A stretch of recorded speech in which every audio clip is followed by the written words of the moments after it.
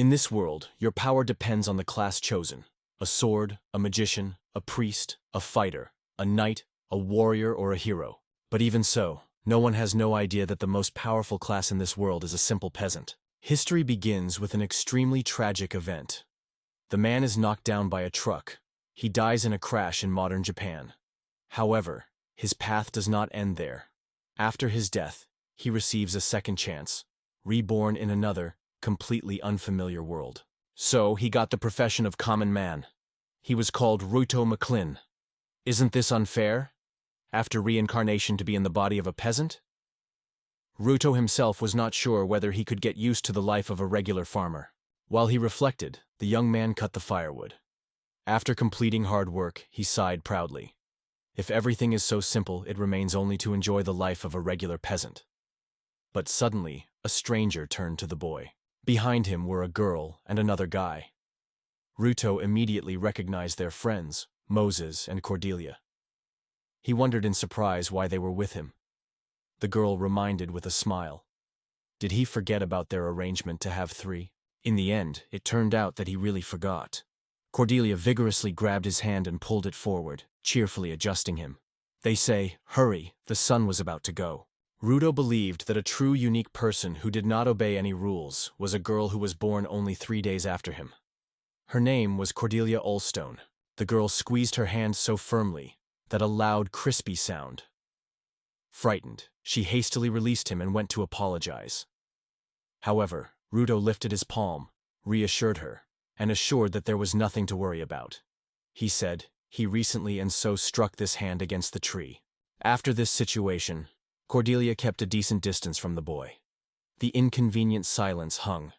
For a few minutes, everyone froze without dare to break it. Moses coughed, trying to discharge the air, and reminded them of the need to discuss theses of lectures from a magical conference. Cordelia recalled it, and was a little surprised. She wondered if there was a lecture by that teacher with a big hat. From now on, to avoid troubles even during ordinary assemblies, Rutato has to make an effort to hold himself in his hands. Already at the age of 15, Cordelia won the title of hero, a cold Tucson. In general, the presence of a hero is often a decisive factor in the end of wars for the whole country. As for Moses, his class of actor is a butterfly. Due to this, he skillfully owns a long-range weapon, another character with impressive abilities. They are considered a true pride in the country, unique units, even among those who manage to reach the highest level. It was because of this that Roida felt such a deep shyness. Despite such a difference in the position, they remained true friends. The guy suddenly hugged them, which surprised. He was surprised to ask what he was so suddenly engaged. Ryuto asked how long they would discuss topics that he did not know anything about.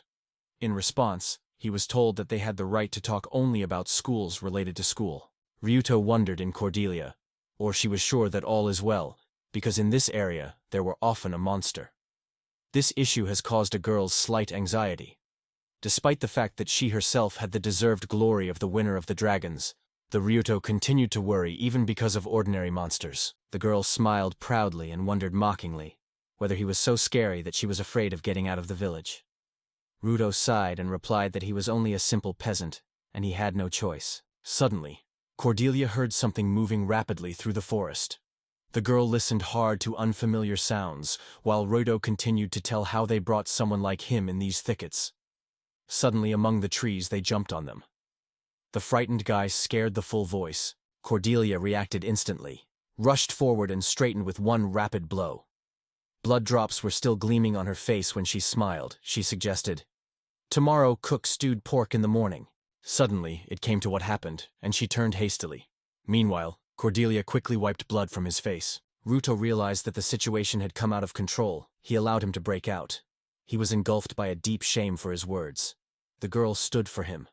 At this point, she asked if she wanted to find out why she brought him here. She confessed that she wanted to discover his true essence, the one he probably could not see in the village. Cordelia was also trembling, announcing that she was officially joining the Knight Order and starting training. When she is 16, she will become a special student of the Royal Academy of Magic. That is why she wanted to see her true essence. She wanted to ask him something, but Rito interrupted her, asking her whether Moses also watches. The girl fell silent, and, holding her breath, looked at him with an alarming expression. In a moment, she carefully explained that she was appealing to him, and worriedly asked why he was so casual, although they were no longer destined to meet. Soared with blushing, she added, "Does it really not care about it?" She wondered if he really had no words he would like to say. The guy only silently looked silently, failing to say a word in response. Realizing this, she was left without words. Suddenly someone called Ruto loudly, asking to come for a minute, because it was not easy to wash in such a cold. Ryu, shouting that he would soon appear, returned to the cordel and asked why she had fallen so much. The offended girl replied that she did not know herself, and then told him to hurry up and take place. She turned to a guy who had already walked away, and added that he, as a real common man, did not hesitate to call her for help if she came across a monster. The guy believed that he had known all this for a long time. Just as the son of the peasants, he had no choice. Moses apologized to his request for help. The guy jokingly replied that it is not necessary to worry, because such work is more suitable for ordinary peasants, rather than scientists. Moses noted that they already unanimously decided to appoint Ryuto responsible for kitchen and washing. Ruto noted that this girl only commands, and she did nothing. Moses smiled and acknowledged, "Yes, you are right, Ruto." A little time has passed, and they have already finished washing. Moses apologized before Ruto, to which the guy just waved his hand. "It's all right, don't worry." Suddenly, Ruto asked if they really were all three comrades. Suddenly the guy dropped a bowl of water into the river and felt everything around. Ryuto instantly lost consciousness and fell to the ground. The smile from the face of Moses gradually disappeared. He said mistrust whether Ryuto really called them friends. Moses was ironically asked, "Who is friends with whom?" And mocking, he threw, "Did you mean a friendly between a peasant and a sage?" He said it was not a funny joke. His face was rocking when he added that the drug finally started to act. Without understanding the situation, Ruto asked Moses why he did so. Moses explained that they with Cordelia and Raudo were born 1 year and grew together, shared the same childhood and upbringing. However, of all the boys, the girl favorably treated Ruto. His class is a sage. Only one person receives such a unique ability among tens, even hundreds of thousands, Moses. Putting his hand on his chest, he confessed that he also survived the reincarnation. Put on Rito's brush, he added that talking about reincarnation will still be incomprehensible for him. Pressing the guy's hand to the ground, he said that there was nothing special about that. In the end, Moses was not only a gift of wisdom, he had something truly unique. He was genuinely surprised because he perceived it no other than a miracle. A girl who really looked like an angel appeared in the world. A few years passed, and he sincerely sought to fulfill this dream. He said the semi-lived Rito, that he was no longer worthy to be near her. This is what he answered her question. Moses did not even realize that he was turning to the hero, equal to himself. He stepped on the guy, humiliatingly noting that therefore you should know your place. After that, he struck Rutu with all his strength, and he flew and fell into the river. It was at this moment that Cordelia felt as something strange hit her head. She turned sharply, trying to understand where the Ryuto went. In the water, the guy tried in vain to breathe the air. He struggled desperately with waves, but only plunged deeper. Before her eyes, Ruto seemed to flash Cordelia. She smiled sincerely. At that moment, he was ready to say goodbye to life. Suddenly, before his eyes, the figure of a girl who called him loudly called him, and begged to respond, asking if everything was fine with him. As soon as the guy saw her, the water began to burst. The girl was genuinely surprised when she noticed Ruto. The guy only smiled warmly. It became easier for him only than he had time to apologize to her. With tears in his eyes, Cordelia rushed to him as he slowly plunged into the water. The guy darkened before his eyes, and suddenly he noticed a small stone. Little Cordelia and Ryuto strolled side by side when the girl clued the stone with her sword, and then laughed cheerfully. The guy clearly saw the memories of his childhood. All of them were happy. Every time, spending time with him, she glowed with a smile. Ryuto guessed that this is the same light at the end of the tunnel that you see when before death he sweeps before his eyes. He hurried to catch up with Cordelia, but she moved forward and vigorously, without looking back. He had a pathetic appearance. Lying on the ground, Ruto plunged into thoughts on how much he seeks to become strong. Sleeping his eyes, he saw a dragon in front of him. The monster thoughtfully noted that it is not clear to him whether this guy is a failure or a lucky one. But one thing was probably, the boy was picked up by the current and brought it to him. Semi-conscious, Rhoda said that he has one desire for the dragon. Reito noted that he had already heard about the same. Those who live in the dragon lights have a great deal of power. The dragon confirmed his words, adding that there are many such people. Among the heroes, a legend goes to a long time. When an ordinary person is related to the dragon fate, he gets a wonderful power that turns it into a true hero. With a sincere request, Ruto appealed to the dragon, begging him with him, because he sought to gain strength above all. But slightly delaying the answer, the dragon sadly replied that, unfortunately, he could not fulfill his desire. He explained that there were two reasons for this. The first is the restriction. Only orphans or slaves who are not 12 years old could be the chosen dragon. Ryuto wondered what the second reason is. The dragon stated that the guy had already died. Half of his body just disappeared, as if he were erased by invisible force. The monster carefully lifted half of the body of Ruto. The guy looked into the void, unable to believe that all this really happens. The river wondered what would happen if he succeeded in fulfilling all these requirements. The dragon replied that then he would certainly come true, because he did not throw words into the wind. The guy smiled cunningly and said if he could consider it a promise. He stated that his purpose was to protect the dragon, as well as access to the majestic library of the Dragon King. The amazed monster lifted the boy in front of him and, flashing out of surprise, asked where Ryuto learned about it. However, instead of long interrogations, he decided that it was better to look into the guy's thoughts immediately. Suddenly, he noticed a little boy sitting in front of the bodies of the dead. It was at this moment that the man understood. It was not their first meeting with the Ryuto. The picture was in one holistic mosaic, and it became obvious to how special and exciting thoughts are swarming in Ryuduto's head. The dragon reported that if everything really goes according to the plan of this guy, now the course of events would change. Thus, a cunning guy got the dreamy word of the dragon. A moment later, the guy was in an endless white void. His body was integral again. Ryuto raised his hands and legs, carefully moved them, and in a moment he stood sharply, full of great curiosity. He smiled cunningly and assured that he would win this dispute one way or another. Next to him, the creature in the mask smiled mysteriously back. The girl noted that Rutado had to endure a lot. The guy agreed, and then thanked for the abilities he gained. Then he changed the wording slightly and noted that these forces himself chose from God, and after his death, he returned. The girl said that the real essence of returning after death is that many are known to her use. However, according to Reuta, not so many people dare to take this opportunity. The guy noted that there was no one left among the forces that would be resurrected, and asked if he could make a new choice. The girl replied that it was impossible. The maximum he could get 2 abilities. She has already explained earlier. Every force is only allowed to choose once. She launched a wide screen in front of the Ryot, and suggested to choose 2 more abilities. Except for the first, Return from the Dead, and the second, Wisdom, he chose earlier. The guy noted that it was unfortunate, because during the next reincarnation, he had a chance to get more abilities. The second attempt in his risky game was also successful. However, his class will still remain peasant. The girl also noted that the place and circumstances of his new birth would be recreated again as last time. Deciding this, he opted for 2 abilities, Cutting of Endurance and Farming.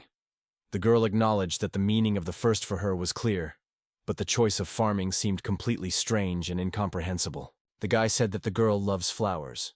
In the middle of her daily cruelty, he sought at least with the help of flowers to cause a smile on her face. The girl with a smile assured that she understood everything. She endowed him with the abilities he chose. And finally, she wished a happy and successful journey. Before Ruto, a bright light broke out, and in the next moment it moved to another place. Soon he will still be born in this abandoned hut again.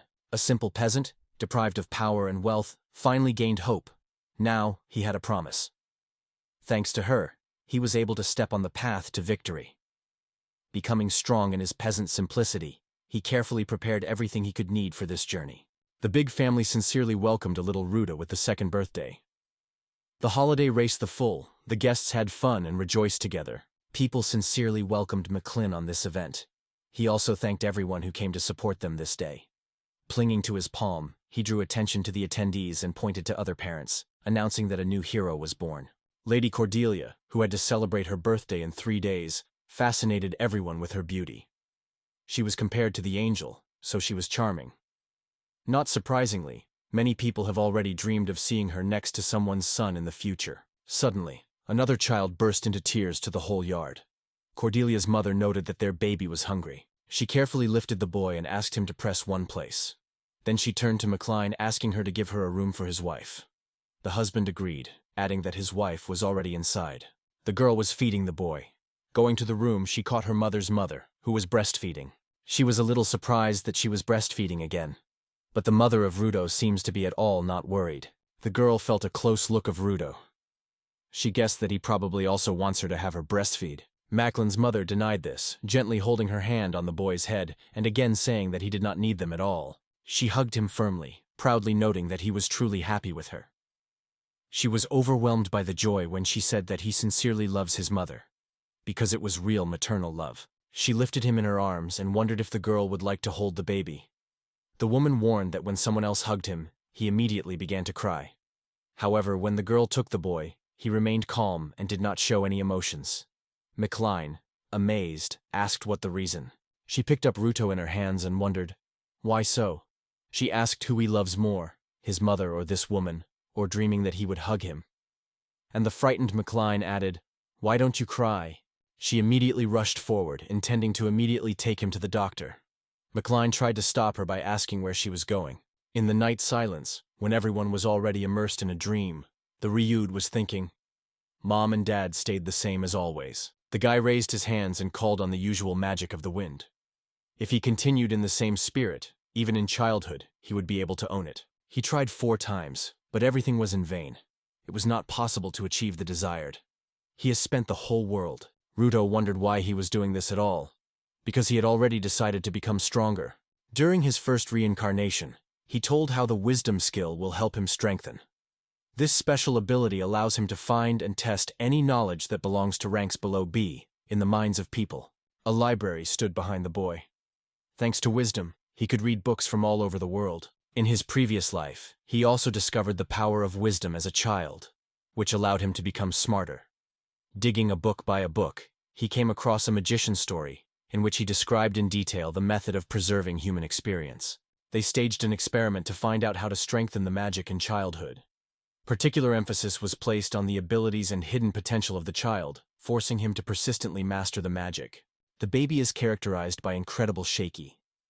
The most significant progress is noticeable when the development of magical power goes into the most vulnerable period of life. And all years of childhood are devoted to the deepening of knowledge. However, in order to expand their magical power, a person needs to use spells daily, depleting energy to full 0.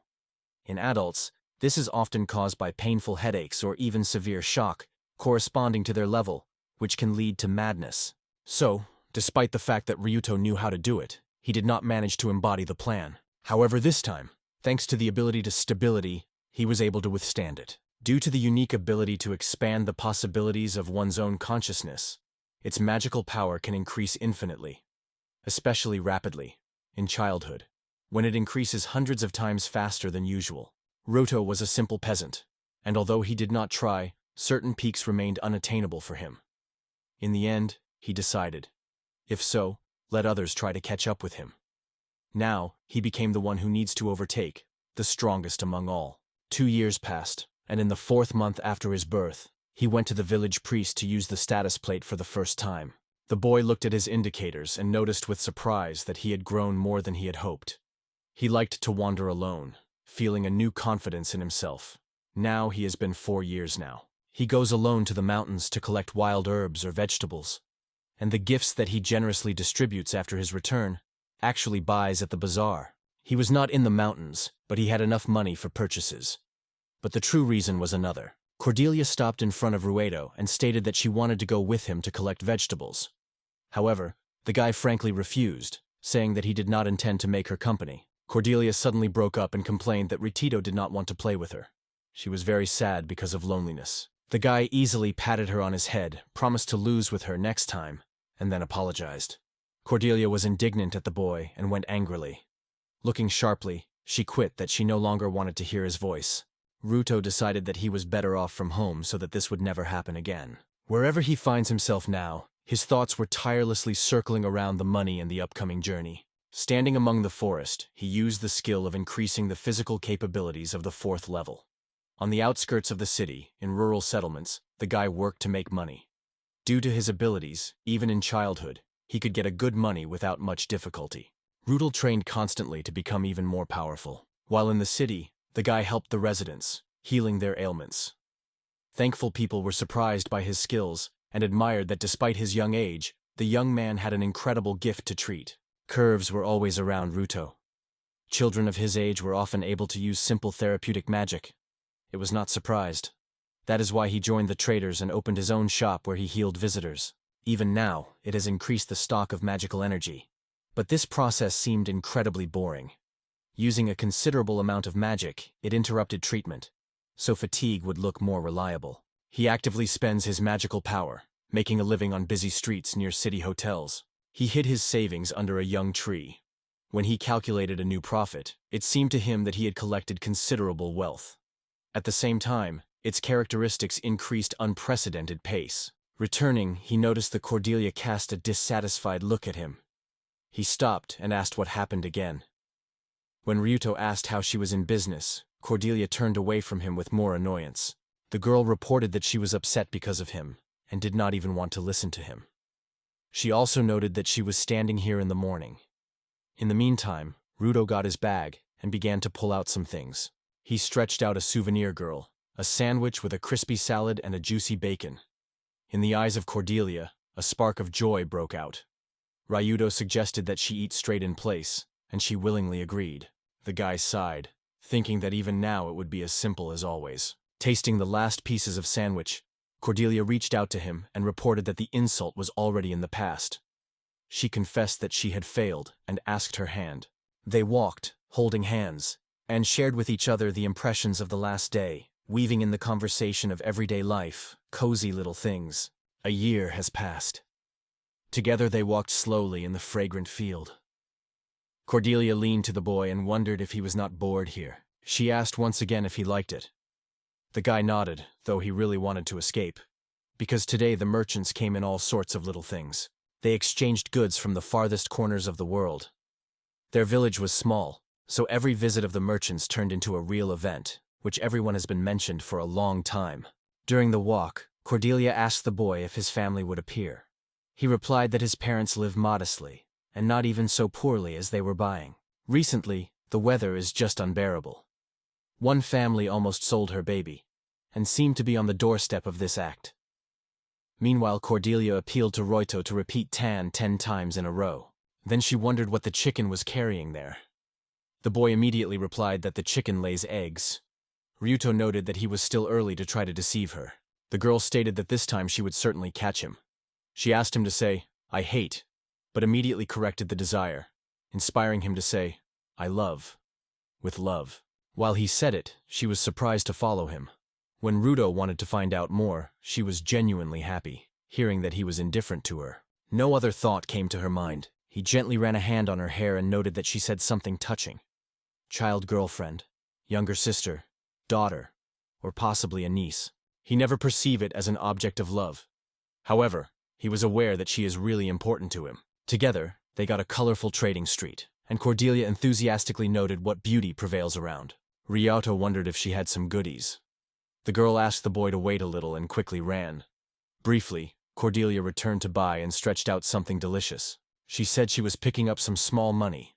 Cordelia reminded him that today the boy's birthday, he was completely forgotten. He could not imagine that his birthday would come so quickly, so he kept the raid for her until her holiday. He stretched the flower, saying that it was instead of her coins. Although 3 days ago he greeted her, gently affecting the flower in her hair. The girl reached out to him. She gently touched her lips. His cheeks were instantly stamped. After removing, he asked in surprise why she did so unexpectedly. Cordelia explained, "Mom and Dad behave in such a way as to show how harmoniously they fit together." Suddenly, Root realized that he accidentally hit her in his nose. He believed that the kiss was not of great importance to her, but later realized that it was not. The girl was grainily turned and wondered whether the flower was chosen. Ryuto assured that the choice was wonderful, and wondered if it was time to come back. He wondered if she had not forgotten anything, because it seemed that everything was needed. The girl remembered the goodies. She bought a honey snack, but never tasted her. Ruto asked her to wait a minute. Subsequently, this girl will joke that she has a separate stomach for sweets. And the next day, the guy wanders the forest in search of something unusual. They say somewhere far beyond the village lives a weird old man. It was he who went to him. Looking at his skills, he realized that he really was progressing. However, all its achievements were only to improve magic and strengthen its capacity. He did not see the meaning of such growth. With these thoughts, he knocked on the door and went to the old abandoned house. He needed a mentor. And it was at that moment that an old man happened to his eyes. The man expelled Rututo because he was not going to teach him at all. The guy said he brought something with him. He began to get something out of the bag. Grandpa wondered if he wanted to swap. The young man asked if Bernard remained water, turning to the old name. Once upon a time, Bernard of Arbasta was known as the most rightful sword of the kingdom. Born in a poor peasant family, he grew up and married in his native village. Although fate gave them only modest wealth, the couple lived in sincere happiness. This event happened 3 years after his daughter was born. The brutal monster tore his whole family, ruthlessly destroying everyone. He lost everything and disappeared from the village. 10 years have passed, and suddenly it appeared at the city fencing tournament. He then joined the victorious Knight Order. Subsequently, he became his new captain and vowed to erase the orcs from the face of the earth, for which he received his nickname. My grandfather noted that since Ruto had already understood everything, there is no point in teaching him. Then the guy got another thing from the bag. It was a real healing essence, the only means that Bernard could save. He wondered where so much money came from. The guy opened his status card, giving the old opportunity to see it. He earns treatment with treatment, although he keeps this detail in secret. The old man wondered if there was a demon or a gift from the gods, because his results were incredibly high. However, Ruto replied with a smile that he was an ordinary man, the same peasant as Bernard. The old man wondered why a peasant whose strength exceeds 10,000 seeks to become his student. He noted that if you are interested in magic, he may well join the Imperial Academy. The guy confessed that he was a simple peasant and is not able to master the magic of the highest level. Bernard only nodded affirmatively, and Uto said that he should gain strength, though he could not add anything. At the same time, the idea of the death of the old did not give him rest. He did not want it under any circumstances. Bernard got up. Ruto seemed like a secret room was hidden somewhere nearby. The old grandfather bowed in prayer near a few things left of his family. He trimmed and went to Roito. There he wondered how in the case. Roito replied that he still remains a skilled knight. 6 years have passed, and the Ryuto has already turned 12. Today, 273rd months of his daily training. A flock of goblins will be drawn to the village in a week. Cordelia will be in defense, but despite the desperate resistance, the enemy's strength will become unbearable. It will be destroyed. Yet despite all these events, the dragon will appear, and the goblins will ruthlessly destroy. It happened in one of his past lives. Ryuto decided to leave his native village for a while. This time, he first visited the den to meet the dragon. He was waiting for an important business that had to be solved. The first did not resist her mother. She hurried to kiss her son. Ruto gently asked her to calm down and listen to it. He asked if she could no longer kiss him every morning. He noted that he was 12, and her kiss was only appropriate for 6 years. The woman became silent for surprise, and later admitted, "He is right." After that, she made another attempt, but Ruto stopped her again. She ran out of her home in tears, lifting a real stir. The Ryut was actually tied to them, but realized that it was time to move away from the family. Only 7 days remained before the attack. He dreamed of riding the dragon and flying away from the village. Bernard assured that his medicines would be enough at this time. 7 years ago, it became known that Roito sought to master a unique skill.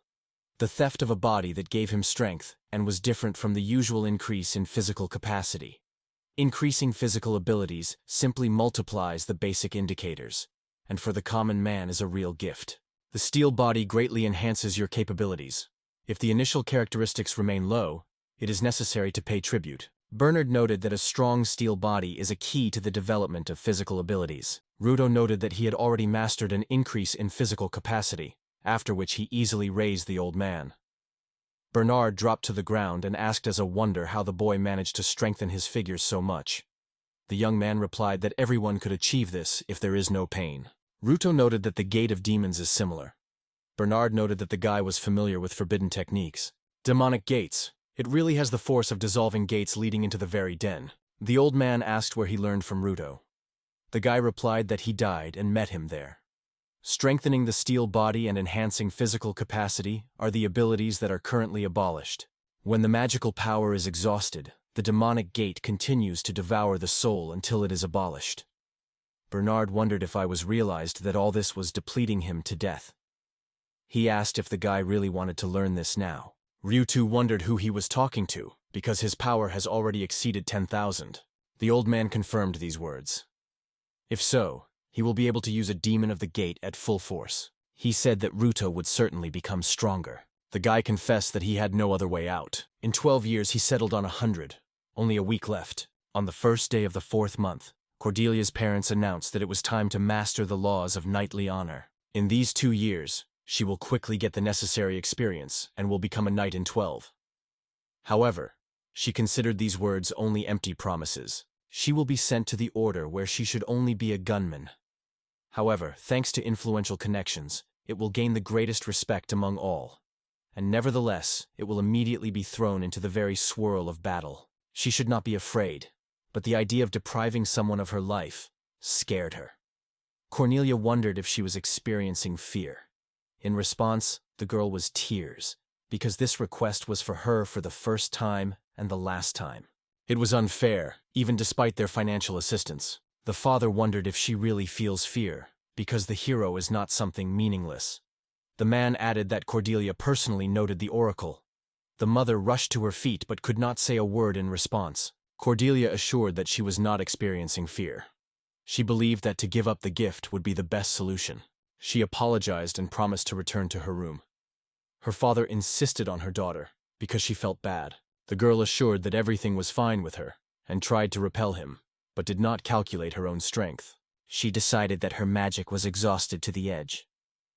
Her father lay fainting near the wall, while others tried in vain to bring him to his senses. She felt their frightened glances. Cordelia jumped out of the house, confused and not understanding what was happening.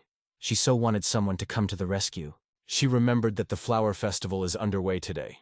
The central square of the city was overwhelmed by the colors, greeting the arrival of spring. Usually the streets were full of attractive dishes and shops of merchants. But this year the holiday was cancelled, and no one knew the reason. Having settled on the bench, she plunged into memories of the past.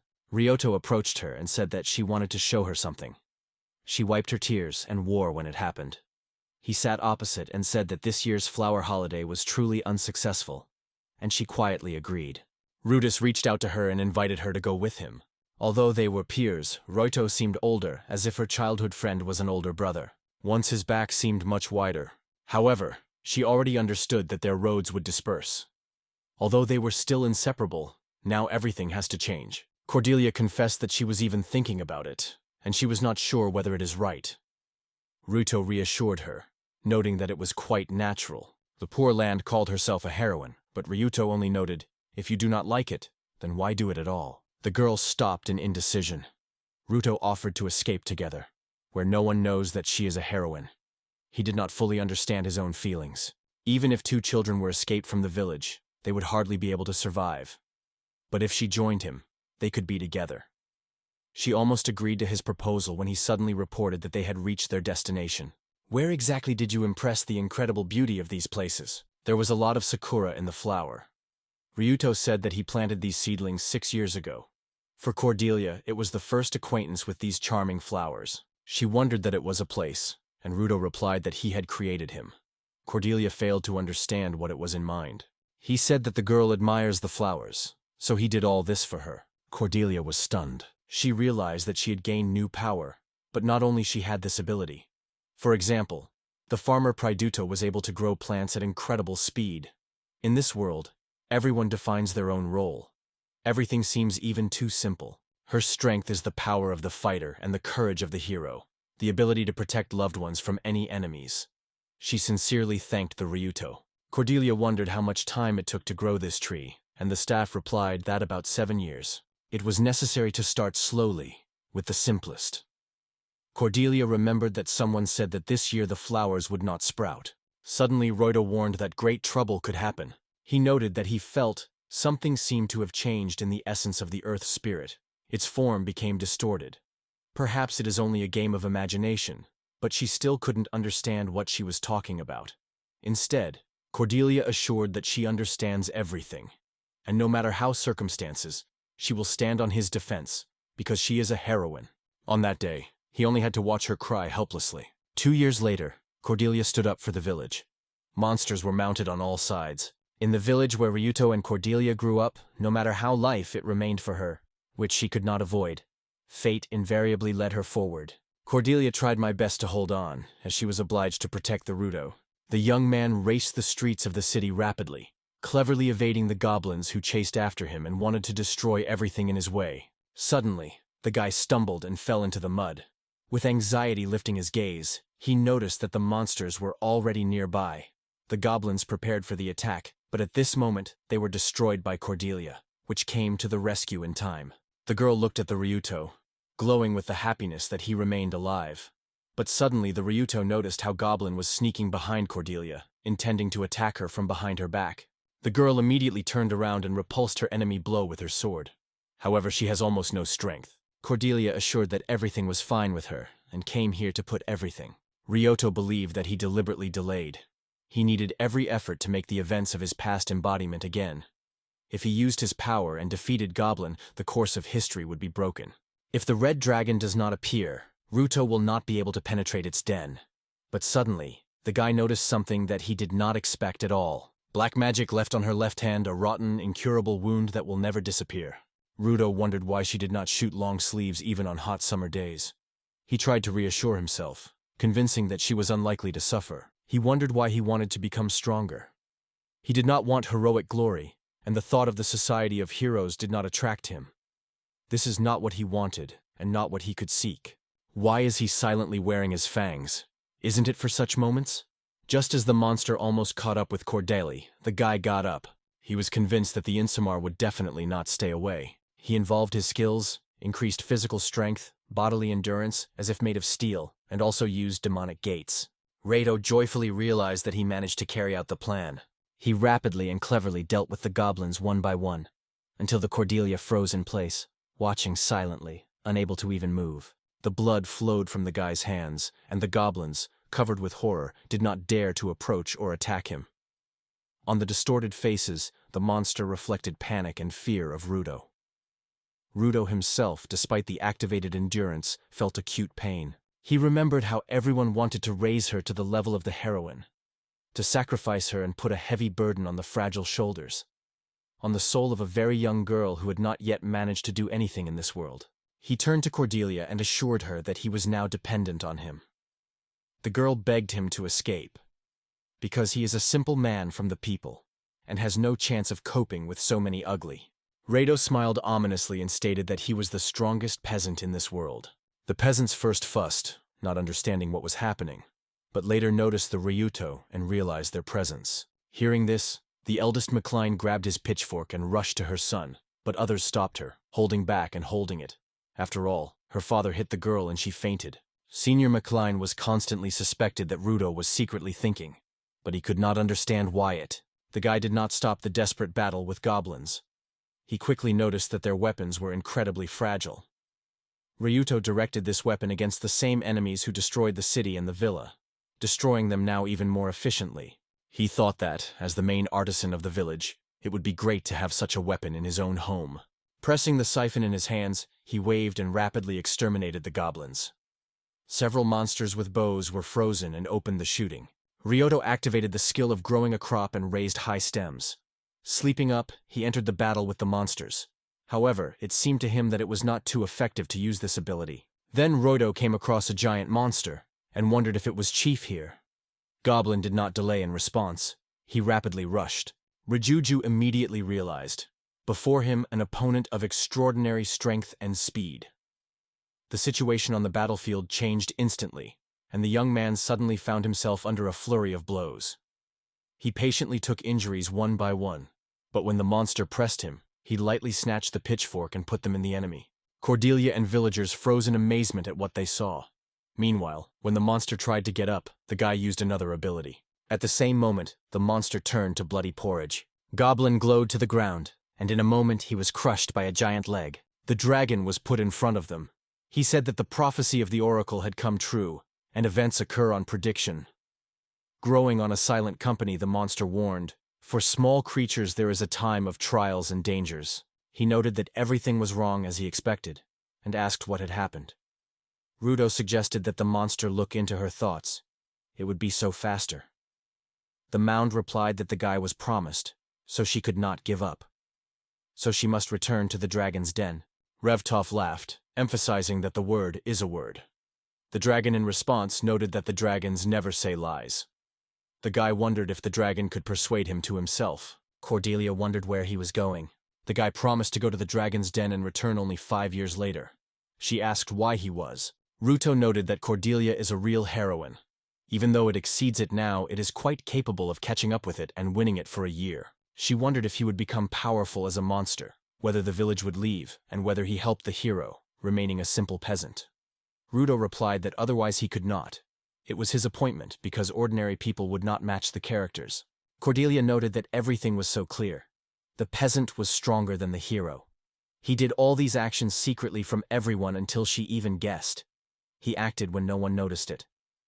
Then Cordelia asked, why does he compare himself with her? She asked herself why she could not protect him. The tears strangled her, and she begged whether it was possible for him to remain so. She was scattered with hatred that she would not see him for many years. Ruto rushed to meet him and hugged firmly. He promised that he would definitely return. After that, he slightly waved his farewell and pulled on the dragon's back. She noticed that he was only guided by his own tights. When the guy returned, Cordelia exclaimed that she was not going to listen to him now. To keep his promise to Cordelia, Ruto decided to become stronger, and then to return. He went straight to the dragon's den, dragons of shelter. In the heart of the continent, in the dense wilds of the large forest, there was no unknown corner. Inside the den, all dragons turn into people. They seem to do this to make your homes and sew clothes. However, the library of the Dragon King is striking in its incredible size. The girl said she prefers the one who appeared the day before. Ryoto reported that he was supposed to meet with the Dragon King. The old man reminded that he would turn to him as a bishop. This grandfather was the human likeness of the red dragon, with whom the Rayon arrived. The guy stated that he should meet the king. The girl replied that the lord among all the holy races of Nag would meet only with the chosen one. Wright confessed that he did not understand this, and asked her to do something with it. The ominous girl introduced herself to Lilith, adding that this was what her parents called. Ryu was going to apologize. The girl noticed that he was already 12. Among the dragons, only those who have not yet turned 12 were accepted. So there was no place for him. He was forbidden to live among them. He has not yet paid for the bracelets. They respond to its characteristics, illuminating 1 of 5 rings. The Ryuto realized, to get to the audience to the king, his indicators should exceed the usual level. He asked the girl to look at his card. She looked carefully and reported that he was allowed to meet. The old man was surprised and wondered what kind of meeting he was talking about. The grandfather studied the map carefully and could not hide the surprise. The Ryuto, noticing his reaction, asked what he had so struck him, because he had already read his thoughts. The grandfather was surprised to find an energy barrier. It seemed to him that even the king himself would be difficult to penetrate his thoughts. In other words, it was almost impossible to impose the magic of the mind. Ryudo considered this feature surprisingly useful. This deprived him of his trouble to choose the skill that would protect against unusual states. Ryoto thanked Lilith, and together with the exhausted old man went away. Soon they were already sitting at a meeting with the owner. He allowed Ryoto to raise his head. The lord immediately guessed that the guy was reincarnated, because his indicators spoke for himself. Ryuto wondered if someone else was like him. The lord replied that he had a friend very similar to him. He added that Ryuto will certainly understand his unique sense of style. The guy noted that this clothes perfectly fit the lord. The king thanked him, adding that these outfits were extremely modern for this world. Ryoto confirmed and asked where the owner got such things. The lord in response explained that it happened by accident, just as with Ryoto. He had 5 suitcases for travel, and he took them almost randomly. Ryoto noted that with such luggage he could travel the world, like a true master of his craft. The ruler allowed the boy to turn all the books stored in the king's library. The old man stated that he was responsible for the boy from now on, and would not be able to withstand such a burden if the Raudo has made a disaster. The king stated that in this case he would personally take responsibility. The owner of 5 gold rings has the same privileges as the dragon, or may be solemnly dedicated to dragons. The raid wondered what it means. The old man explained that this is a special way of healing that has never been used before. Instead of condemning him for his sin, they can take it to their circle as equal among dragons. Suddenly the Lord said that he did not give the old man permission to put his head. After that, he kneel. The Ryuto was the victim of the carelessness of the king, who was in vain. He could get rid of Ruto in a moment, but he was not going to change his usual manner of talking. He asked why the Lord went with him in a similar way. The king replied that he had 2 good reasons. The first reason was a strange, distorted essence of the guy. Only his magical power exceeded the power of Lord, and this is what caused his respect. Ryuto surprised such a straightforwardness, because Lord explained that respect for him is a manifestation of the stronger. He wondered if he was the second attempt of the guy in this world. Ryuto confirmed this. Lord noted that he had another reason to behave that way. He wondered if you realized, token, that his actions were pulling the world to death. The guy was genuinely surprised by this issue. He asked if the world's death was indeed. Then the king realized that he did not even realize it. Everything was related to Cordelia. In this world and the era, only one of the 4 heroes of the Oracle is a key figure that stands in peace and defends humanity from great catastrophes. The Lord confirmed that the heroes are called to cut away the swords of Nadia darkness. He asked the question, do the heroes have those who, full of spirit, protect the weak? Ryuto wondered what had happened. The Lord wondered what would happen if the peasant is in defense of the hero. From the moment, as Rutel repelled the attack of Goblin, the whole story rolled up the path of madness. Cordelia was injured, rescuing Ryuto. She refused to rely on the hero's commitment and instead decided to make every effort to become stronger. Lord noted that this is how Ryuto feels. He talked about his desire to become stronger to protect those they love. This motif was more powerful than everything else. A 15-year-old girl won the dragons. So he asked if the Reed believed that someone could go there just for the sake of the sack. The goblin attack could be an event that would awaken it, but Ryuto was able to prevent it. He saved his rescuer, creating a number of paradoxical situations. This was the fate prepared for this world. But now they were waiting for an incomprehensible and even dangerous trail that led into the unknown. Dragon Slayer is the name of a hero who devoted himself to a difficult workout and sacrificed all his strength to be ready for a great adventure. The Lord could not predict all the possible events and did not know how evil would appear. However, he knew only one thing.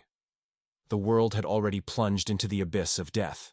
The ruler was disappointed, although it seemed illogical to him. After all, the actions of Ryuto were aimed at changing the world.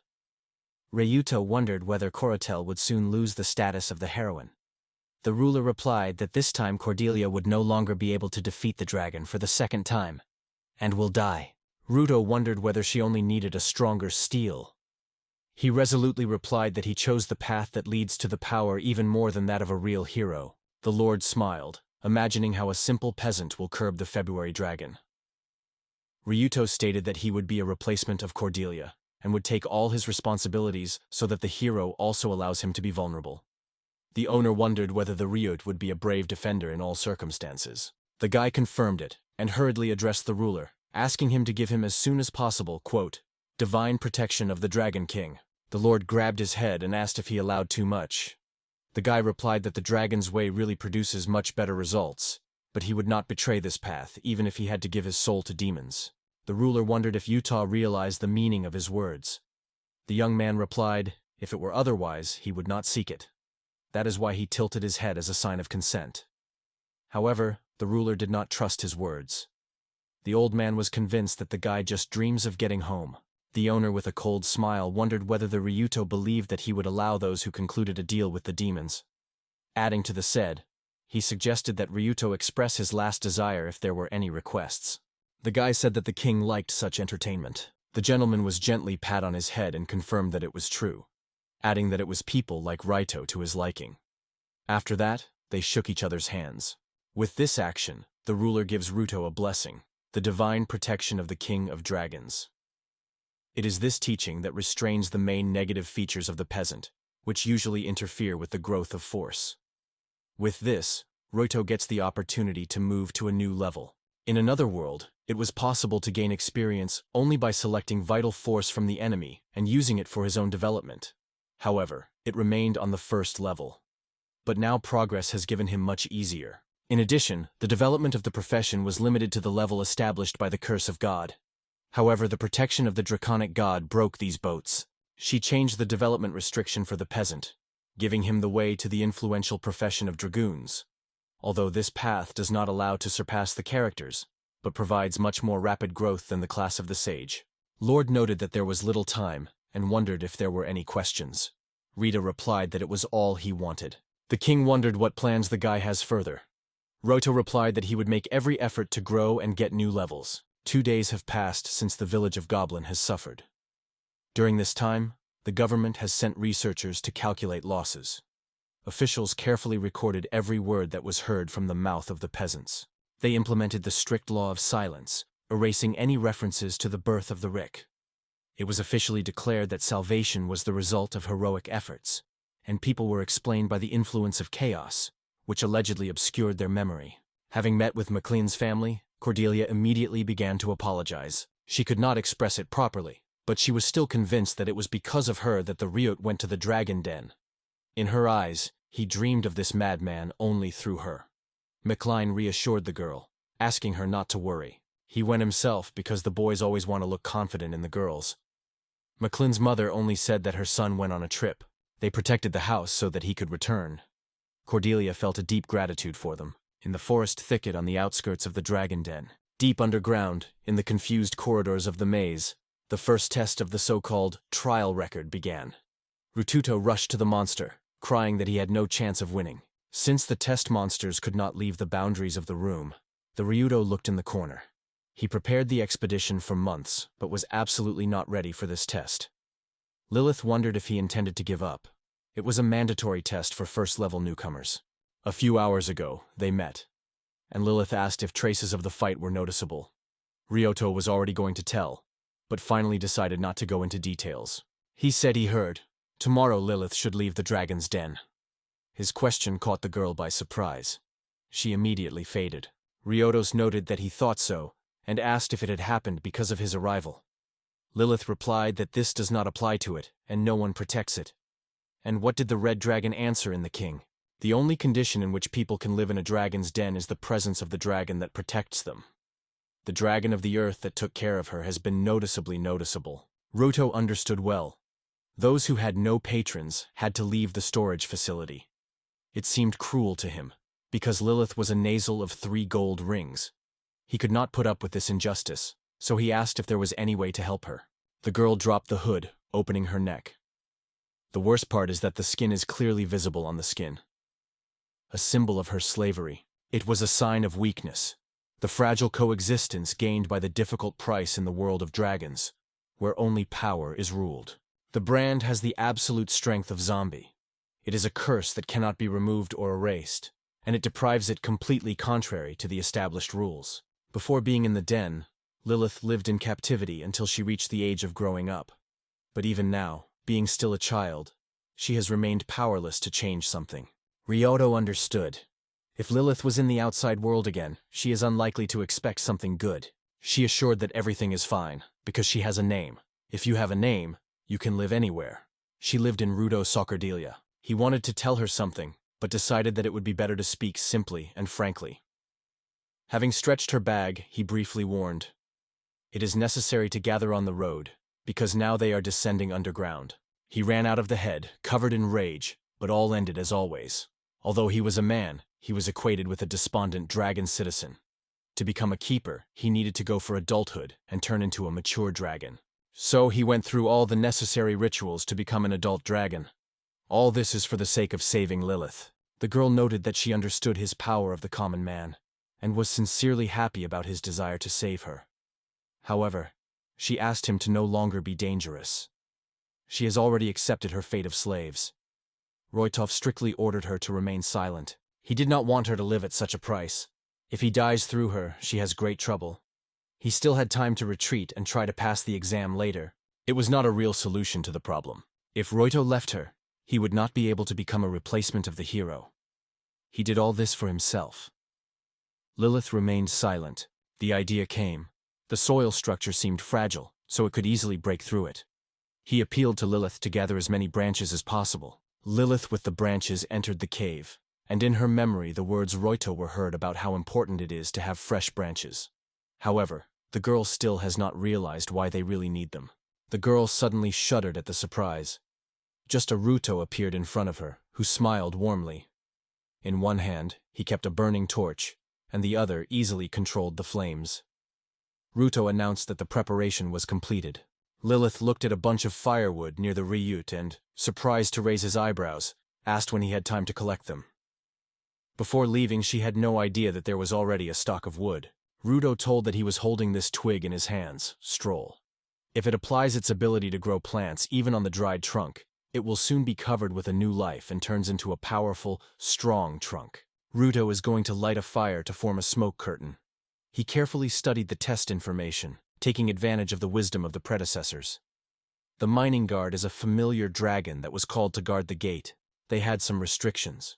For example, they could not leave a certain territory and several other rules. The Rayo did not resist the temptation and decided to check. What would happen if you throw through the hole in the wall of the log and then set them on fire with the help of magic of fire and air? The answer came only after 10 hours. Going into the room, he reported that everything ended in the death of the goalkeeper from the poison. Lilith was confused. She did not quite understand what the guy did. They moved on, and Roito, meanwhile, felt a new level, finally overcoming the guard. Their next test was the gallium steel. Ruto noted that this place was really fully consistent with the description. Goal was small, but was extremely mobility and strong protection. The simple sword would not be able to do him any harm. Realizing this, Ruto decided to look for another way to overcome the enemy. He lifted a small device that transformed lightly into a miniature blade. Lilith was surprised to watch Ruto maneuvers. She did not stay and asked what he did. The guy in response without hesitation explained that he was digging a pit. He also added, he makes a trap using simple common people. The guy noted that it would take some time, so the girl should go to rest. However, Lilith immediately denied. They could not afford it. They have already spent a lot of time on the first test, and the dungeons were stretched on many floors. It was simply impossible to complete the study of all lower levels in a few hours, so it said. Her reflections interrupted Ruto with a question. Why, in general, hurry and try to go through the dungeon during this time? Lilith froze in silence. Ruto reassured her. Now they are in the dungeon, and no one will appear to drive them. Roito wondered whether it was worth completing at the agreed time. Lilith exclaimed that that's exactly what to do. Roito made sure that she really was talking seriously. He reassured her, assuring that it was not necessary to worry about the time spent in the dungeon. The girl confessed that she still believed in it. She warned, if they continued to behave so lightly, she would have to be angry. Then get angry, she answered Ruto, nodding. The girl was surprised and then angry angrily. After that, she became noticeably squeezed. The Ryute all this seemed like a clumsy attempt to speak, as if she were not sure of her words. And at that moment, he was particularly clear about how prominent and significant was the person who had previously taken care of. He came to the conclusion that he would not be able to leave Lilith alone in the world. 15 hours later, as they planned, they went underground. He, using his improvements, swept directly under a giant golem. He rushed forward, and a series of powerful blows was able to knock the golem directly into the abyss. They looked into the hole with joyful admiration. Ruto stated that for a soulless iron doll, it was an end. The whole hole was filled with lubricant, and that was enough so that it would no longer escape.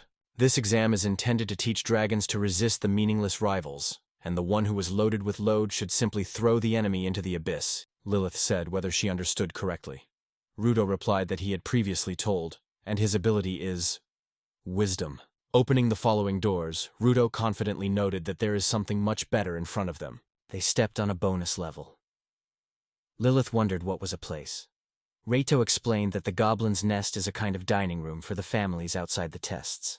The dungeons have many names called the families who are tested here. Of course, they have special places where they can eat and grow. Roito got into the paws of Goblin, and they told him what the fate of the prey, which was prepared for the meal. It is really painful. Their lives break off early, only for the sake of someone's benefits. The same thing happened with Raudo. The young man dealt with the goblins, and confidently stated that he would handle this task. He wiped blood and said that there should be an underground lake ahead. On the way, they happened to the whale catfish. Ruto wondered if it really was an island. This type was surprisingly cunning, and Ruto could do nothing with it. However, they had to get water, and he sought to wash away the goblin blood. Ruto gently plunged into the water, scaring Lilith. He reassured her, assured that he was ready for any surprises. In addition, he added that the giant catfish would now have to sleep in a winter hibernation. Instantly, someone grabbed and pulled underwater. He couldn't believe it. Could catfish move when he sleeps? But suddenly the boy came. The Som is really in sleep, and the one who tightened him down is a completely different creature. Ryuto found himself face to face with a monster. He strongly rushed into the attack, not wanting him to be perceived lightly.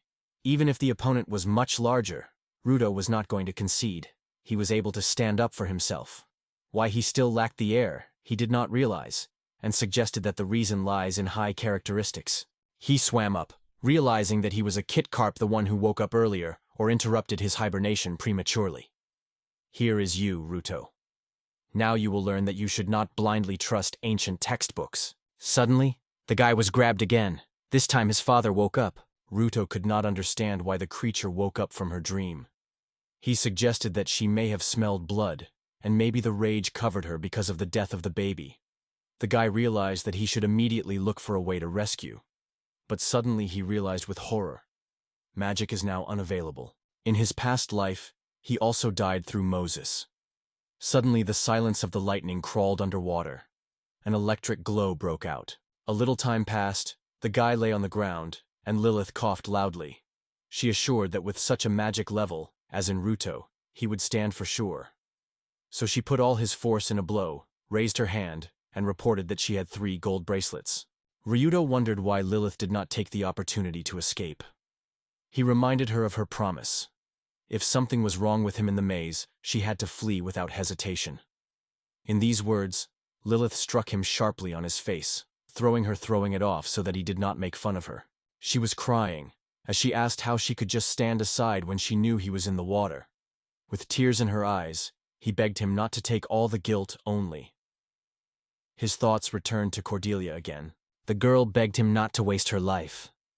She asked that he did not try to save her alone. After all, if Reuta dies through her, what then do her? The guy gently took her face in his palm and suggested that, let's do everything in our power to go through all the trials together. He asked if she agreed to such conditions. In response, Lilith only smiled warmly. The 4th test is the undead. In fact, it is a whole labyrinth with numerous intricate transitions that tee with a powerful runny nose, not just a regular corridor. There is no water at all, so you can only replenish the stocks by returning to the underground lake that is left behind. Although the test itself could take several weeks, it really to overcome it in just 20 minutes. Ryuto, holding Lilith in his arms, jumped down and happily announced the completion of the task. In all labyrinths, there is one rule. If you notice the mark and change it according to the established order, the path through the confusing passages will open quickly. It is a test not only of ingenuity, but also the ability to recognize ancient symbols and drawings. Lilith noted that they were always able to avoid every test. She could not imagine that they would be able to defeat the Keeper at such depths. Ruto noted that to go down, already beyond their forces. The 2 of them looked through the pipe, and they opened the 5th test hall. A nest of lower fiery dragons. This is not a real dragon, but only one of the lower varieties. Although fiery dragons of this level do not exceed the usual household lizard, they are not inferior to real dragons in battle, and remain as dangerous.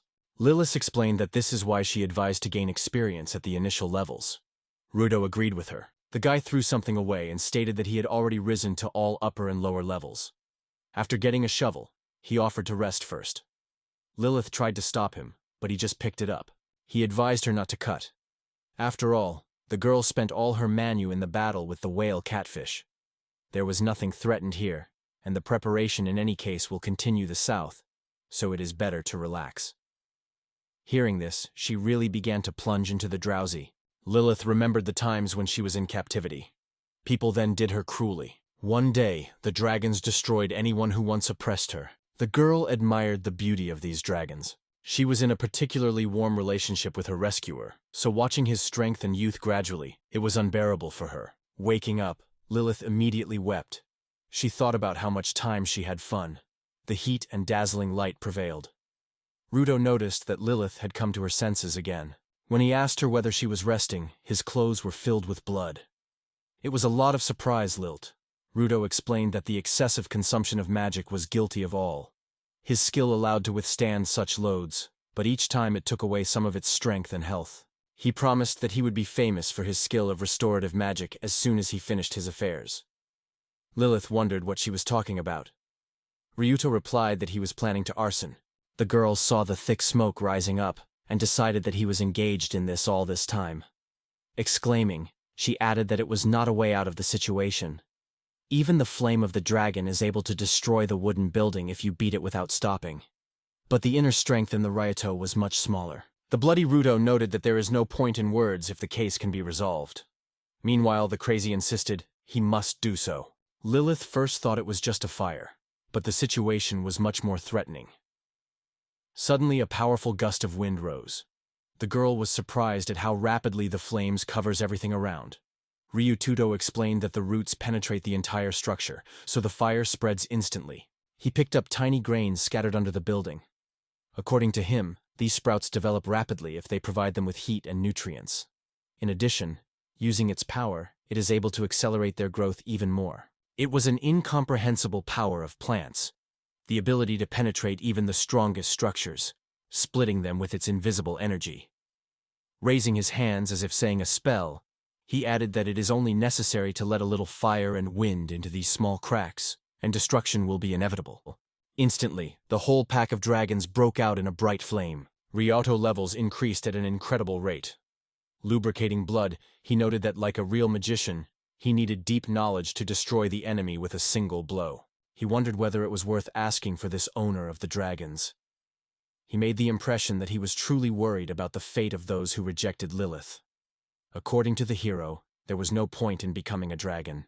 Hearing this, Lilith did not restrain her and exploded with sincere laughter. Wiping tears from laughter, the girl confessed that Rito had struck her much more than she could imagine. She couldn't hold back a cheerful laughter. It was the only thing to do. Ruto looked at her silently, and suddenly noticed how the monster was rapidly approaching. Raising his hands, he said with a sad smile, "Here is the end." It was by this moment that he managed to overcome the 80th level. The guy instantly involved his power, and from the ground the sprouts of crops, which were rapidly reached upwards, made their way from the ground. There was no trace of monsters in a moment. He reported Lilith that it was time to climb up. You can use the surviving beams and chains of vines. He quickly gathered all the equipment, preparing to strike decisive blows along the whale and armed golem. Raising the massive hammer of the Minotaur, he with a smile noted that it was such a weapon that they lacked. Ryututo easily waved his weapon as if she had not weighed anything, and then threw it up and caught it back. He was surprised how easy the weapon was. It was probably the result of an increase in level, he suggested, smiling with cunning. If this is the hero, you should definitely check again. Together with Lilith, they return to the second test, meetings with an armed golem. The rear skillfully throws a fishing rod into the hole and then instantly pulls the monster up. Waving with his weapon with all his power, he completely crushed the golem. The guy glowed with pride and joy. Finally managed to reach the 100th level. This marked a new stage. After 100 level, a special skill is opened, which distinguishes the master of his craft from an ordinary warrior. The legendary ability of a professional ruler. This ability seemed not too impressive against the background of magical attacks, but for a regular peasant, it was a real gift. But what if it is used by a person like a Ryuto, whose magical power reaches about 20,000? This question did not give him rest.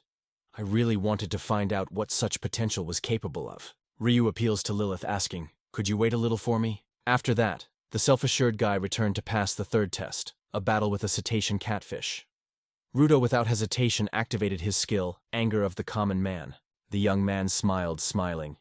I am sure that this experiment has brought a terrific result. However, it would be almost impossible to apply this in a real battle. The guy, quite exhausted, fell into the arms of small Lilith. He noted that the expenses of mana on this skill impressed the imagination. The girl was quite surprised when she noticed that Ruto had already fallen asleep. It seemed to her that she could not be like that. However, in her soul she smiled gently and warmly. Lilith looked at his knees, gently stroking him on his head. There is only one test ahead, and it will be the most difficult of all. The Reo confidently kept the Minotaur's hammer in his right, and the left hand hugged the palm of Lilith. The last exam was waiting for him, a decisive clash with the dragon zombie. While they went down, Ruto noted that the zombie dragon was almost indistinguishable from what he was in life. Lilith explained that the souls of dragons remain in their bodies thanks to the mysterious arts of the dragons used after death. Ryuto wondered what means "on the verge of death." The girl explained that even if he belongs to the dead, it is impossible to become a defender in such a weakened state. The true meaning of this test is honoring the change of generations. In this rite, the old dragons, which have become a zombie, convey their skills and experience to the younger generation of winners. Thanks to this ritual, zombies, endowed with great divine power, can rise to the status of dragon gods and ascend. This skill increases the efficiency of all buffs by almost 1.5 times. Of course, the skills of the heroes of the 100th level are far away, but it was thanks to her that Ruto sought to break into the heroic level. It was a matter of honor for him to get this ability. He was not going to stop at anything. The two of them walked the dark corridor, descending the stairs at the call of light. Once they were in a spacious, radiant room, Rututo immediately noticed a huge altar that rose in the middle of the hall. Together, they jumped simply on the dragon incredible size. Only after casting, Lilith immediately recognized her father's mighty creature with whom her childhood passed. When the girl wanted to approach him, Ruto stopped her and, leaving herself, went forward. He began to study carefully what happened here. Lilith's father, an earthen dragon, died about a month ago. During this period, no soul dared to undergo a trial. Upon completion of the ritual, the maze takes at least a month to return to its original appearance again. Ruto rushed forward, heading to the dragon. The monster was not afraid with the answer. It was lightning on the offensive. Using the power of the earth, the dragon lifted considerable blocks and immediately started launched by the guy. Suddenly, a large mace with thorns crashed in the face of Ruto. He was thrown back, he rolled over his head and collapsed on his stomach.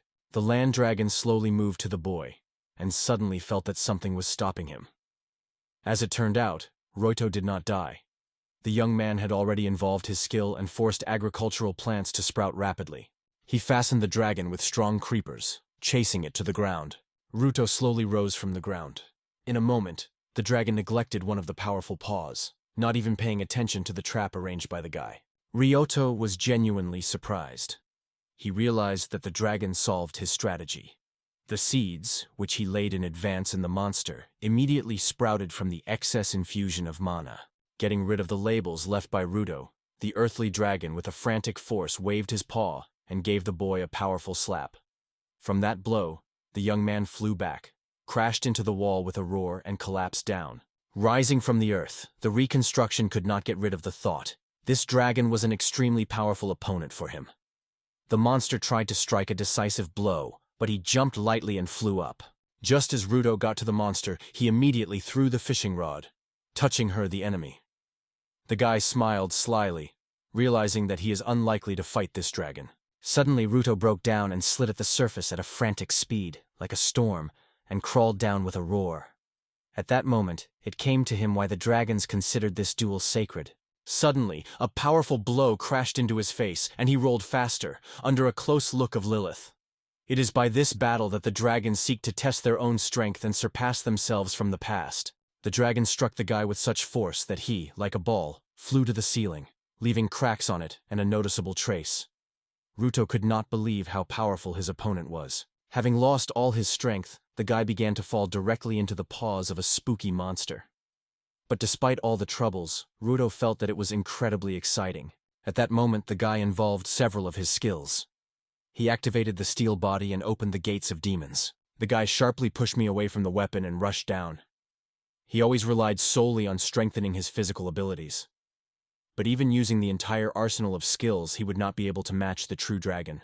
But using 2 enhanced abilities at once, the guy could well exceed the hope of the dragon.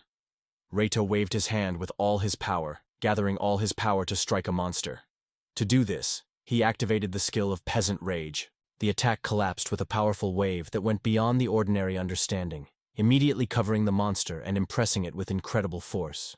Once in front of the dragon, Ryuto saw that his enemy was poured with his own blood. Having collected all his forces, the Ryuto raised the hefty hammer of the Minotaur and swung, intending to crush the monster. Already prepared to strike a decisive blow, Ryuto noticed something that made him stop. Without completing the attack, he sharply lowered the Minotaur's hammer to the ground. Lilith, who all this time was silently watching the bat, finally wondered why he stopped suddenly. The girl's face reflected confusion and deep despair. Ashamed, the Ripper replied that he could not afford such an act. He confessed that he was not capable of it while Lilith looks at him with such an expression. Watching her, he noticed how sad she was crying. In her look, sadness and pity were read. The girl herself could not understand why tears appeared in her eyes. Her father has already turned into a divine dragon. This seemingly great joy. At least, so she believed. Lilith turned away from Ryuto, trying to hide tears. The guy asked if she also believed that the cause is in its human nature. He noted that, despite the habit of dragon concepts, the humanity remained in Lilith that resisted these rules, and you will not do anything. Ryuto insisted that despite all this, she should end with this monster on her own. After all, Lilith is a child of an earthen dragon. Being half a dragon, half a man, she had no choice. She had to fulfill her father's will, no matter how she wanted it. He insisted with his severity. Accept the truth. Their family has long been broken. Lilith turned and voiced her anxiety. In this case, the blessing of the divine dragon will get to her, not to him. Ryuto smiled gently, assured that she should not worry. Everything will certainly be fine. In the eyes of the girl, tears shouted again. Ryuto has encouraged Lilith cheerfully, advising her to prove to her father that she was able to cope with everything on her own. Hearing these words, Lilith was determined. Throwing the hood, she confidently approached the dragon and carefully hugged him. Lilith burst back, but this time a smile glowed on her face. She sincerely thanked her father for taking her care and cared for her all these years. The bright light exploded from the dragon's body, pouring the room with a dazzling glow. The body, which was still motionless on the floor, suddenly began to break down, flying into the air along with the pulsating streams of light and heat. The little girl sat next to these rays, not allowing herself to go away. A few minutes passed, and only mention remained from the dragon. Lilith dropped to the floor, plunged into difficult reflections on recent events. Ryuto brought down timidly to her, hugging gently. And at that moment, Lilith did not restrain her tears, allowing herself to cry. With heart pain, she asked her to let her hold a little more in her arms. It was all that she has succeeded now. Ryuto smiled gently and allowed her to cry. After these several sincere words, they hugged quietly without saying a word more. At that moment, Lilith remembered his father. As a child, he also hugged her as gently. Ryuto wondered if she had calmed down a little. Lilith replied that yes, and then thanked him for his support. For a while, Ryuto kept a small piece of paper in his hand, which reflected his abilities. He thought thoughtfully. Even if he did not get a dreamy skill for which he got here, it was at least a little increased. On the screen there was a message about obtaining a new skill called Blessing of the Divine Dragon. Due to this ability, all the strengthening increased its efficiency 1.5 times. He could not understand why he got this skill, because the last blow caused Lilith, not him. Suddenly, the guy returned sharply to the girl who also held a piece of paper in her hands. She only confessed that she did not understand anything too. Lilith gained a new skill Divine Dragon. Its effect significantly increases the resistance of diseases, as well as significantly accelerates development, increases attack, protection, magical abilities, and agility. After reading this, Ryuto could not restrain laughter. Having realized all the absurdity of the event, he finally relaxed and laughed at the whole voice. Lilith looked at a guy who could not hold back laughing. Ryuto felt that even before the test began, he anticipated a similar turn of events. Lilith wondered in the Ryut, which caused him laughter. When the guy mastered his emotions a little, he apologized to her. Ryuto also noted that Lilith's father, the Earth's dragon, despite his caring, was surprisingly close to education. After giving the Ryuto with such force, he seems to have actually instructed him to take care of his own daughter. The young man easily clapped Lilith on her shoulder and said that her father was near her at that moment. Hearing this, the girl could not hide her astonishment. Ryuto assured that she would always be a spirit near her. Hearing this, tears flashed again in the eyes of little Lil Sis. Subsequently, after this battle, The boys decided to rest and enjoy the tea. In the cozy atmosphere, Lilith wondered what plans for everyone when they would be on the surface again. Ruto reported that he was going to spend some time in the king's library, and later, he would probably go on a journey to the world to gain experience, master new skills, and gain a variety of equipment. Watering hot tea, he solemnly promised to become a defender of Lilith and make it drunk. He assured that this is why Lilith could afford to do as she pleases. He assured that she would continue to work as a city librarian. Hearing this, Lilith looked at him. Seeing Lilith's behavior, Ruto turned to her with a smile and wondered if she wanted to make him a company. On this, the girl, glowing with happiness, replied that for her, it would be a true joy. Cordelia wondered when it came to her that there were no real knights in shining armor. She recalls how a man who reported to her came to her as a child, she is a heroine, and as she appeared in front of the crowd, in which everyone hides the real face by the mask. Little Cordelia shares with her neighbor on the bench. She dreams of becoming a heroine. She is convinced that her duty to fight for everyone in this world. The guy asks what she wants.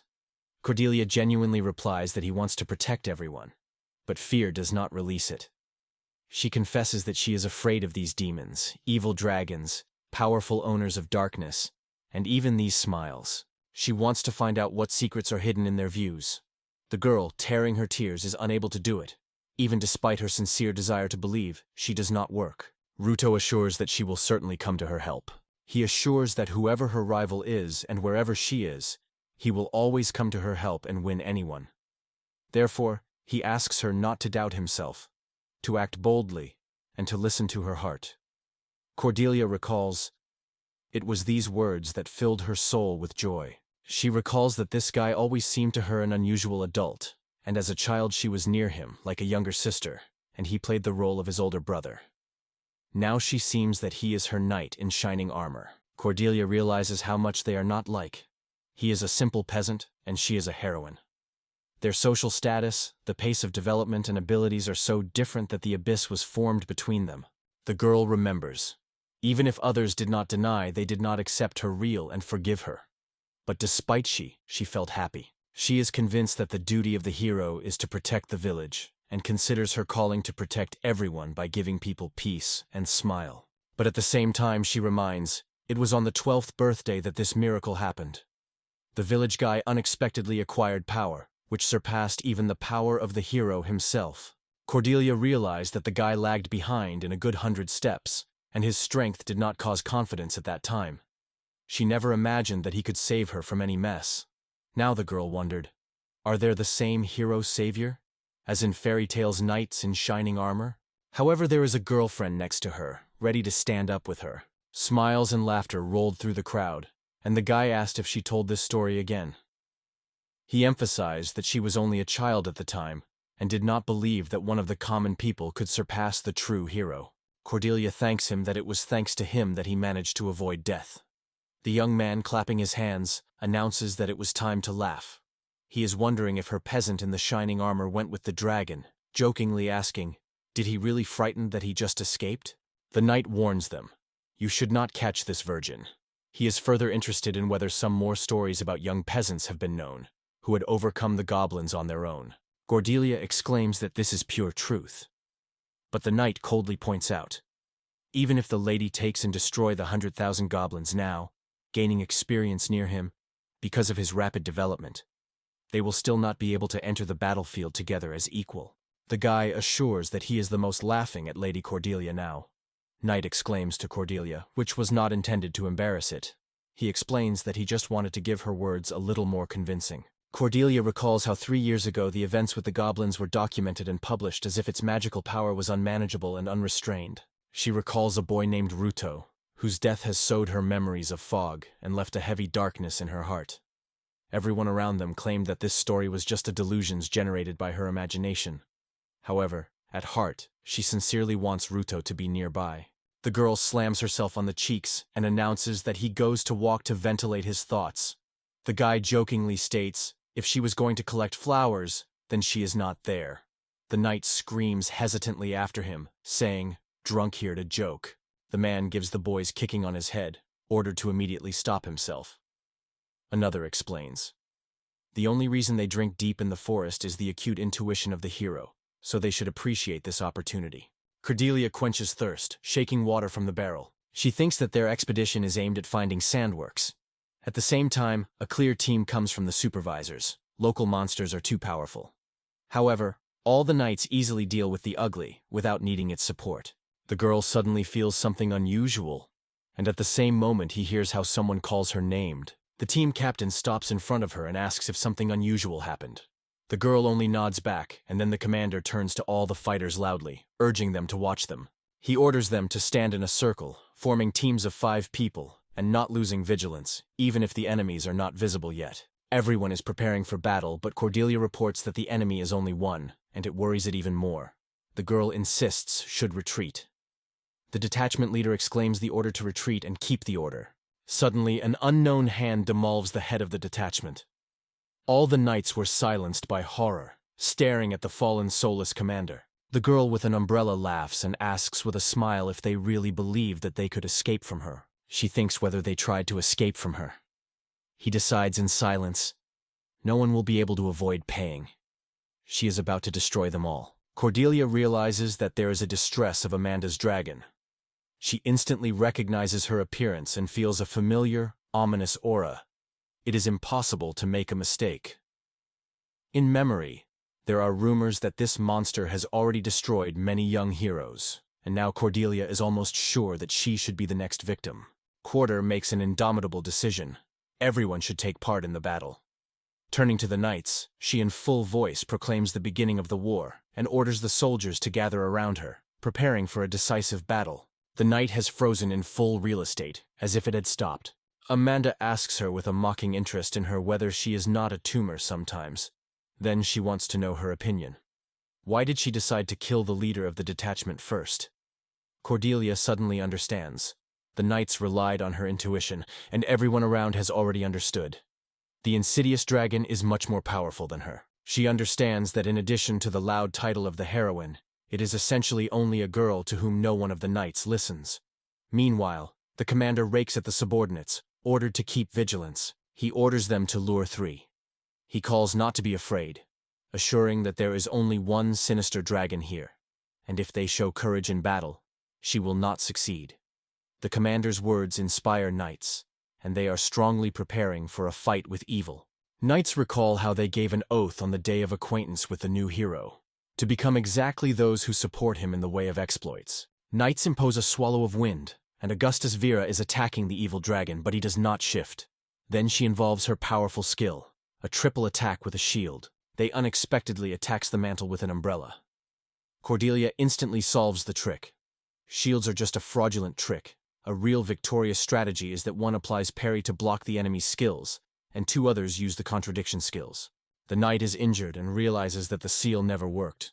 However, he still managed to grab her. Several nights in a row, heroes attack the cruel dragon of the Ammon, competing on it with a powerful hammer. Amanda skillfully cuts her heads to all the knights who dared to attack her. When Cordelia rushes to Amanda, and with a quick movement he comes to her head and strongly strikes the ground. Amanda puts his foot on the head of Cordelia and exclaims that they are so fragile and gentle. She has only slightly touched them, and they have already broken. She confesses that it is incredibly difficult for her to hold back her true desires. The knights covered with horror in the panic flee before the ominous dragon Amanta. Amanda asks if they still intend to escape from her. With a smile on her face, she exclaims that it is great, and calls for several giant orcs that appear in front of them, completely overlapping the path to retreat. The orcs are attacked on knights, and Amanda grabs Cordelia for his hair, and mockingly interested in whether they consider themselves real murderers of orcs. She adds that the orcs sought to thank the knights, so she brought them with her, and now she asks how the knights are going to proceed. The orcs ruthlessly destroy the knights one by one, leaving no living. She by force pushes the Cordelia to the floor and commands, "Look!" After all, her friends are next to her. Cordelia leads her eyes and sees her dead comrades move close to her. Amanda asks them if they do not have loneliness. She claims that that is why they seek to defeat the hero, and at this moment, the monster rushes to the Cordelia. The girl, with tears in his eyes, cuts through the sword of her former comrades. Stuffed by one of the orcs, she calls for knights not to panic. She turns to them loudly, assuring that if you stay cold-blooded, they will succeed. However, the knights cover fear. They begin to flee, and Cordelia tries to stop them. Amanda deals with fugitives' knights, releasing them a powerful energy shell. Cordelia is amazed by its extraordinary weight and strength. Amanda addresses the heroine to the question of whether she is fine with her. She argues that it is quite obvious to her the hero would not be able to organize this terrible night crazy. Cordelia dissects the energy sphere of the evil dragon, and Amanda enthusiastically states that it is a real talent to be able to cope with such an attack. Amanda shouts in amazement, asking how to handle it, and at the same time collapses a flurry of magical blows to her rival. Cordelia skillfully removes almost all attacks, skillfully wiring with her sword. Cordelia, exhausted to the limit, realizes that even hands can no longer raise. Amanda asks jokingly if she has not given up. Amanda again rushes to the attack, and Cordelia barely has time to dodge at the last moment. But this does not stop Amanda. She continues to step on, the sinister dragon mockingly, assuring her that it is her last blow. Without stopping, he attacks ruthlessly, causing devastating blows in different parts of her body. Amanda approaches Cordelia and is interested in whether she knew one that was left alone. She asks whether Cordelia is feeling alone. Near the floor lies a bunch of dead guards, victims of Amanda or orcs. Amanda points out that the orcs are full, but Cordelia, as if rejoicing, does not speak a word. Then Amanda confesses that she likes it all. The insidious dragon Amanda grabs the hero by the hand and confesses with a wicked smile that he finds a real pleasure in contemplating for the orcs eat people. She describes in detail, these monsters start a feast with the fingers and legs of their victim. She says that at first people be pleased to rescue or pray not to kill them, covered with pain and despair, and they soon ask for a faster death. Amanda asks for Cordelia, or is aware of how much she appreciates these moods. So much that she wants to keep them for eternity, returning magic into the world. Amanda exclaims enthusiastically that she will never get bored with this expression. She simply cannot keep her delight. She honestly admits she wants to hug him. Amanda laughs, tasting her victory. Cordelia considers whether she should be missing this humiliating position. Suddenly, the man sharply pushes the Cordelia's hand into the mouth and pulls something unknown from there. Keeping the find in the palm of his hand, he addresses her what it is. Amanda swallows the poison and confesses she never planned to survive. It is her conscious choice. She asks in Cordelia, or she realizes that she has not coped with her heroic vocation. She is wondering whether she has already used a heart spell that heals mental injuries in the characters of rank B. Amanda strongly throws her on the floor, explaining that she tries to despise her before the beginning of a real fight. She admits that confused. It is too difficult to get rid of the psychological advantage of the hero. Turning away from her, she throws over her shoulder. You are the most famous that can happen during defeat. Amanda steps further, promising to destroy it without any regret. Because, in her opinion, there was no such boring person. Suddenly, in the path of Amantine magical attack, Roito appears and skillfully intercepts him. He rushes into the orcs, and Cordelia gradually begins to realize what really happens. It is raised without believing that this can happen at all. She looks at him and understands. Here he is, her brave knight she was waiting for. Ruto turns and apologizes to her that she has been late. He says he heard. Cordelia met with the evil dragon Amona in the forest, but he did not know all the details. According to him, he came to her threshold, seeing bright flashes from magical shots. It heals it with magic and supports it when it rises to your feet.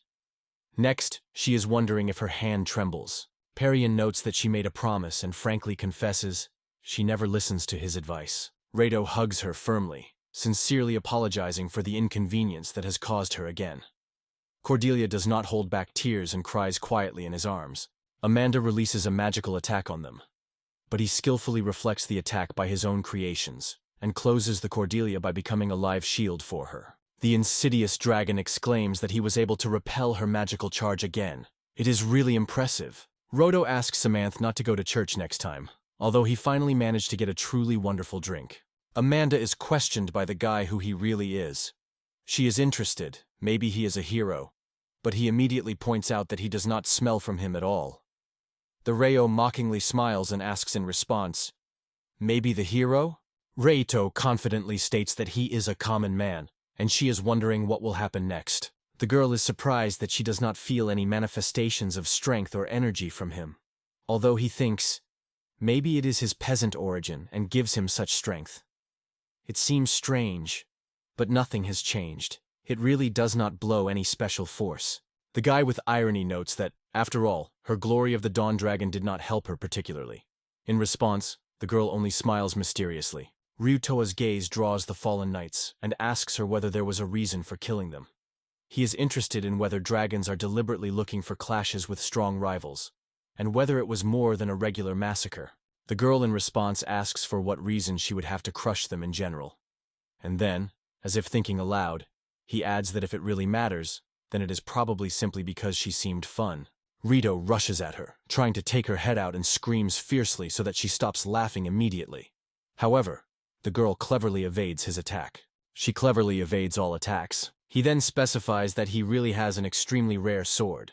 She is immediately interested, where he managed to get it. She easily lands directly on the edge of his sword, and with a bold smile, notes that these weapons do not fit him at all. He removes the sword in the vagina and agrees, they say, he has the same thoughts. Cordelia enthusiastically notices that Roito has strengthened. Meanwhile, the young man loudly orders her not to interfere with their duel.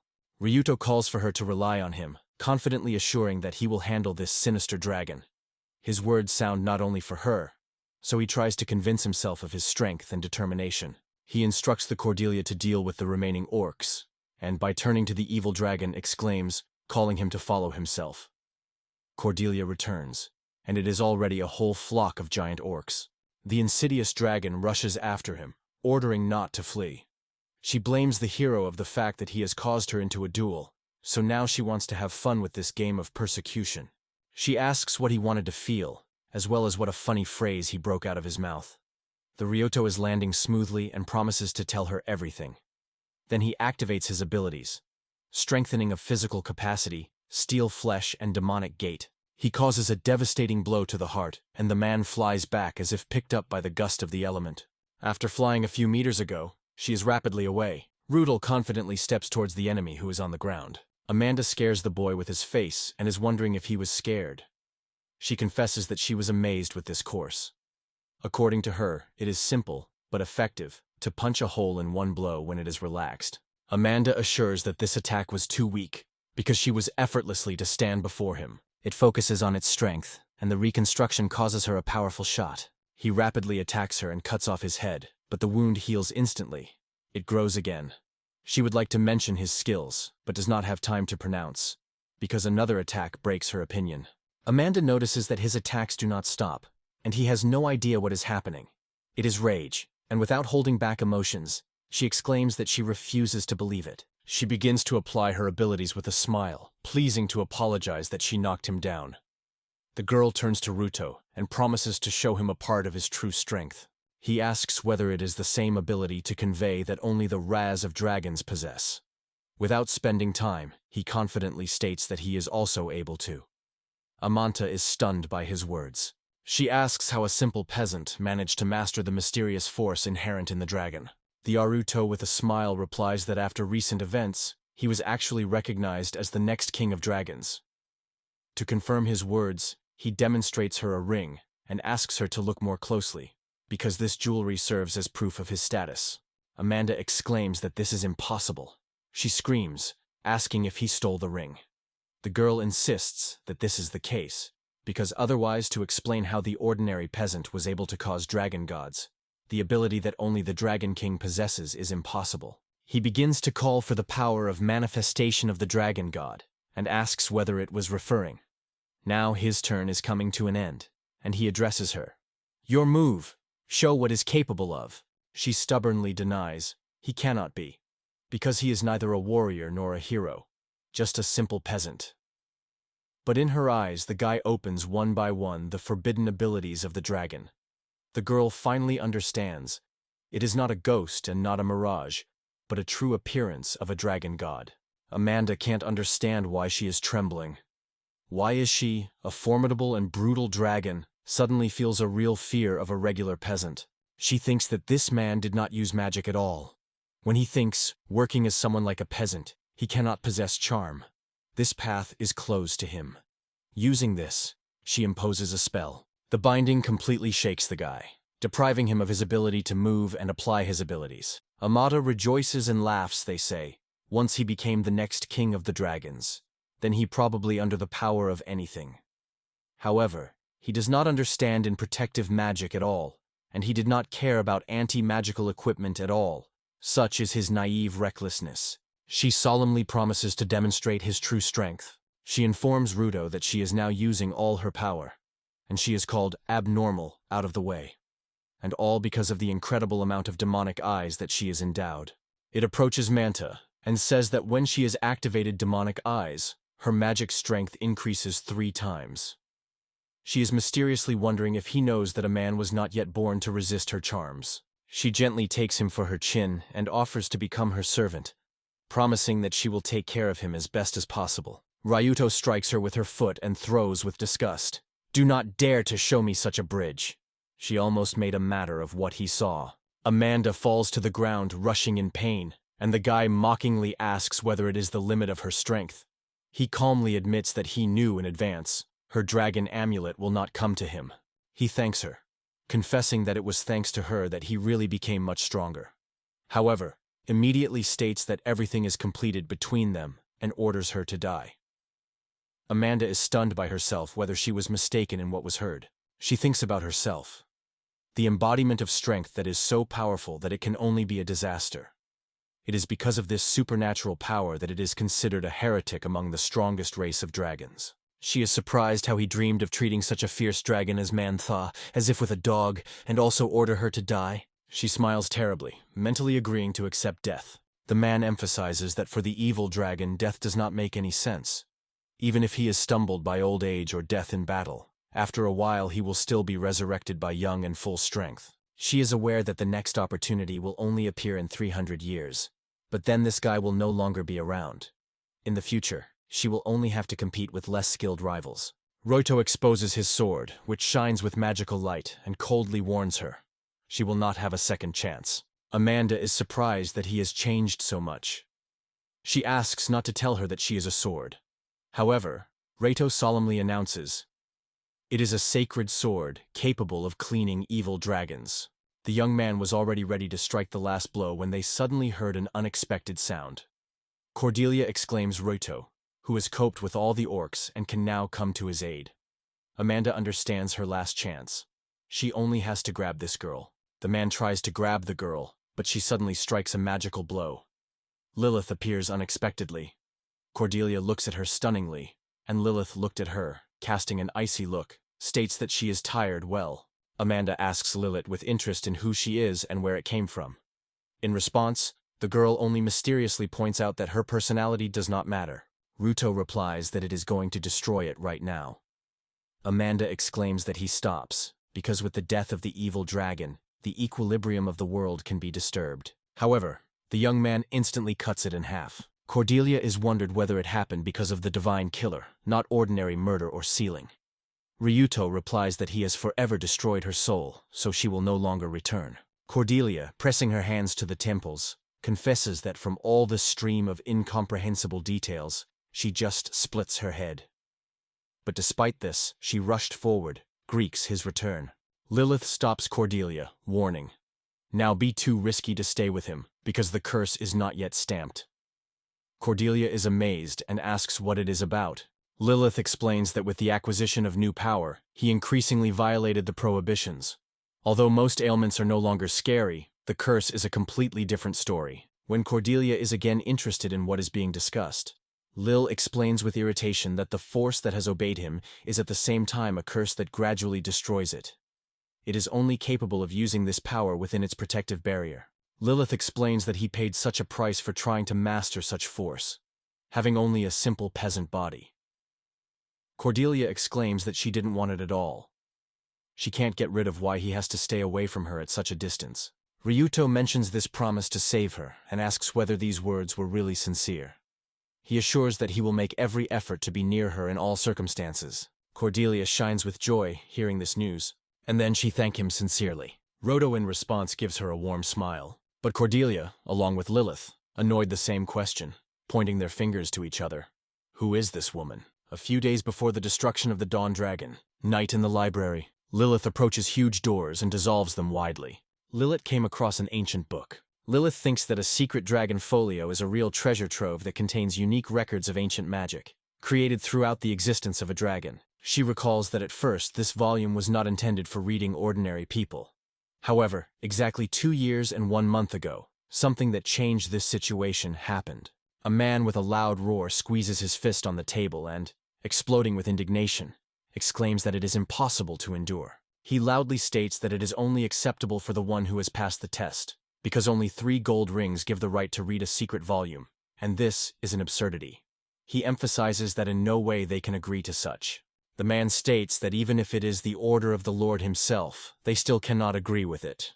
The man standing next to the river notes that the situation is really complicated, and each of the attendees has a share of truth. He notes that further disputes will give nothing, and proposes to stop there. Finally, he adds, "Power is justice." Ruto hits a man in his hand and deep cracks appear on the table. The man states that he feels power, the power of a true defender of justice. He apologizes for his rudeness. The Ryo replies that you should not worry and proposes to talk further. The man wondered if he allowed his daughter to look in a mysterious scroll, then he would gain a new force. Ruto in response assured that from now on, his power would grow more and more. On this, a man only said with a smile that they were not expected from him. Lilith calls Ryuto. She asks if he really intends to leave her. The young man replies that she will only interfere with him now, and besides, he will not be able to constantly protect her at this moment. Ryuduta stated that he would be engaged in training alone for 2 years, and Lilith will be able to master everything he needed to reveal the secrets of their home during this time. He gives her such a promise, and Lilith agrees. She remembers how she has fully devoted herself to learning without losing a minute on a waste. She thinks that in her memory, all the spells that were filled and hidden were firmly etched. However, Lilith recalls that she was not a dragon. No spells studied would help her master magic. She compares this with the situation in the world of animals. Even if a person could understand their language, he would still not be able to tell them about it. She thinks about whether all this makes any sense. She believes that this promise for 2 years, and he may only give it to leave it later. Lilith is convinced that everything that this boy is missing is a powerful power of blessing of the divine dragon, and it is this hope that lives in her heart. Ryudo, returning to Lilith, does not hide his admiration. He is genuinely surprised that she really managed to do so. Lilith gently hugs him. She says that too much has passed since he left her, and has not decided to return and apologize. He wondered if she was able to possess magic now. Lilith said with a smile, "Any basic or complex magic she can, and the skill of handling magical artifacts she also brought to perfection." Returning to the topic of dragon magic, Lilith notes that she is not able to use it. The Ryuto clarifies what her knowledge meant, not skill. The Lilith replies, if it was a dragon, she would be able to capture as much as 70% of this magical power.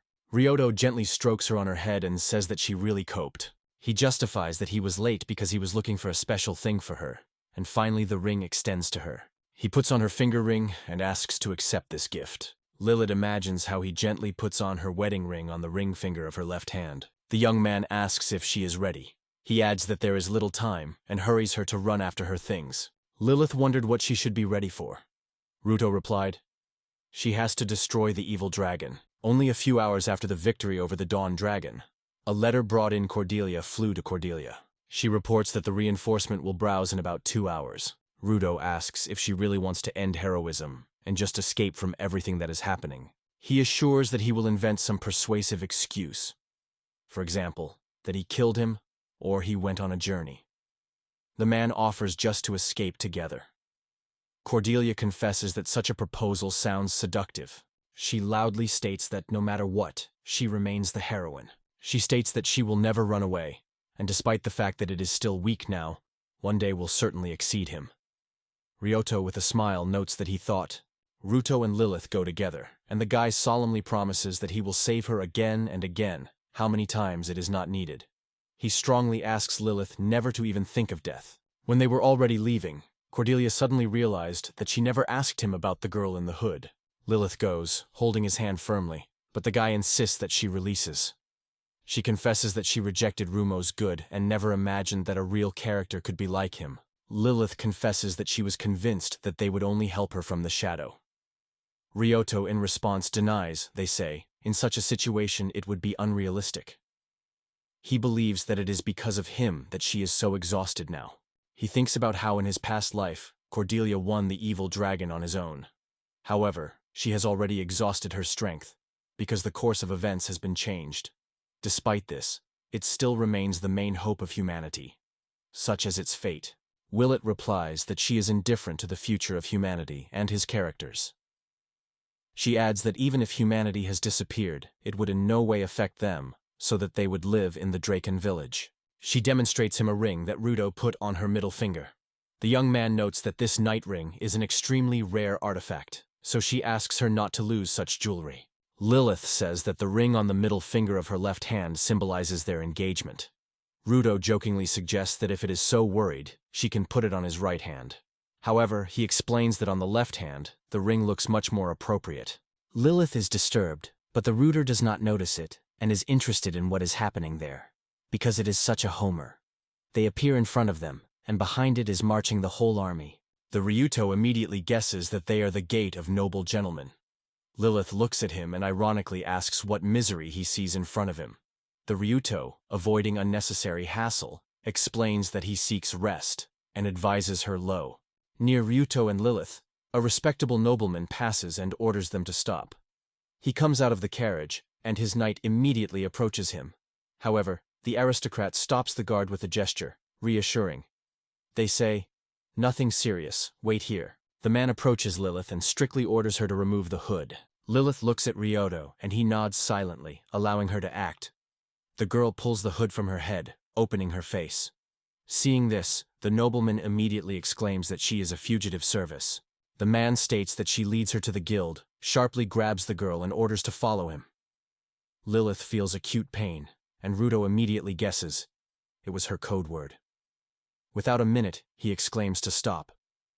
Ruto loudly states that he found it first, and therefore will take Lilith himself to the guild. Ryuta hesitates whether it is true, and realizes that he is indifferent to the affairs related to servants, so he has nothing left to come up with empty fables. The man throws his wedding ring Rauto and does not stop pulling Lilith behind. Roito, without holding back the indignation, exclaims that he ordered to stop, and grabs the aristocrat by his hand. The guy clenched the man so much that he accidentally broke his hand. Realizing what happened, he instantly pulls out his hand, and has hastily apologized. The man is angry that he dared to attack the noble, and orders his people to kill this common people. Knight riding without delaying the horse simply on Roto. Suddenly, the horses become restless, and the embarrassed aristocrat addresses the knights with a question. Those confusedly apologize because they cannot understand the causes of such animal behavior. Meanwhile, the Ryuto calls for a noble master to keep calm and allow him to look at the wounded hand. The aristocrat turns to Gladiator Maris, noting that he is late. He assures Maris, if he punish the guilty, he will receive his forgiveness. The gladiator is preparing for a duel. Ryoto confesses to himself that he was not sought at all, and quietly asks Lilith to move back a little. The gladiator rushes to the young man, but he cleverly breaks from the blows. One by one, the opponent strikes, but the guy has time to evade everyone. Rito effortlessly evades every attack. The young man recalls that in the Adventurers Guild there is a special title, which is awarded only the most violent of all, and Marissa is just out of them. She is a gladiator of rank B. He thinks that his area of influence is called Absolute Domain. It is here that he causes thousands of deadly blows to the enemies. It should only have crushed bloody bodies, which is why people call him a bloody altar. The noble cried to Ruto that everything was over for him, and the luck, who smiled so treacherously, would turn to a bloody orgia. He added that he would not be able to see it with his own eyes. Ruto believes that this gladiator is extremely pathetic and weak, and if he starts to beat it, then he will just kill him. The young man is aware that the opponent has a decent reaction, as it seems to be a rank B. Even blows on the floor can be deadly. The district surprise and falls. The gladiator smiles at the offensive immediately. Gladiator jaw encounters the edge of the sword of a Ryud, and it falls, instantly losing consciousness. The man asks in surprise that just happened. The doctor replies that everything he noticed was like Marissa came across a peasant's vagina. Meanwhile, the Rehumuli lifts the body of a gladiator and threw it directly into the noble face. He orders the doctor to take Marissa and noble guests to the infirmary. The river orders to convey the nobles. This girl is his close partner, and if he dares to touch her again, he will pay for his life. Lilith hugs Ruto, hanging on him, and he smiled, notes that it became even more difficult to go. Lilith slyly winks and replies, "You have confessed that I am the most valuable for you, so you will not unscrew. She confesses that she now understands the true meaning of Ryoto ring, and he is just ashamed to admit it. Ryoto honestly says that he did not expect that the seal of the servant would cause them so much hassle. He explains to her that now their task is to remove the seal of her servant, and for that they need to go to the guild. Lilith thinks that if it is the owner, it will become his property, and then their connection will only strengthen. The guy addresses her suspiciously, wondering whether she listens to him altogether. Ryuto and Lilith enthusiastically contemplate the cursory landscape of the city. He explains that this city of the Sea Tower, also known as the City of Merchants, because they came here from Sabak. He proclaims 3 main tasks. First of all, we need to find the guild and remove the stamp of the servant. The next goal is to relax and increase your level. And the third point, in his opinion, is not so important, so he proposes to focus first on the first 2 tasks. He reassures Lilith, gently assuring that he will not leave her alone. The young man promises to be near, so she has nothing to worry about. In guild, Ruto is indignant that it is probably a joke, because they ask for 10 gold coins. But is the real price not 1 or 2 coins? This is a member of the guild calmly. Such a price is only for ordinary or humble, and this girl has a seal of the servant of the highest grade. Roto claims that life is a continuous pain. In response, the woman notes that even a bunch of money will not give the simple peasant the right to buy this girl without a guarantor. She states that if the fugitive servant is returned to the association, then she is ready to take it back, of course, for a fee. In addition, the woman offers him another maid, assuring that even if he is a peasant, he can give him one of the best girls. However, the rude categorically refuses, and together with Lilith leaves guild. The woman quotes Shakespeare, recalling Romeo. Near her rises the golden rays over the unhappy victims of the blind hostility, and notes that the girl seems to be filled with the same hopes. Inside, she scorns what this girl is spoiled. In the tavern Sunrise, the waitress bribes the dishes and drinks. Rajuda admits that a penny in his pockets. Lilith is interested in the fate of the money he received from the Dragon King. The young man sighs in response. They say he was already trying to exchange them, but it all ended with the fact that a strong rope was almost on his neck. However, he managed to slip out of the mess, although now the fact that a simple peasant had so many gold coins seemed even more suspicious and sought to get rid of them so quickly. Rudo reports that he has only 2 gold coins and is interested in how much it is in the sum. Lilith confesses that he has only 5 silver coins. Both are upset because of their difficult financial situation, and the guy decides they definitely need to make money. He notes that there is plenty of work in this city, and in addition, they have nowhere to rush. But suddenly, someone's loud voice comes. Someone asks the question if he really knows. Men at the next table lively discuss recent deaths. One of them reports that a man died near the brothel again. As always, death seemed terrible. Rodo says Lilith that these people are disgusting, and offers to change the place. The man continues his story. Recently, the dead recognized this was the fugitive services. Hearing this, Rodo tensely lies in their conversation. The man tells that he still managed to hide his seal, but she has a special property. Over time, her magic loses its stability, and this eventually leads to the fact that the brain of the one who wears the seal is simply exploding. According to him, wearing this seal is a great risk. The Ryuto instantly approaches the man and urgently demands to tell everything that is known about it. Suddenly stunned, the man asks in confusion, "Who are you?" Lilith and Ryuto settled in the hotel room, and the guy suddenly realizes that it is a brand on her body is a real threat. He thinks that the seal has a certain period of validity.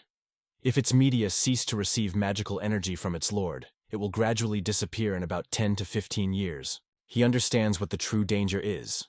If the seal disappears permanently, its carrier will simply burn out. The bones and even the nerves will be broken into pieces, generating unbearable pain, which leaves no chance to escape. And then death will inevitably come. Ryuto recalls how 10 years ago the bandits attacked a supplier of prohibited goods. Then many seals were able to escape, but now they die one by one terrible, painful death. Lilith notes that she noticed a decrease in the seal about a month ago. Ryuto understands. This is an alarming sign. After the seal is compressed, its carrier usually does not stand and dies after 2 months. So, they have only a month, and maybe less than 2 weeks. Rudis realizes that he needs to take possession of Lilith as soon as possible and pass on her menu. He even thinks about just stealing the shopkeeper, but at this point Lilith shews his name. She assures him that she is still alive, and she agrees with her relief. He tells him that a whole month ahead. It adds that they need money, so in order to earn enough amount, they will have to work much more persistently than they thought at first. In the Guild of Adventure, the girl categorically states that it is impossible. Ryuto, almost in despair, exclaims where he now find money. She explains that to register, you need to have at least 12 years and be careful about the defender. However, if an experienced adventurer brings younger brothers or sisters, they can also be registered. The girl notes that their faces read a willingness to work even in the face of death. She is amazed at how to take such people to the guild, and emphasizes that they will never allow anyone to die. Meanwhile, Lilith wants to ask a question. Lilith wondered if they could join them if there is a guardian. The girl confirmed that it was possible, however, she immediately noted. They are unlikely to be accepted unless they have truly exceptional abilities or special talent. Lilith reports that the skill of inventory is a rare ability that she developed to the highest level. She addresses adventurers to the question whether someone wants to join her team. There is a depressing silence in the hall. None of the adventurers responds. Lilith, unable to withstand tensions, appeals to them for at least someone. Then a familiar man from a tavern uncertainly asks whether she really means that. Two men express their readiness to help and turn to a guild administrator asking whether you can register immediately. She replies that she will now prepare the registration form for them. Rututo notes that these people are one of those who are in common sense and are wondering why they decided to reach their help. The man in response says that they seemed completely hopeless. After that, he lends to Ruto and whispers quietly in his ear. They first learned about the killings on the arrival of them. He exclaims that it is only a joke, and in fact they just want to use her skills. Recognizes that all the money remains with them, and nothing remains for payment. A man with long hair states that they do not need it. They only want this soap, a small girl. He orders Roito to wait here until he is put on the register, and he instructs his partner to hold a Lilith behind him. Lilith twists the man's hand and, angry, ordered them to get away. His partner is indignant in response, desperately asking how she dared to do. Lilith begins to spell, and he, struck, exclaims that it is impossible. He asks if she decided to impose such a terrible curse right inside the building. Ryututo is angry, noticing that veins were clearly clear on her face. He immediately recalls, Guild strictly forbids serious clashes between adventure seekers. He understands that if she is arrested, she will be in prison, and earn a living will be even harder for them. So he decides that he cannot allow Lilith to deprive someone of life because of such things. Lilith notes with horror, her magic gradually fades. Lilith is concerned about where her magic disappeared. Ruto also thinks of what could have happened to her charming force. The man attacks her, shouting that she had annoyed him, but her spells remained weak. He already grabs the sword and states, now he cannot let her go. Roto rushes to the man and orders him to stop immediately. He reminds if he has forgotten that they are both in the guild. Despite the impact, the opponent remains in the face, and his companion is genuinely surprised that Ryuto was able to do so with only one hand. He approaches the administrator and asks to register them in the guild, noting himself as a leader. The woman willingly agrees and assures that he will only be completed. A man with a bandage in the eye soothes Lilith and Ruto, asking them not to worry and act as they see fit. In the end, they already convincingly demonstrated him their strength. The Ryuto thinks about him. The guy seems like a Gilman, known in the world under the title of a noble sage. Gilmanus confesses that he had helped them only from the calculation. He sought to remain guilty of him, because he considers himself a level. Ryo thinks whether this man is even stronger than him. The Rayon thinks whether the reincarnation of the reincarnation has survived the same as it. The administrator thanks Gilmenes for patient expectations, addressing him as a wizard of B class. Gilmenes loudly states that he is a noble sage, as he had previously claimed. The adventurer notes that it is rare to meet the adventurers of level B, and adds that Ryuta himself has already noticed one truly cool guy. Gilmanus replies that there is always a mutual train between the strong. He is convinced that their paths are sure to intersect and say goodbye to this note. Ruto and Lilith approach the order of the Guild Orders of Adventurers, and the guy immediately feels the curious views of other adventurers. Ruto notes that the attack and protection are equally important, but no less significantly, to guess the enemy's intentions in advance and not allow him to achieve his own.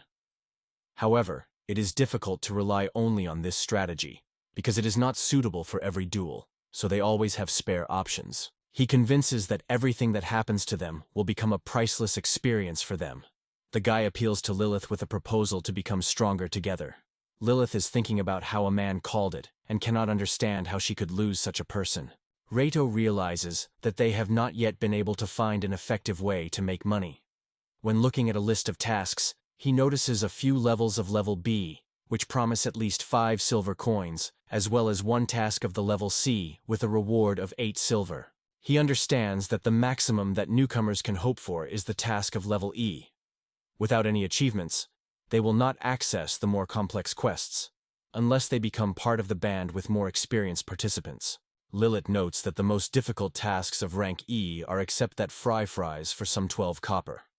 But even in this case, buyers will not be found unless they receive at least some quality guarantee. Ryutudo shows the adventurer's adventure board and suggests a task that has been published there. Lilith learns that it is a task for collecting items. The young man notes that among them is what will suit them. He recalls that the rainbow fruit is an extremely rare fruit called sweet pearl of nature. It is considered wild and not being grown in captivity. Even with his own skills, he is convinced that he cannot cope with this task. Lilith is surprised if he does not think that the reward is somewhat too big for the task of this level, because for only one fruit promise a whole silver coin. Lilith notes that the level of task is determined by its danger. Ryuto agrees. Although this tree is not so rare, and the fruit is of extraordinary value, finding it is a real miracle. Ryutudo reports that the peasant with a level 342, like him, has a unique ability that is ideal for such situations. The next morning, on the outskirts of Tariff, immersed in the foot of the mountains, they went in search of a rainbow fruit. The new moon reported that they finally got the right place and wondered if Lilith wanted to rest. He suggested that she reinforce and treat something of their food stocks. Lilith gets a piece of black bread, which is already noticeably mold, and looks at him with disgust. Ruto asks if she is going to eat it, which Lilith sighs and replies that he has long been not suitable for use. Ruto assures that everything is fine for her, if you can bite and chew. He reminds her that they will also save money. Lilith is wondering why you had to buy so many soaps and a huge bucket, which the guy answers. All of them they will definitely need. He notes that the spatial bag of the highest level, as it should be expected, contains a huge amount of soapy water and is extremely convenient. Ryuto confidently says that soapy water is the secret of rapid development. Lilith is surprised to ask if they had to look for a rainbow fruit. Ryo corrects her. She is wrong, because they really need to find this fruit.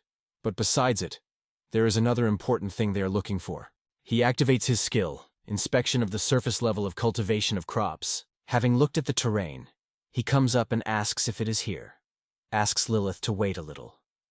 Roito involves the strengthening of physical abilities, exacerbates the sense, activates Falcon's vision and feeling of presence, and instantly finds a dreamy fruit. The young man quickly tears the fruits from the branches, mentally noting everything exactly as he assumed. Bright rainbow fruits are easy to see in the midst of the forest. So many animals are always smoking around them. Because of this, everyone is trying to gather them as early as possible, even if they have just started to ripen. Lilith watches how he cleverly collects fruits in a variety of corners of the forest. Only 2 hours have passed, and he is already returning with buckets in his hands. He happily reports that it is a truly rare fruit, and that he was lucky, managed to find and collect a whole bucket of colorful striped fruits. Lilith calculates the fruit and assures that they will be enough for a whole golden coin. The Ryuto confesses that he failed to find anything more, so he proposes to complete it. Hearing strange sounds, they rotate to the forest and be surprised to notice that several terrifying monsters run out of the hut. Ryuto assumes that the monster has attracted the aroma of fruit, and notes that such creatures are a rare find in these parts. The new moon invites Lilith to cope with all the monsters on their own to check their strength. Lilith agrees, and having involved his magic, completely destroys them. Ruto causes the final blow to the sword of the last goblin and immediately turns to Lilith, asking for whether she had exhausted all her magical forces. Lilith barely holds on his feet, tiredly leaning on the staff and breathing hard. It is evident that she has no strength. The guy has wondered if she does not hurt her when she has no mana and offers to share her. With the help of the Knight of the Night, he passes the girl's own Manu, and then asks if she understood what mistake she made during the battle. He notes that she used such a powerful spell too. In his opinion, in the battle with an unknown opponent, such tactics will only lead to rapid depletion of magical energy, and it will remain completely defenseless. He advises her to be more careful and always take into account her stock of mana during the battle. Ruto adds that she will not escape, and in addition, her level remains too low. Lilith suddenly was upset, and Ruto gently stroked her on her head, trying to comfort. He reassured the girl, assuring that with the increase of level she would be able to master the most difficult spells. But Lilith only sighed, and sadly answered that she did not have any rare skills, and her abilities are limited by simple magic. The young man asks her to do everything in her power, because he rests with her. He watches Lilith and notices that she is concerned about something. Suddenly, Ryu feels something unusual, rotates sharply, and the girl with anxiety asks what happened. In response to her question, Ryu exclaims with joy that it is a real bush. Giant monsters stand directly in front of them. Lilith is interested in asking if it is indeed an insect. She made herself invisible and Ryuto, hiding even their strength, smell, and any sounds. In response, Ryuto explains that it is not an ordinary insect, but a mutant, a scattered shuttlefly. It was this creature that he had previously remembered her. He explains that they were able to hide due to excellent masking, merging with the water of the lake. In addition, he confesses that he does not believe that her other abilities will at least somehow influence them. Ryuto and Lilith set a stone filled with energy as a bait. He confesses Lilith that only thanks to them they managed to come across these monsters. The girl is wondering if these insects can come in handy. He demonstrates his scar, warning, the opponents are not abandoned, and if she takes a reckless step, she is waiting for the same fate. He adds that he has already encountered such people half a year ago. He explains that their protection is surprisingly strong. No physical blow will cause serious harm. However, the magic is powerless here. They created a magic barrier around them, which they will have enough mana for at least a week. Ryututo claim that they are even more powerful than the evil dragon, but almost do not appear on the surface from the water. Because of this, everyone around mistakes these monsters are safe. He confesses that he heard, having won them, you can gain a sea of experience. And suddenly he thinks a brilliant idea. As one blow to deal with everyone immediately. He exclaims to Lilith to hurry. Lilith sharply dissolves all the drawers and pours all soapy water outside. He exclaims that the hour has come and orders to destroy them. Lilith, using magic, instantly straightens all enemies. Lilith confesses that if you think carefully, everything was simple enough. Ruto clarifies what he spoke about it. The young man stated that the oil and water were not mixed, and their feet are covered with a special layer, through which they are kept on the surface of the water. However, when soapy water came on the surface, they lost their resistance. Even their protective barrier did not work. Ruto thinks that he once watched such things in his world. Now this experience has proven to be surprisingly useful. He notes that his plan with magical attacks was quite simple, but at the same time extremely effective. They determined which monsters near them can be overcome. However, in fact, they did differently. They just prepared whole hordes of monsters of this level for her. So her level flew to heaven in a matter of moments. Ryuto lifts a bag of money and shares that as a result, for 7 rainbow fruits and 1 potato, they managed to raise 1 gold coin, 5 silver and 20 copper. In his opinion, it is a decent reward for such a difficult day. Lilith explains that now they no longer need to collect fruits. They have already found everything. Ryuto refuses that the situation is completely under control, because their true purpose was to earn respect by gaining rare objects. The girl asks why he sees his aura for a long time, and also notes that her strength has changed. Ryuto is already okay to answer how suddenly someone sharply grabs him for his clothes. The stranger exclaims that he has finally found them and warns they should be prepared. The man notes that Ryuto is probably interested in how he managed to find them. He explains that every inhabitant of this city is well acquainted with the aura, so noticing foreigners for him is an instant thing. And the boy, meanwhile, thinks that perhaps this stranger gave them himself to find himself. The man asks if he really thought that he would handle them so simple, breaking his nose, and his partner, his hand. The Ryuta reflects on whether they have been cured by the magic of healing. Lilith grabs him by the hand. Anxiety is anxious on her face. The man states that he does not intend to embarrass before the guild, so he was prepared for him a special opponent. He shouts to the guard of the guards, instructed to deal with the enemy. Ryuto understands these people are not going to fight him. The gladiator proposes to leave their name in memory. He seems like Marissa, a level of level B, and hints that it would be nice to prepare for the final part of their adventures. Seeing Ruto, he suddenly worshipped deeply, and with a sincere regret. He apologized to him for his boldness and incorrect behavior. He thanks for his generosity, assures that he is quite satisfied, and he promises to never forget it. Ryaduto only mentally notes that such gratitude is quite natural for a person with level B. Adventurers ask what happened, and then incite him to start beating them, because they promised him a considerable reward for it. Marissa broke into a cry, indignantly asking how they could imagine that he would change his life for some dirty money. He, in response, addressed Roito with apologies, solemnly promising that he would punish these Zakvalians for their disdain. Ruto believes that all this is karma. He explains, every time they get acquainted with someone new, karma is born between them. If she conceals the image, this karma will pursue it, and even the death of a hated person will not end the end of this chain. After all, a new karma will arise, and the circle will not be closed. Ryotos notes that getting rid of such karma is not easy. When discussing this, he advises her to always be alert and remember that he will have to answer for every act. Lilith thinks, if this is true, their fate is so close that they will not be so easy to divorce them. The next day, a mysterious girl approaches Roito and reports that she has led him a special aura. She feels that she could contact him any time. Roito confirms her feeling, offering to join their table. Smiling thoughtfully, he thinks that today they are really incredibly lucky. Ruto is wondering if she needs some service. The girl replies that they invite them to collect the Mandrake. She explains that although the reward may differ, she is now ready to pay about 10 gold coins. Lilith asks Roito to wait, because Mandragoras belongs to Class B materials, and therefore the task is not under the power of the adventures of rank F. Adds that in the store 100 grams of Mandragora costs a silver coin, so such an order causes great suspicions. The customer assures that the task is designed for one traveler. So, for them, 2 will be quite feasible. She emphasizes that the price of Mandragora is growing rapidly, so she must get this plant as soon as possible. She is interested in Roito, whether the speed plays the same important role for them. Ruto mentally notes that their winnings seem to be much exceeding his expectations.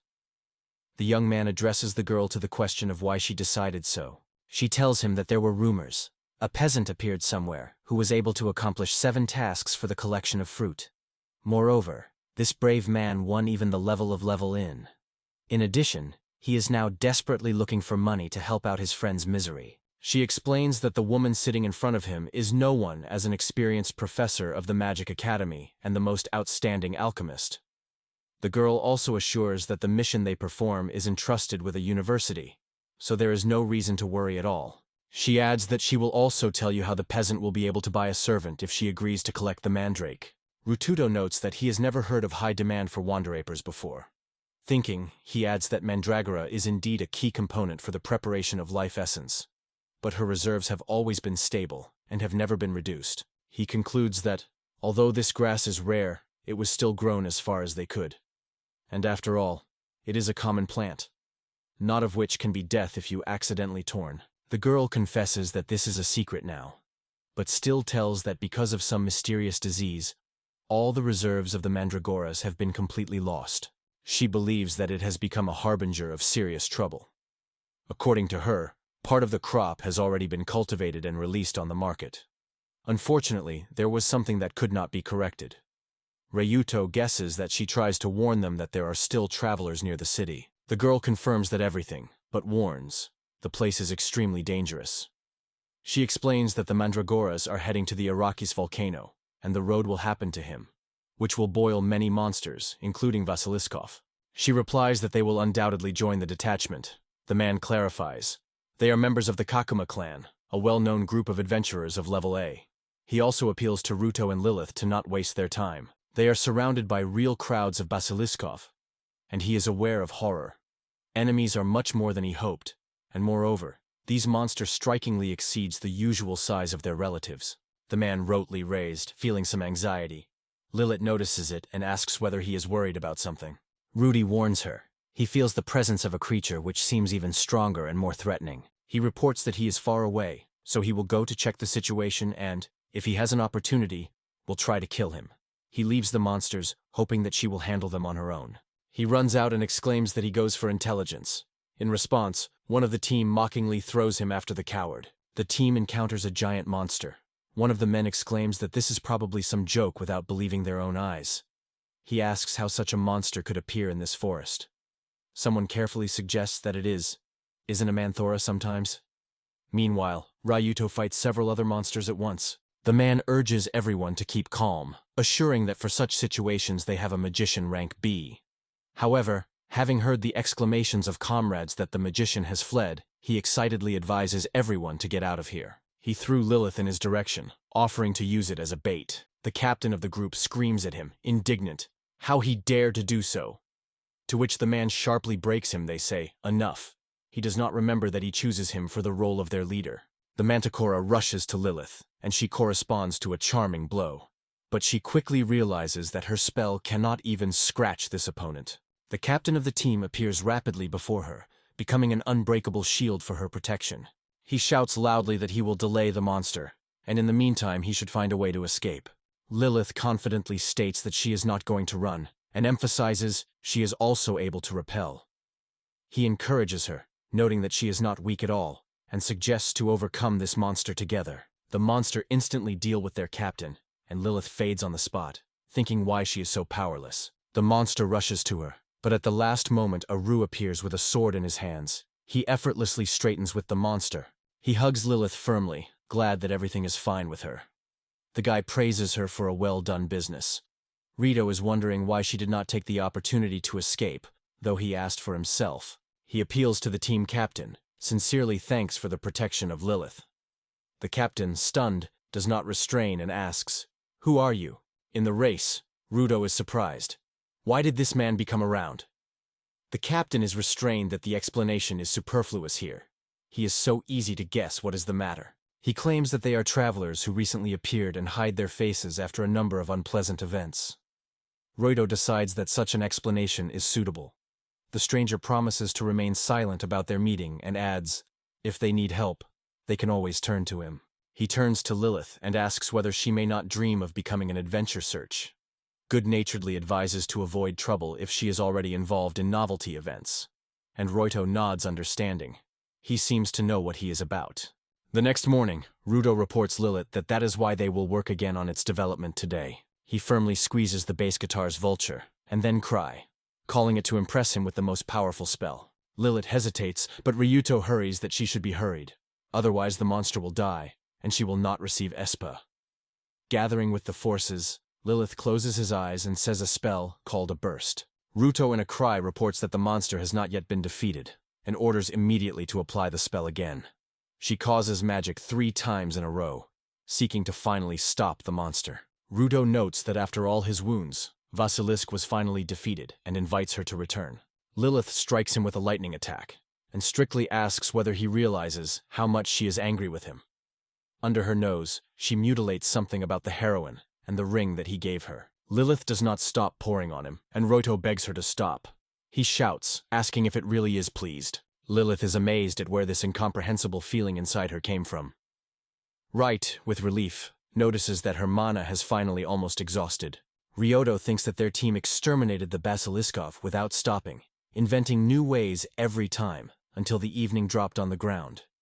And of course, Lilith again impressed everyone, enthusiastically raising her level. Finally, after all the adventures, they reach their destination. Ryuto is interested in whether it is necessary to grow here the traveling, because nothing special is visible around. A solid void. The team captain notes that it is hardly soil, because the land is too dry and fragile. He acknowledges that in such conditions, Mandragore would hardly be able to survive. However, Ruto disagrees with him.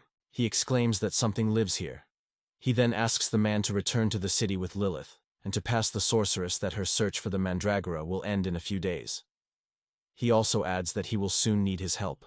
2 weeks later, Ruito brings a bag and reports that the Mandrake she ordered. He is wondering if she wants to check the find herself.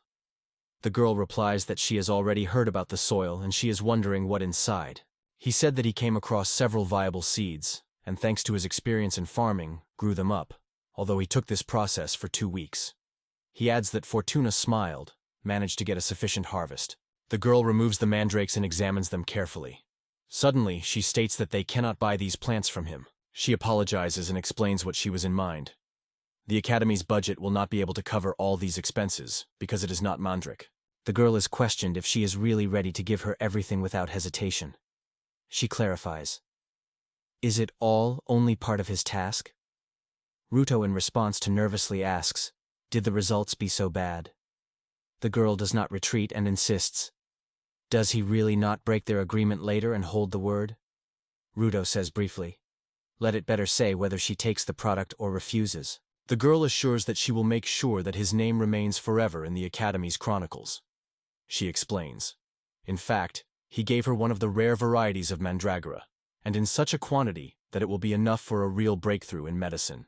She explains to him that she had to give them 100 gold coins, but now he could offer a large silver coin tomorrow, 5 gold, and 60 more will be handed over a few days. In response, Ryuto states that if this coin is really rare, let him give everything now, otherwise he will sell it to others. The girl reminded him that she had already said, such people are rare and extraordinary, and they need only real researchers. She wondered if he was still familiar with someone just as talented in this case. She asks if he really can overcome all the difficulties and without her help. The man in response exclaims that he finally found it, and here's where it was hidden all this time. The man states that he has been looking for him for a long time. Ruto does not pay attention to him, but he assures that he will not be delayed. He hands the reward for the completed task of extermination of the monster, and adds that he put him a little more from above. Ryuto lists and claims that there are exactly 15 gold coins. The man notes that the monsters on the lake were considered creatures of rank A, and then someone is interested. Did it really be the Ryudo-san? He confesses that he really attributed himself to the destruction of all those monsters for the sake of the award, and now he will become unsafe that he is assigned another's glory. The Ryut grabs him by his shoulders and asks whether he is interested in making money. He is convinced that if he finds himself in the center of general attention, he will be unnoticed. All the problems were resolved as soon as the witch was talking to the servant by the merchant, and Parahuto still managed to buy Lilith. In the city, located on the border between the world of people and the country of demons, there is a completely lawless area where all the wishes are fulfilled until you have money. The presenter advocates the beginning of the battle, declaring loudly that today in the arena, the brightest debutante, which was talking about the whole city, challenged the current champion. After that, he solemnly represents Augustine himself, the hero of the sacred spear, the legend of the event. The presenter notes that the enemy defeated the enemy with the first blow, and in the next round he crushed his weapon into small powder.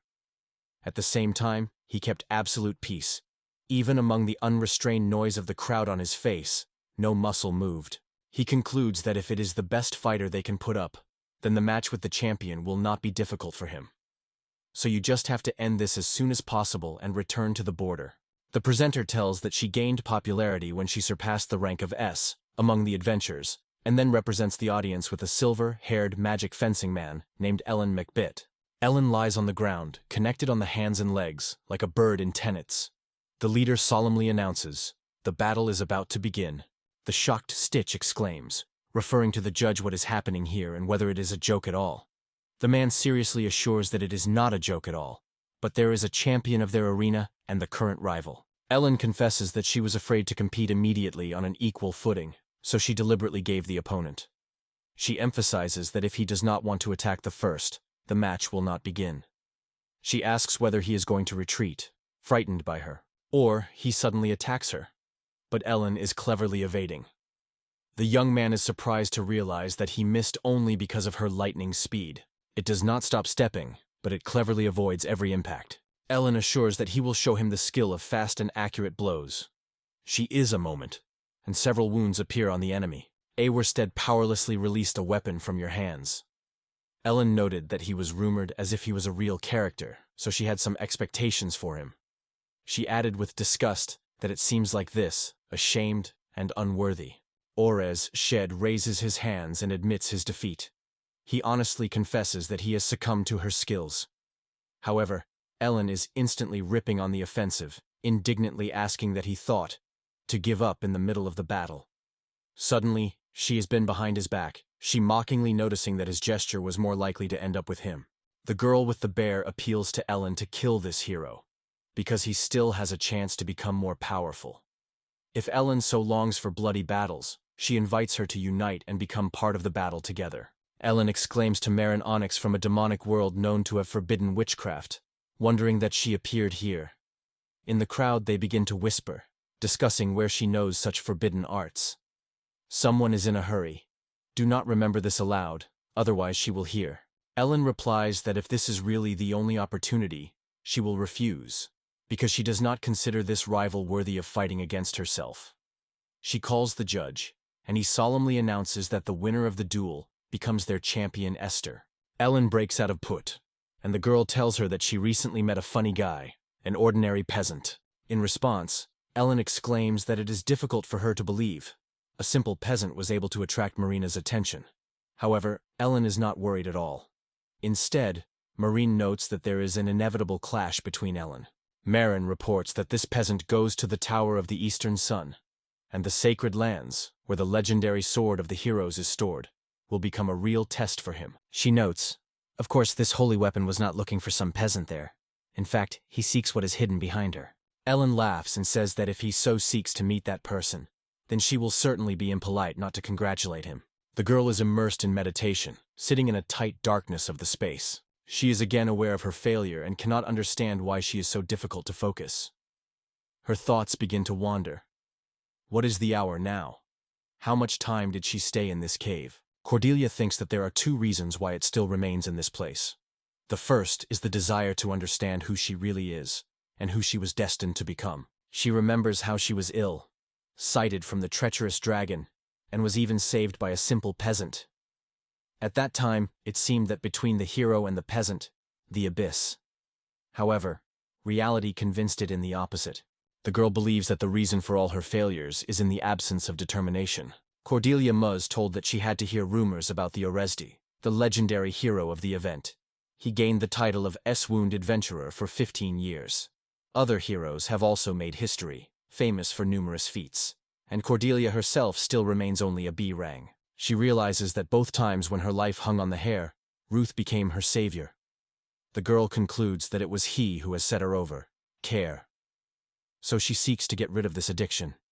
And this is the second reason that leads it to this cave. The old man explains that Abisurker is a condition when you turn into a berser and reveal all your true power. He tells her a dangerous task that will turn her into a mana, a ruthless berser, whom society will hate and who is destined to bring only suffering. At the same time, he adds that instead, in a state of rage, she will be able to reveal forces that much exceed her own. He argues that for this reason, this test is called a devil. The man argues that the true essence of the Abizer man is the passionate desire to survive. It is when moments when life hangs on the hair that a person is able to reach the peaks, which he has not even dreamed of dreaming. He explains that when she clings to life, her soul remains behind, and advises to avoid it if she really wants to step on the path of madness. After losing the soul, it will turn into a ghostly dead. According to him, the corpse has no value, but it is only necessary to break the balance, and the mind will certainly leave it. He advises Cordelia not to worry about it too much, adding that he is not too aware of such cases. The man advises her to plunge into her own consciousness and reproduce what she seeks to see, until she accepts every part of herself without denial. Cordelia sees herself as she yells at someone, states that he is ready for everything for money, confesses in feelings for Roito and explodes indignation. She asks if all these parts really belong to her. It is disgusting, but she understands. She must accept them. Cordelia prepares for a decisive battle and orders its parts to gather together. She firmly states that every fragment of her own essence will comprehend her true desire. The battle between her and her internal fragments begins. The girl is wondering if her way of acceptance is a duel. She confesses that she is forced to call this approach wild. Turning to her parts, she proposes to solve everything calmly and interrogates whether they share this opinion. She fiercely rushes to her opponents and shouts loudly that they will never give way. Little Cordelia is wondering if she is really satisfied with this performance.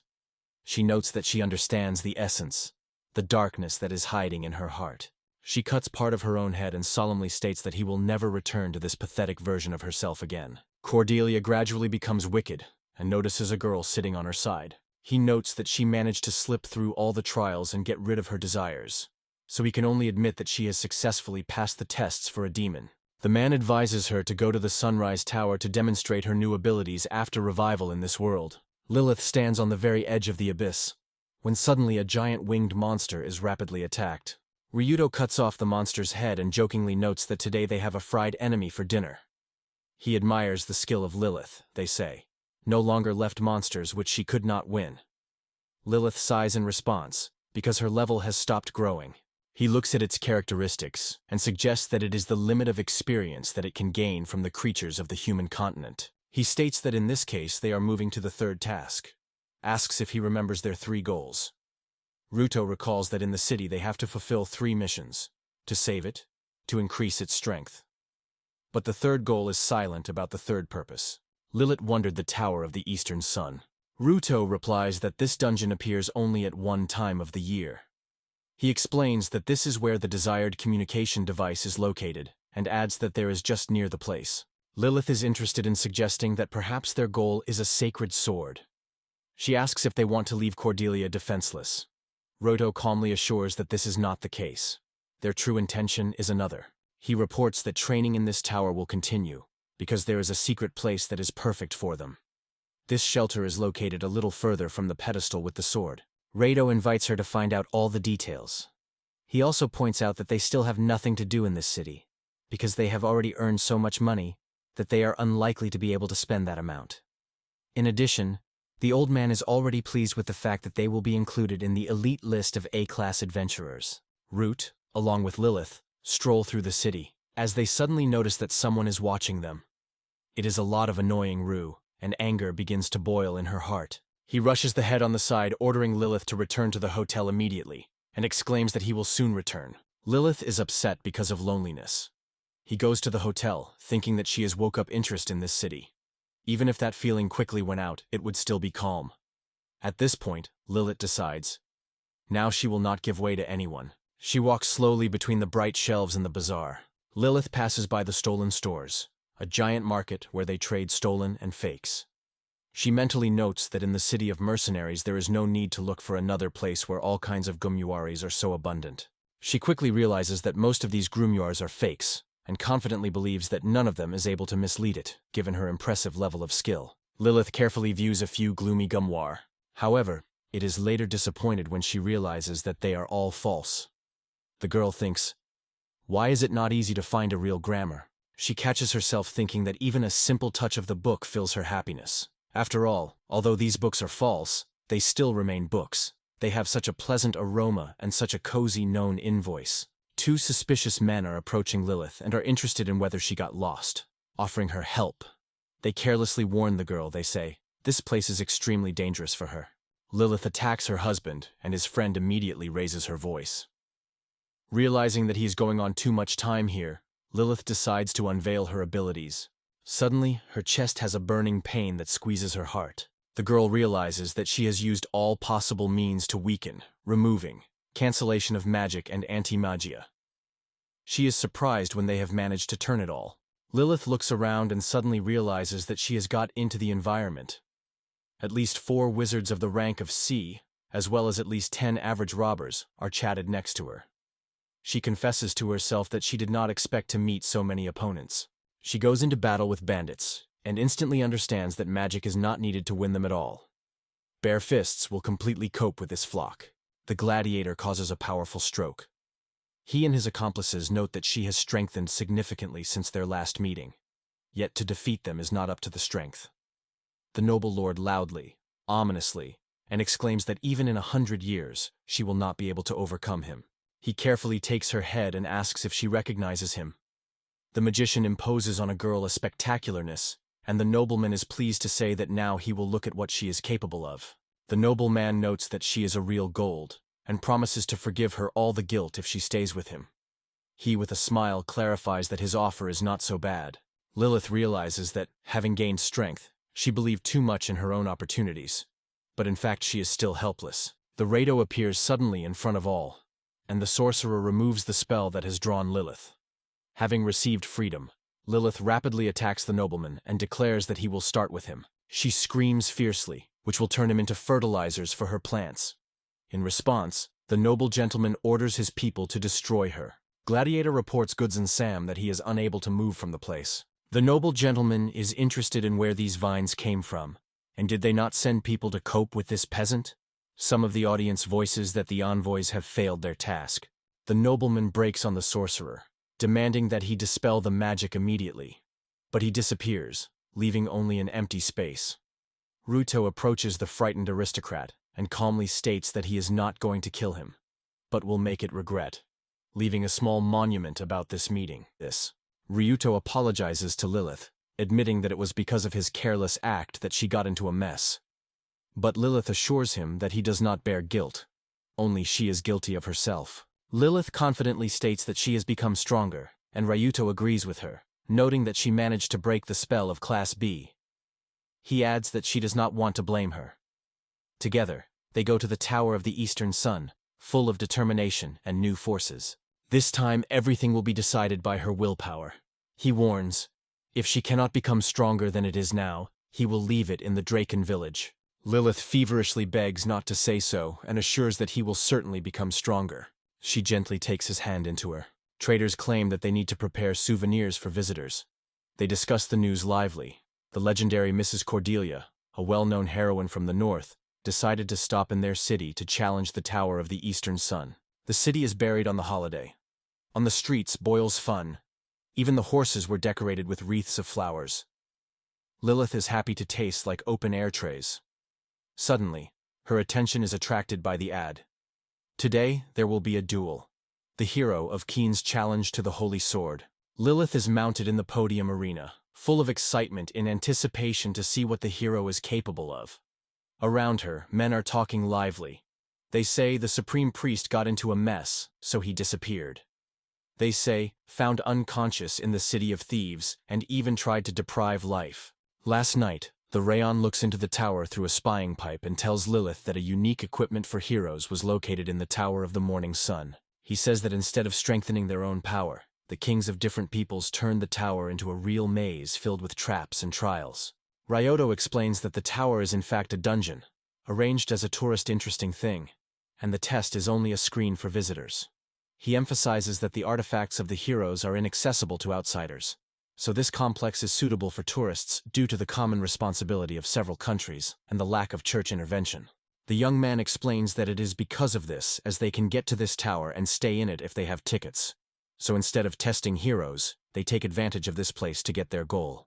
Lilith reminds him that he had previously mentioned it. The girl thinks about doubt whether she will really be able to become stronger in the dungeon created for tourists. She is wondering why they rose to this roof, assuming that their plans should be discussed here. The Ryuto extends her a pipe and tells her a room with a balcony in which the light does not fade. It shows the middle of the highest building in the district and asks it to apply its ability to see from afar to look what is happening there. Lilith inspects the room and notices many soft toys scattered on the bed.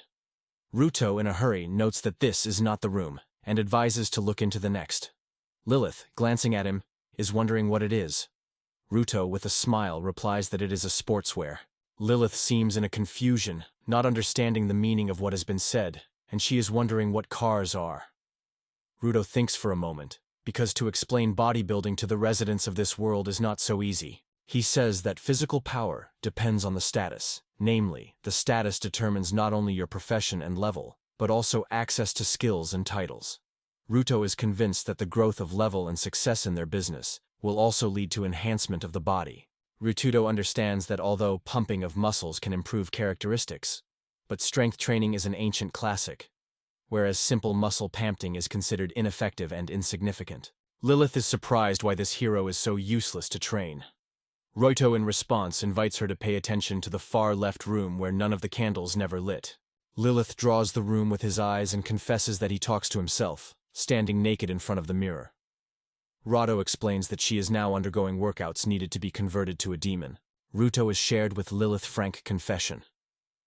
Now Cordelia is on the verge of life and death. She has already half taken her fatal step. Ruto explains that the girl struggles with all his might for the remnants of the mind, while her consciousness is enslaved by the unrestrained force of Berser. During the trial, Cordelia is faced with the ominous dragon Amanta. Amanta himself notes that this time she appeared before her in this form. She assumes that it is so easier for her to hate her. Amanda asks if she guessed. Cordelia explodes with a cry, accusing itself. All her brothers were killed, and she is guilty of herself. Suddenly, a detachment commander appears to her and admits. He shares her opinion and assumes all the guilt. He admits with pain that he failed to protect neither the hero nor his own subordinates. The man asks them to forgive them because they fought side by side with the heroine and entrust her for her life. In the heart of the battle of Cordelia stands between the headless fallen knights. Their voice shadows turn to her. They are asked to forgive, confessing that they no longer have heads to bow them in repentance.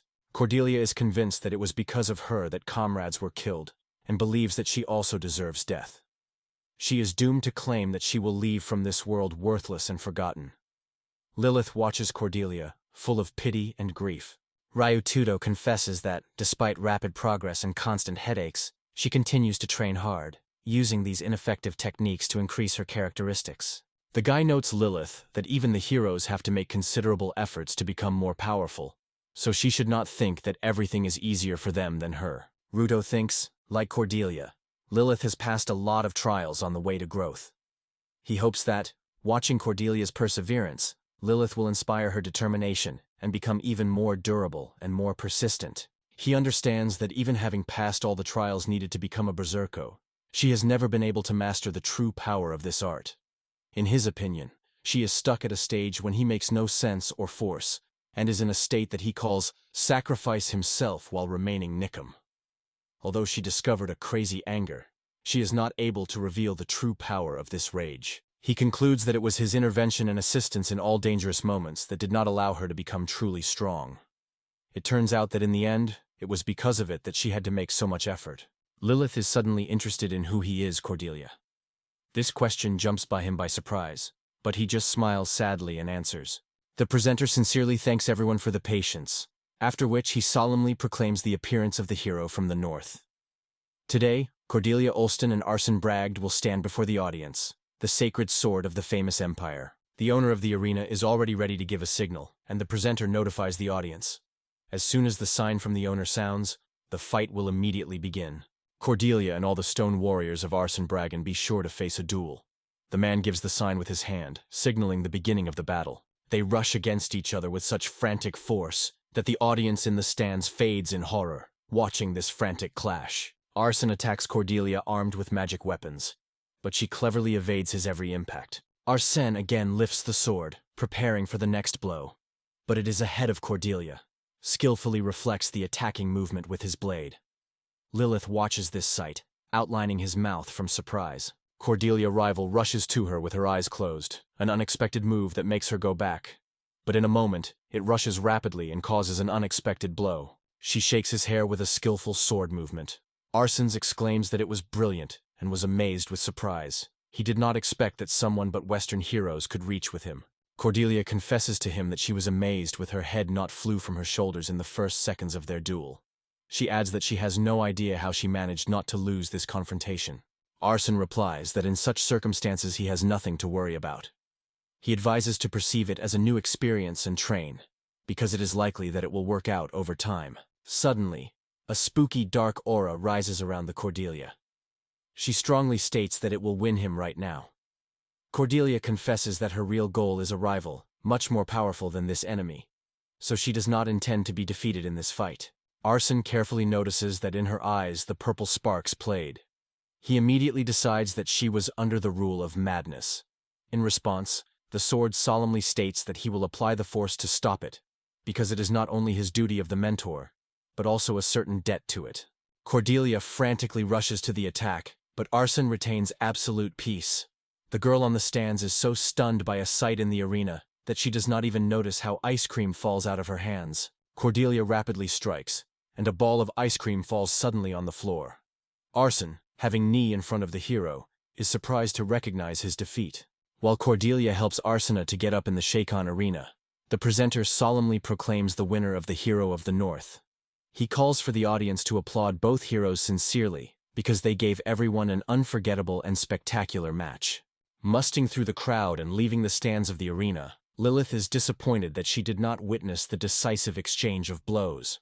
Lilith thinks how long she believed that among all geniuses, only Rauto deserves real recognition, and the hero asked only for appearance, being confident that she would handle on his own. She is now aware that she was too arrogant. Willett is convinced that they are from different worlds, and whatever the path will not be left behind. Lilith sobs, realizing that she will never have the strength to defeat this hero in any way. At the end of Ruto, he knocks on the door to Lilith and asks if she is no longer sleeping. Lilith, without even opening the door, replies that she has already woke up. Ruto confesses that he wanted to share with her the important news of the Eastern Sun Tower. Lilith is rolling into a blanket, and Sally says Ruto that she thinks should return to the Draken village. Ruto assures that she understands her perfectly, but proposes to postpone the conversation until tomorrow.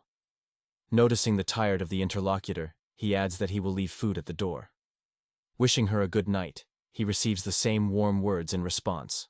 Ruto was already going to go, but suddenly came back to remind Lilith not to forget to brush her teeth at bedtime.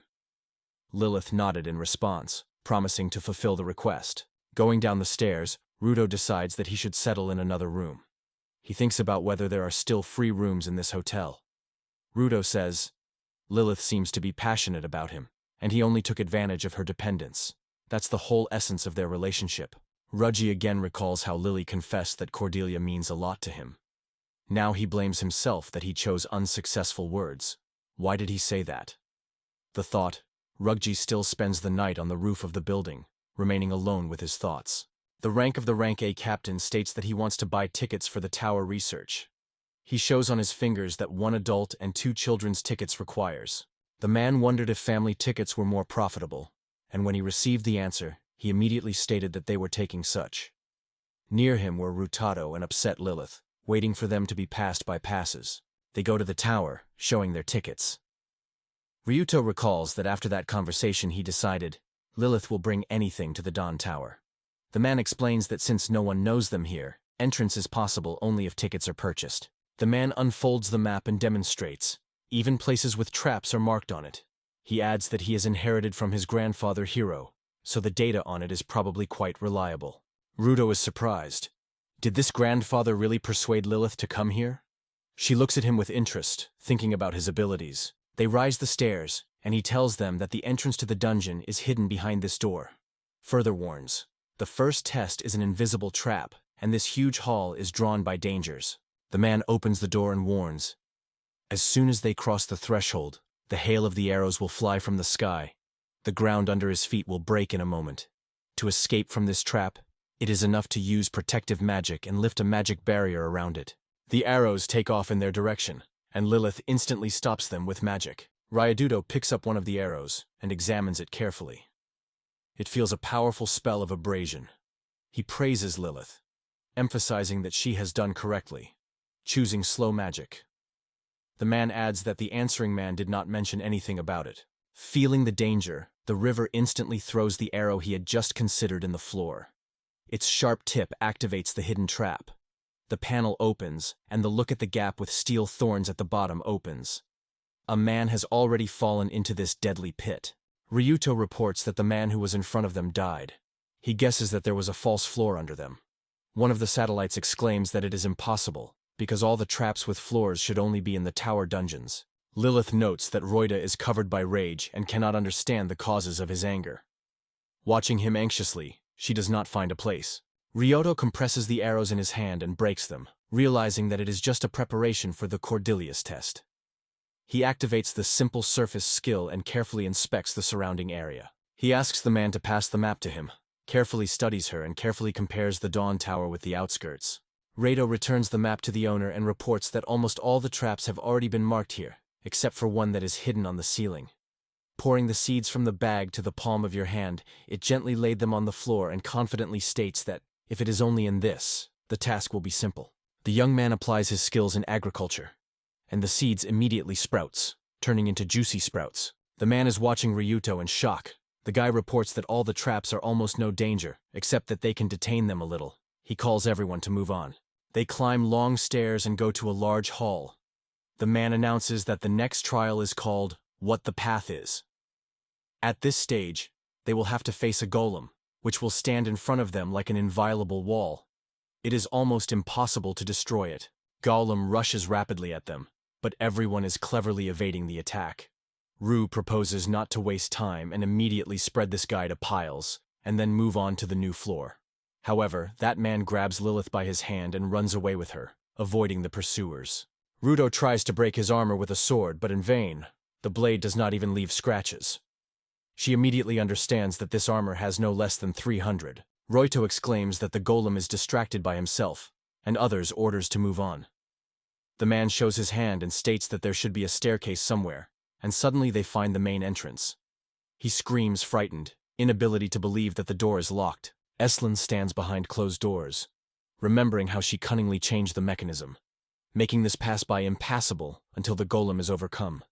It is disassembled by curiosity. What is the peasant now when so many traps are placed in the enemy's corridors? Eslin suddenly disrupts a loud roar from the place, and she does not understand what is happening. Suddenly, the earth under her feet begins to tremble. The walls of the Tower of the Glow are covered with holes. From the shocks one after the other, they have holes. Eslin notices the open door and suddenly sees someone inside and throws a huge boulder. Barely turning his breath, Ryuto points to her, emphasizing that she complicated this dungeon. Eslin is surprised to ask how he managed to cope with all the tasks so quickly. Rule in response confesses that he found a shorter way, has passed all the traps, and therefore found himself so quickly. She wondered if he was really going to destroy this tower. Ruto asks her whether she believes that there will be at least one among people that she can do it. In addition, he adds, the tower in question does not even exist. He is wondering why this tower is called Dawn Tower. He explains, most of his time she is in the rest of the dimension and appears in our world only at special points. This makes it a great place to store the equipment, although the tower has another hidden purpose. Rudel opens that this tower, despite the ancient tradition of testing heroes, actually hides a demonic sword in its walls, created as a pair of artifact to a nearby sword. He confesses that he cannot say for sure whether the holy sword is really here to restrain the demonstrative blade, but notes that this tower arose as a result of a tremendous accumulation of magical energy, and, in fact, is an echo of demonic weapons itself, its true shadow. Eslin assures that his knowledge is too deep so that her simple words can deceive him. She, in response, notes that the same man stands behind the same door. I will suddenly realize that his body is not obeyed at all, and it comes to the conclusion, it is probably a girl with a knife. She crosses the threshold and turns to him, if you can, try to break through the door while they are still open. At the same time, he confesses that in her opinion, he is unlikely to have the strength to move at least for a few hours. Ryuto removes the spell, remembering that she even laid the magic to hamper their movements. He notices that a man and Lilith still boil charming ties, so they cannot even move. He is compassion. He turns his eyes, blinds the eyelids not to see this picture, and goes to the door slowly. He slowly goes the corridor and finds himself in the spacious hall where Eslan is already waiting for him. His gaze immediately attracts the sword behind her back. Isn't it demonic as a blade? Eslan raises his eyebrows and is interested. Do they now have two applicants at once? The Rue rotates and notices how Lilith entered the hall. His face is instantly glowing with joy. At the same moment, as soon as Ruto turned away from Eslin, she bouncing rapidly. She is rapidly rushing to Ruto with a dagger, and the guy barely has time to set a sword for protection. He is stunned at what incredible speed she was right in front of him. He thinks, does she have any special equipment? Aslan replies that he already knows about it, but she still continues to explain the details. She says that everyone who touches this sword will receive their desire, but half of his life will be at the cost. She then coldly states that she is about to sacrifice. Ruto is attacking, but she suddenly appears behind him. She wounds the boy and admits that she is impressed by his character. He then invites him to find out what awaits him ahead, and with a cold smile states that his most cherished dream will never come true. Feeling a fresh wound on the back hurts, the Ryuto again rushes to the attack. But she notices. She has already disappeared and found herself in a completely different place. It does not give him the thought. Is it one of its usual chips? She disappears again, shouting her name, Eslin, and assuring that she will become their death. Lilith is concerned about him, but Ryuto calmly replies that everything goes exactly as he predicted. He assures her that there are no reasons for concern, and orders to continue to prepare for the realization of their plan. Ryuto notes Eslin and immediately rushes to her in a fierce attack. It collapses a whole flurry of blows to the opponent, but Eslin skillfully reflects every attack. Ryuto notes that this is her own way of action. He points out that she was constantly talking about murder, but never tried to kill them. Ryuto suggests that she has been intentionally adjusting. The Ryot stands on one hand with passion in the eyes, asking for permission to demonstrate all her determination. Eslan is stunned, not realizing what he conceived. Turning into his hands, he rapidly attacks her with his feet. In his thoughts, he involuntarily scrolls. What is the source of Eslan's strength? Perhaps it is the ability to accelerate, teleportation, or even a time stop? However, the last two variants require tremendous expensive mana, and acceleration and time stop are usually accompanied by a powerful explosion of energy. Roito notes that adventurers who use time stop are mostly leaning to melee. This gives them a significant advantage. However, if the enemy begins to move atypically or unexpectedly, they instantly lose control of the distance. Having weighed all the circumstances, he decides that she will apply the skill of excessive acceleration during the battle. Ryatu believes that the main shortcomings of supersonicity are the need to have space for movement, so that this ability can be used in its favor. Therefore, there is only one really effective tactic against it. He notices that she always waves her weapons before applying acceleration. So he decides that if she can catch this moment, she will be able to withstand her. Eslan asks if he really tries to seem so difficult. She decides that he tries to calculate when and where she appears, and, as it is pointless, believes in his treachery. Angry, she rapidly rushes to the attack, shouting his death. But suddenly, Rutu knocks it on the floor. Eslan is rapidly raising, and Roitel understands that they succeeded. Eslan is indignant that she was misled by such a primitive technique. She guesses that he has prepared the magic of tracking through the girl to turn her trick, and now he thinks when he had time to do so. The hand of Eslan is confused in the algae, and looking around she unexpectedly realizes that there are many of them here. Ryoto recalls how he planted weeds around her to be able to observe her actions even at the surface level. Thanks to this, he predicted each step. He concludes that it was easy to solve her intentions. It was enough to understand that she was moving through teleportation. Eslan is suspicious of whether the whole performance has been conceived only so that she did not notice the weeds around. She notes that it is not good. She wounds him several times, and Roito tries to understand how it happened. It seemed that he evaded all the attacks. The girl with a smile notes that he still looks like a baby. Eslan warns, "Let it prepare. Death will be fast and painless." Eslan gets all his fighting supplies and, apologizing, warns that he will not hold any of his strength from now on. Eslan sharply rushes to Rue with daggers.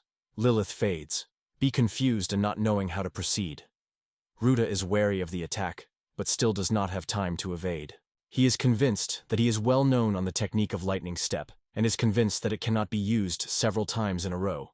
However, this woman is so easy to refute his words as if they were worthless. He remains to assume that it is the power of that sword. Aslan is quite surprised by her own stubbornness.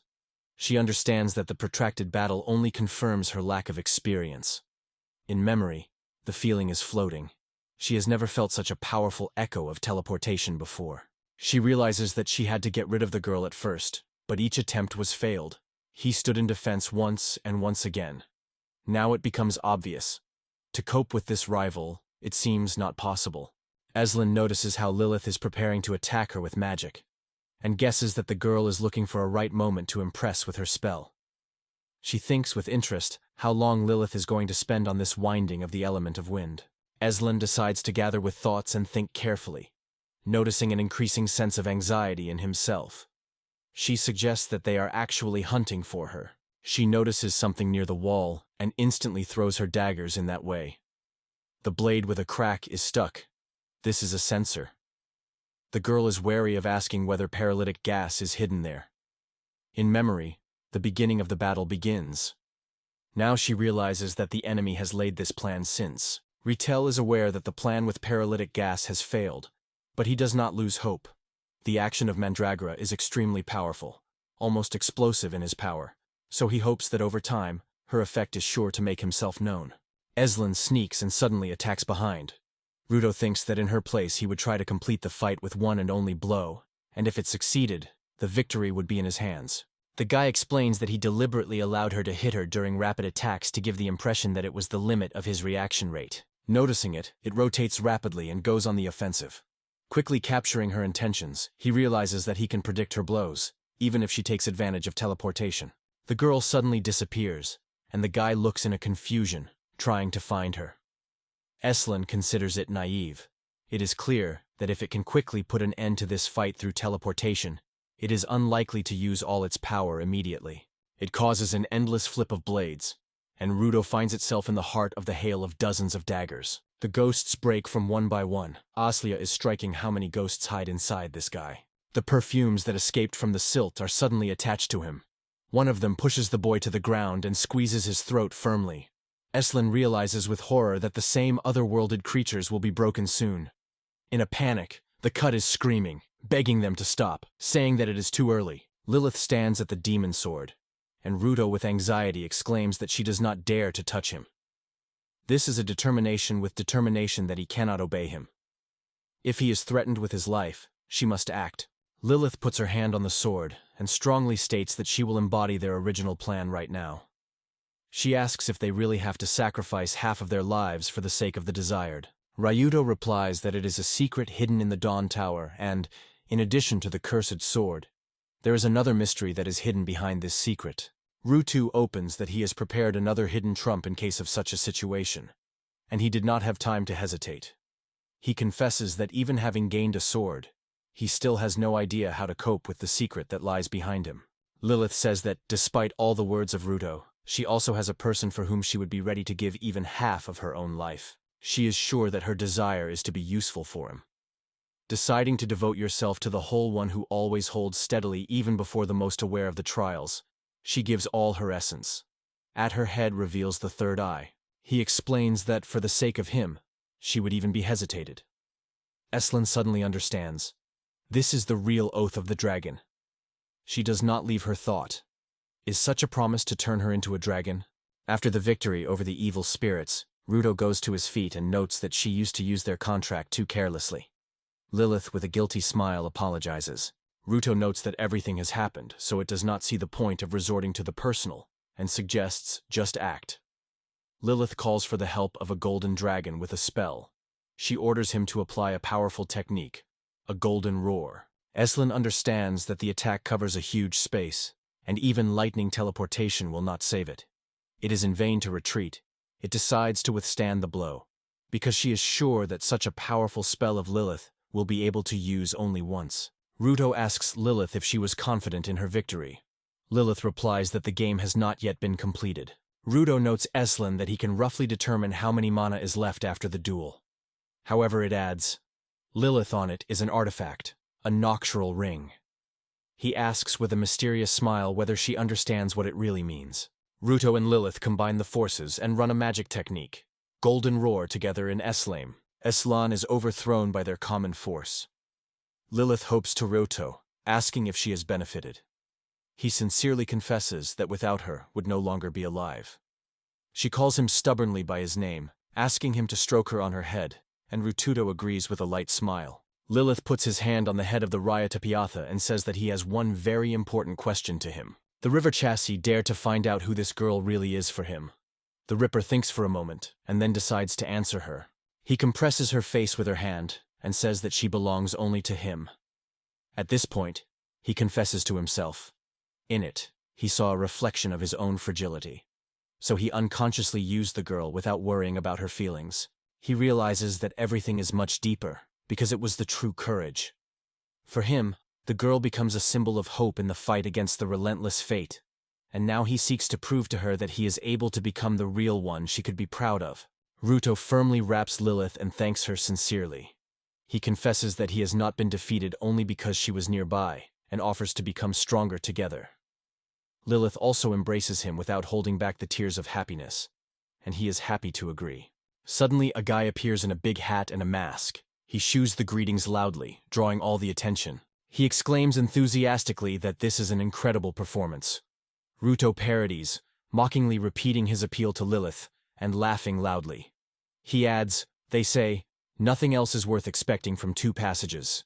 Lilith is in surprise to think about what is wrong with this man, because he came from nowhere.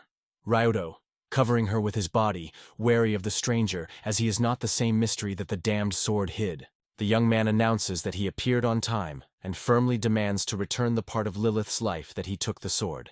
He replies that he will give half the life of that girl in exchange for half of her own. The Ryut nervously requires to stop these meaningless chats and return it. However, he only states, What is the difference to you if human life has no value for you? The guy in response states that he is incredibly uneducated. Fortunately, he assures, he knows well how to do the same types. After these words, the guy applies a magical technique, and one blows a riverhead. Lilith watches as the body of Roido falls to the ground. She stands with extinguishing, staring at the beheaded Roido. The Willet calls him, gets down and begs to wake up. She shouts in despair, demanding that he rises. The guy exclaims that he inadvertently removed the winner from his way. He assures that such meanness is not peculiar to him, and immediately apologizes. Then he invites everyone not to get hung up on ancient mistakes and not focus on the past. In the end, he translates the conversation to Eslin, pointing to it and calling it a blonde. The guy is wondering why she just seems and emphasizes that he is sure that he still has strength for battle. He orders her to get up and warns, if she does not, he will crush her into powder. Suddenly rushes to the guy behind, but he cleverly evades the attack. Ruto with indignation requires a promise and return Lilith years. The guy looked around confusedly, not understanding how to survive. Ryoto even believed that he had already died, and could not understand who this stranger is before him. A man seems to remember something too, and asks, "Isn't the Ryoto reincarnated?"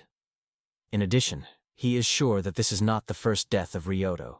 He acknowledges that the embrace of death almost does not work on those who have once known death. Suddenly, the guy appears behind Raudo and says it does not matter. He quietly leans to the very ear Raudo, whispering that he still has something to talk to him, turning to him as Jajima. The guy claims that Ruto answered the question of the goddess about his most cherished desire surprisingly interesting. Instead of the banal, save me life, he asked him to give him a chance to start everything again, but with the condition of preserving all his memories. He tells that, despite the fact that he remained a simple peasant, he gave this woman everything he was capable of, that she could not have been able to do without him. The Ryuto is interested in who he is. In response, the young man notes that his name often sounded in various interpretations in his last world.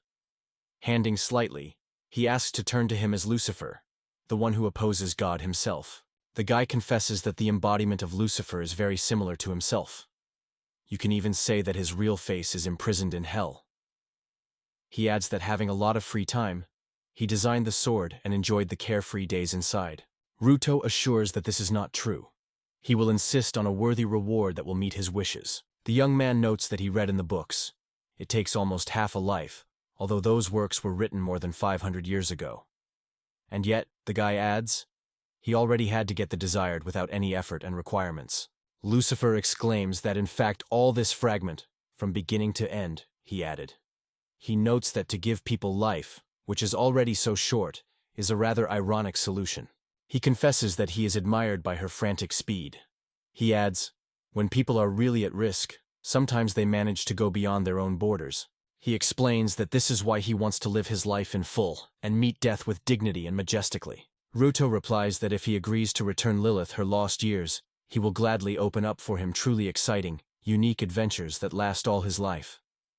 He is wondering whether this was the reason why he began to miss her. Lucifer laughs loudly, demanding that he be entertained, and with a wicked smile shares the plan to return years to life as a sign of fun.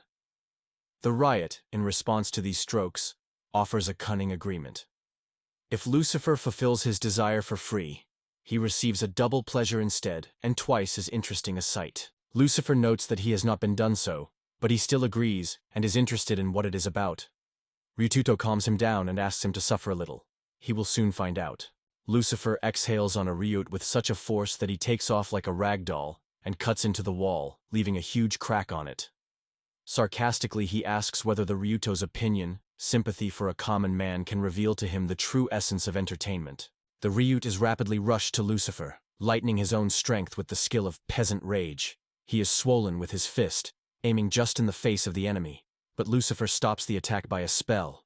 The blow fades just a few centimeters from his face. But Ruto removes the spell and rapidly attacks Lucifer, sending it far back a powerful blow. The force of the attack is such that the guy injures his hand. He, beating in pain, confesses that it is really painful, and, noticing an alarmed Lilith, asks her not to approach. Ryutudo reports that not everything is over. Lucifer stuck in the wall so that only his legs stick out. Lucifer notes that he last got so much in the face only during a fierce quarrel with the goddess. Getting out of the pit, he exclaims that it was a brilliant sight. He points to the moon and confesses that he was so fond of his completeness that he is ready to bring Lilith to life without any fees, barely squeezing his fingers, and Lilith's body flashes with soft, magical light. Lucifer addresses Ruto with a question whether his desire has already come true. He notes that the transmission of part of the magic Lilith is still another than what he dreamed of, but he still thinks he may already have an ability that he is not inferior to the one he sought to get. Lucifer reveals a secret. The King of Dragons and other monarchs have made an agreement to share a share of their power with their princesses. He notes that their souls are connected more strongly and older than they could imagine themselves. Lucifer offers him an extraordinary gift, the ability to reincarnate into any image that only wants and requires something in return. Reut says that he once lived a huge wolf who managed to absorb the ancient god. From that time, he took over the divine power, turning into a legendary creature, which was made of translations. Ryututo thinks whether Lucifer can convey to him the ability to absorb the gods, along with all their skills. Lucifer agrees, and produces a beam that tolerates ability. With a cunning smile, he notes that now Ryututo will probably want to eat it himself. Ruto is disappointed. That's everything. He was convinced that to obtain such skills would have to go through some complex and mysterious rites. Lucifer reminds him of the promised double entertainment. Ruto, in response, strictly warns not even to try to look, otherwise it threatens to swallow. Lucifer thinks how suddenly he remembered the ancient god of fertility, which his own child has gone at the very moment when he was about to eat it. He is wondering what fate awaits this unfortunate. The next day, the heroine of North Cordelia agrees to accept the call. Amazed at what she sees, she boldly goes to the destroyed dungeons and without any obstacles goes simply to the sword. The man applauds and welcomes her on reaching. Ryu instructs him to become a witness when the hero takes the sword. Cordelia, dissatisfied, angrily exclaims the curse. The hero of the North, Cordelia. Without any difficulty, there is a test of the Dawn Tower. A year has passed. At the Academy of Magic Altina, a guy turns to Color, wondering if she is worried about something. The girl replies that a crowd gathered near the third training ground, and she cannot understand what is happening there. They stop near the balcony to look a little, and the guy makes the assumption that there is another entrance exam. He adds that it is actually only a group of those who decide to get here because of their wallets and not their abilities. Cordelia notes Moses that he treats them too rough. Cordelia watches the Academy's entrance, is convinced that she is a heroine, and Moses is a sage. From time to time, they both attend a special course at the Academy, and as a sign of gratitude for their participation in the Order of Knights, they were assigned a scholarship. She smiles, watching children rejoicing from being accepted to the Academy. Moses corrects glasses and disdainfully calls them a flock of weaknesses. He is wondering if they are not ashamed to have such pathetic abilities. He claims that the Tanjin people are guilty of themselves, and everything they can hope for is to become a bait when the right moment comes. Cordelia, despite Moses, plunges into his own thoughts. And suddenly in the crowd, her look stops on Ruto. She jumped from the balcony, shouting that he was already here. Moses asks in the Cordelia what happened, and the Cordelia rushes to go, shouting that Ryuta McLean appeared among the contenders. Hearing the name Roito, Moses squeezes the balcony in anger that it breaks, and Cordelia understands that his hatred remained as unchanged as before. A few weeks before the entrance exam at the Magical Institute, Roito is interested in Lilith if she has prepared everything. The girl confidently replies that it is ready. Then, the young man proposes to go. The man reproaches Roito, they say, it is not good on his part, without even saying goodbye. Ruto looks confusedly and sees his uncle near the Dragon King. The bearded man reproaches the Ryuto for his lack of respect. In response, Ryuto reminds that he himself allowed him, did he forget? But the man strictly cuts off. This behavior is boldness, and warns not to forget to return to them. Ryuto asks the Dragon King whether he deliberately remained silent about the servant's label. The king replies indifferently. He was not worried at all, and the label would not have arisen if they did not leave it. He explains that the bracelets that give here are filled with the power of the dragon. This energy is able to neutralize any illness or curse that spread in the village. At the same time, the bracelet will not remove the seal itself, but will skillfully hold back its activation. Ryututo asks why he had not told him anything. In response, the king only shrugs. You did not ask, and knowledge is the power, so he himself is guilty of ignorance. He assures that he was guided only by good intentions, and he is interested in whether they were able to reach the truth on their own. The king explains that they come from the dragon kind, so human worries should not worry them. At the same time, he promises to arrange the next owner of the dragons and extends his hand. Ruto does not press her hand, but she notes that he still has an unfinished business. He explains, all this time he has gained strength to become a support for the heroine, so his real place is near her. The king nods to him, showing that he understands everything. He turns to Lilith, looking closely at her. In his opinion, she is too weak, so he still considers the expulsion 4 years ago quite justified. He is wondering if she remembers her father's last words. He reminds that he said, "Dragon is not easy to die as a person," but despite her own weakness, her father still committed a grave sin. He disgraced the whole kind of dragons in his own words. The king squats and adds that, nevertheless, Ruto undoubtedly proved himself as a brave warrior, that he did not leave her without protection. He notes that she proved it, eventually getting a chance to become stronger, so it is a great honor for him to call it a part of the Earth Dragon family. Men say that the dragons give them a blessing on a glorious journey, after which they should return home. The king looks at his watch and notes that they should already be in place. His satellite clarifies whether he warned them about Shenlong Gate. The king nods. Yes, he said. The Shenun Gate is a witch's gate that has long defended the village of Draken. But over the century, the charming barrier has been destroyed, and now only the gates have remained from all protection. The king states that the overcoming of the ancient gate as a kind of bonus to the test. He emphasizes that by this time no one has been able to accomplish this task. The monarch is convinced that they either do not even risk to try or return to the sedated. The king destroys the gate with a scope and states that they have nothing left to break the obstacle. The man is worried about whether the gate was completely destroyed, but fortunately he finds that it is just a fragment, a small part of the gate. The king states that the future changed at a moment when he wanted to surpass the hero. He states that his strength will grow from now on every day, and the end of the world will be steadily approaching.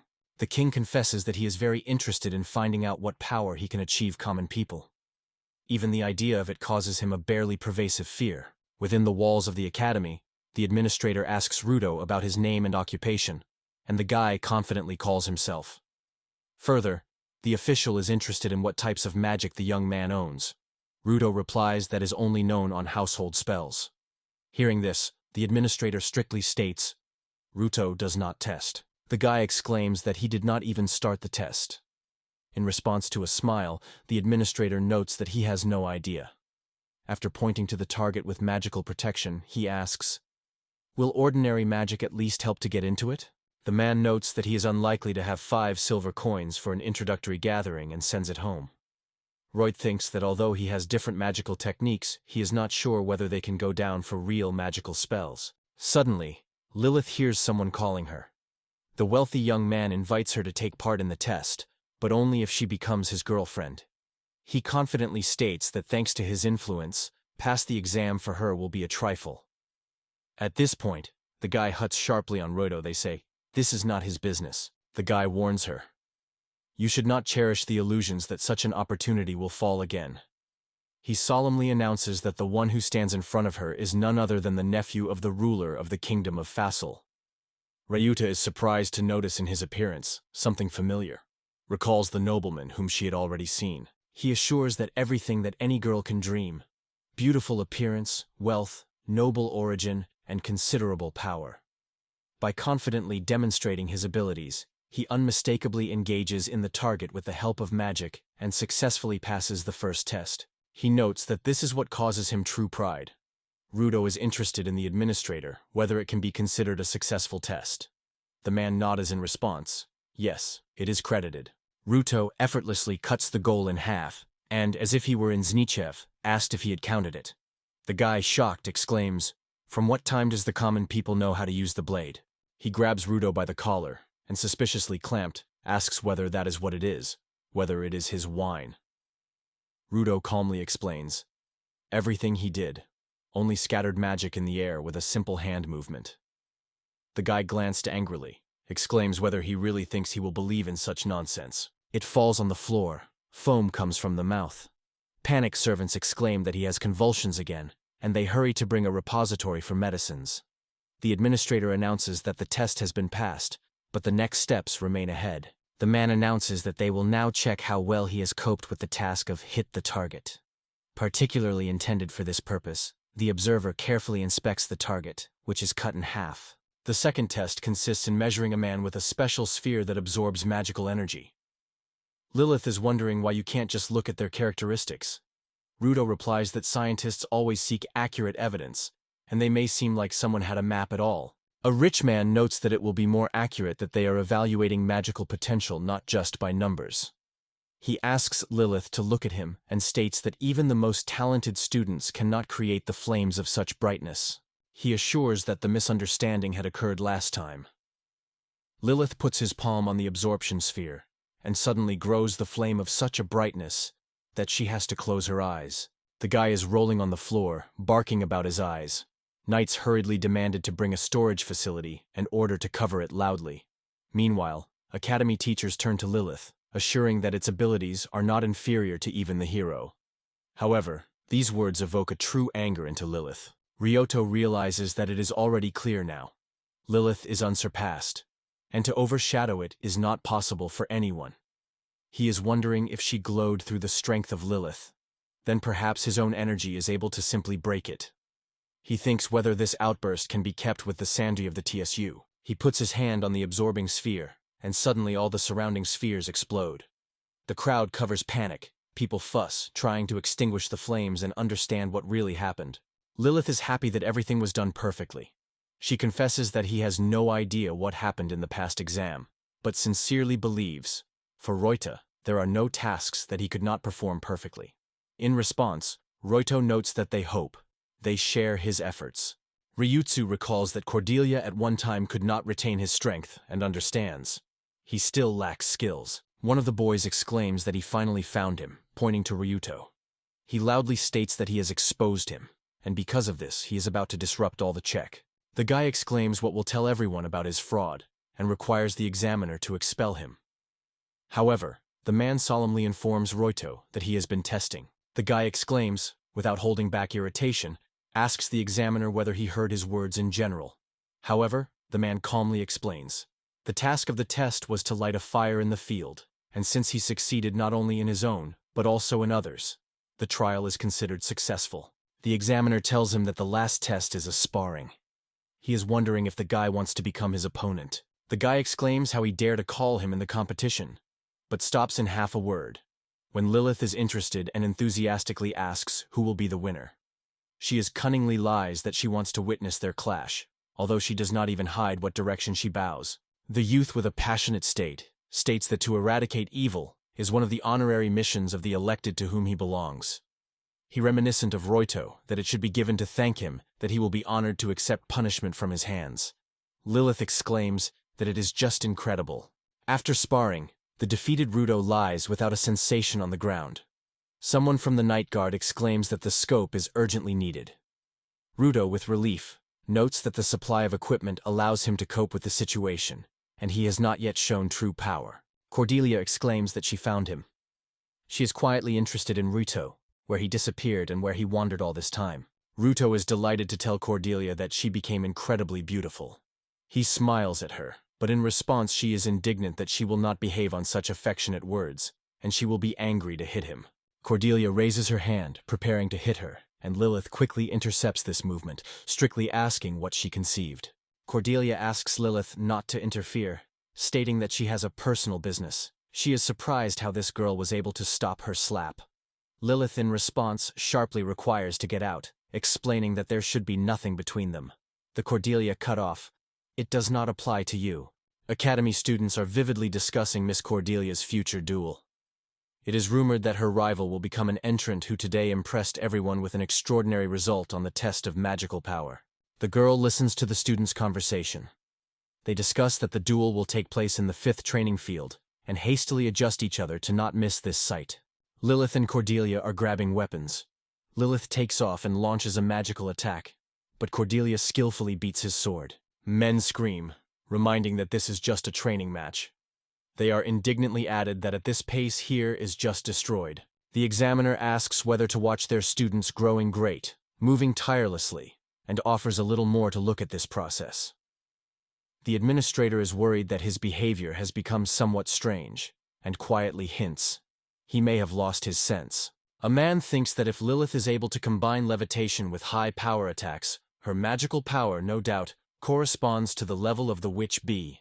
Ruto realizes that the sacred sword, which is now owned by Cordelia, still protects her from all dangerous ones, and cannot understand why Lilith continues to shoot in her. Meanwhile, the young man gradually guesses what purpose Lilith is pursued. Cordelia skillfully reflects another magical attack and exclaims Lilith that witchcraft against her is a futile affair. She challenges the rival, descend if bold and fight me as a real warrior. Lilith smiles and agrees. This festive saber is truly stunning. Then, Cordelia thoughtfully asks why Lilith called her sword. Lilith raises arrows and demonstrates something quite real. She sharply throws arrows into the air, and Roito realizes with horror that she is about to apply them. Cordelia watches the Lilith, unable to understand what is happening. In response, Lilith mercifully reports that she now has no chance of winning. Suddenly the arrows change their course and fly rapidly on it. The arrow flies into the Cordelia, hit the ground and lift a powerful explosion. She barely has time to react as she is already racing on new deadly arrows. She skillfully reflects the arrows with the sword, but they do not fall down, but again fly on the offensive. Cordelia is struggling to turn away and set aside every arrow. She quickly understands that the power of this attack is so devastating that it is not possible to scatter it completely. In addition, the hand gradually dumb. Without spending time, the heroine changes tactics. Instead of resisting arrows, he rushes. Lilith does not hide surprise, and decides that the rival just was scared of her barbed trap. Lilith does not see any obstacle in this. It can easily accelerate their movement. Meanwhile, Cordelia suddenly stops, turns sharply and flies up.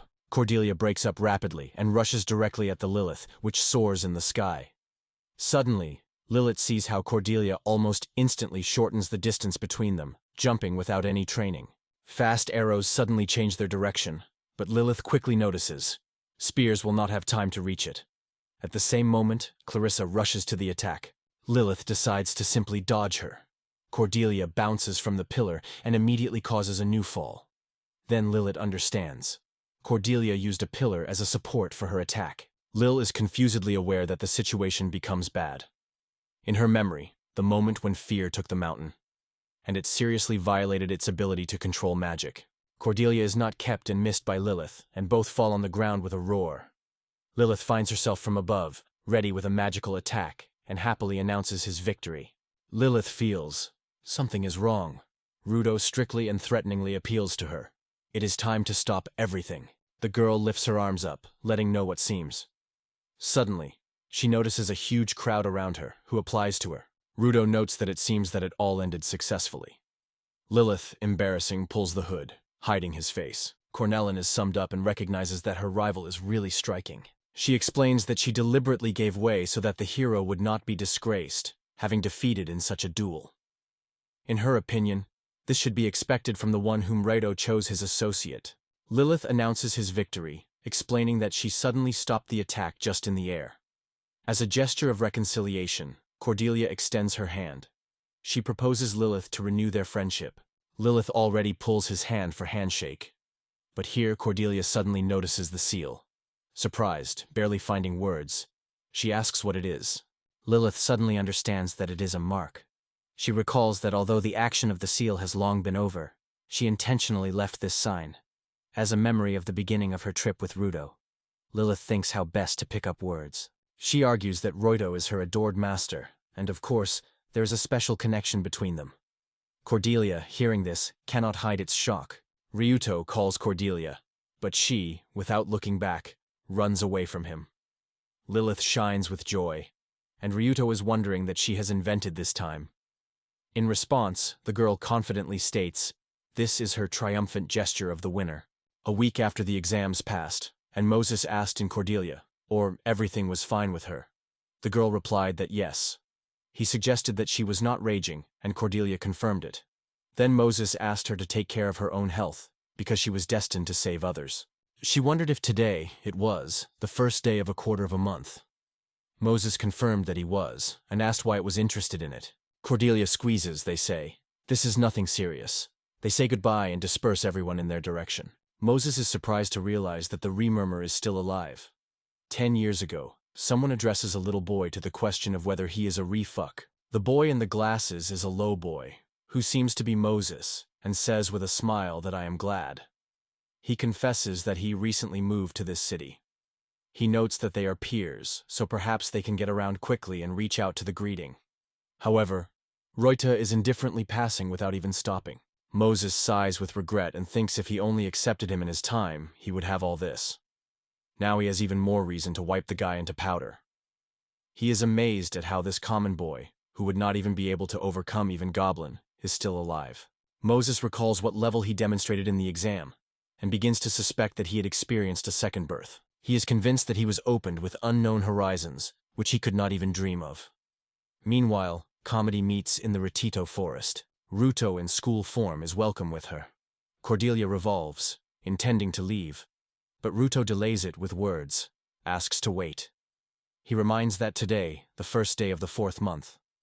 Ruto stretches her a bouquet of flowers. He notes that these flowers usually have purple or white petals, but it is here that they bloom from red buds. In his opinion, these delicate flowers emphasize her image. The Poor Land is glad that they are still able to mention their common past. Rio too gladly notices. He is pleased that she still carefully retains that hairpin. She replies that she constantly reinforced it with magic. Without this amulet, it would have long been crumbled. Cordelia appeals to Reuto to tell her more about Lilith. He warns that this conversation will not be short. They are assigned to the bench, and Reuto shares with her details. Cordelia is saying, everything was that way. Ruto notes that this label is just a tattoo, because they have destroyed the seal for a long time. Cordelia with relief notes that their relationship is not at all. But suddenly her stomach grunts loudly, suddenly breaking the silence. Ruto laughs and asks if she is hungry. In response, she shouts that it is all his guilt and requires him to pay for her. The guy reassures that she can eat for free, but the girl again reminds, let her take care of her properly. He finally agrees to take responsibility. They go nearby and Cordelia advises him to give a bouquet to Lilith. Ruto is surprised why it is, because she is not like them. However, the girl assures that everything is fine and convinced. Lilith will definitely comfort. A man with a loud cry states, welcome to hell. He makes fun of their class is just a crowd of losers who have barely passed the entrance exam. From now on, he says, it is forbidden to use any special abilities, magic, or magical objects. He orders them to overcome the trials, relying only on their own power, and advises to surprise him. The man shouts loudly, if you have enough mind to understand me, immediately fill the backpacks and run a march together to the old school hidden in the forest. The Ryut, along with 2 guys, hurriedly executes the instruction. A shoutman confuses them, demanding that they move their feet faster. The Rayon thinks that Vellum Forest, known as a foggy forest, is considered a rather dangerous place. The plain once stretched here, but after a mysterious event, the whole neighborhood was covered with a thick grove. He has mentioned that the old school building has long been disappeared in the woods. At the same time, Ryuto is aware that all 45 students of his class were divided into 9 groups of 5 people, and now they have to act together. The guy is wondering if he is a peasant as he is. With a smile he adds that it does not matter, and it seems Arthur Malcolm. Ruto replies that he is glad to acquaint and presses the Arthur's hand firmly. Then he asks about other guys. Arthur notes that the boy's name is short, but he does not want to spend time at such a company. Rio noted that the worst class consisted of the lunch nobles and the former nobility, and even among them, common people were considered to be someone completely separated. No one was perceived there for ordinary people. Ryutudo suggests that the word peasant has 3 meanings. The first is people who are not tied to a certain place and do not have their own home, and are still associated with the community that exists outside the city. In his opinion, the second category includes people deprived of appropriate abilities. That is, if a person does not have the inner potential that makes it, so to speak, a brave warrior, then the only thing they remain is to live as ordinary citizens or peasants, choosing peaceful classes that are not related to war. Ryuto believes that residents of the city can master crafts and resort to forced labor to compensate for their inexperience, whereas there is nothing left for the peasants to survive due to their own hard work. He is convinced that peasants are needed only to build cities and grow crops, and in everything else they do not benefit. These are not better than stray dogs. Suddenly, someone jumps and vigorously waving his hand in front of the face, trying to attract his attention. Ruto looks sideways and notices a girl who bouncing lively in front of him. She is glad to welcome him and seems to be, her name is Kohar Segus. The girl reports that he belongs to the same group as he. Ryoto suggests that she is originally from Japan and belongs to the Oriental priests. Arthur is wondering if she is a foreign student. He notes that she has a great language. She replies with a mysterious smile that she does not know at all. The Ryuto is stunned by the appearance of a foreign student in the worst class. Suddenly someone grabs a Koge for a collar and in indignation demands to explain how she dared to flirt with the Rick. Ruto in anger is questioned in Lilith as she finds herself here and firmly grabs her by her face. She notes that Ruto's love is incredibly dangerous. Ruto whispers to her, unless he asked her to look at the Cordelia, because she managed to become a special student. Lilith reassures him, assuring that he should not worry. Lilith solemnly states that he will now defend Ruto. She explains that thanks to the status of a special student, has the right to attend any classes at will. Ryoto reproaches Lilith, and she states that it is one of the forms of his love for her. Meanwhile, comrades ask him not to move to the extremes. Short addresses Arthur with a question whether these people are all that is left with their brothers. Arthur sadly admits that it is difficult for him to believe it. 2 hours passed. Ruto runs through the schedule and understands that every minute is painted to the smallest. Arthur with despair exclaims that they are already in prison, and the short is offended. They say they just wanted to be a magic. The class discusses how the main character has achieved true skill, persistently developing his muscles.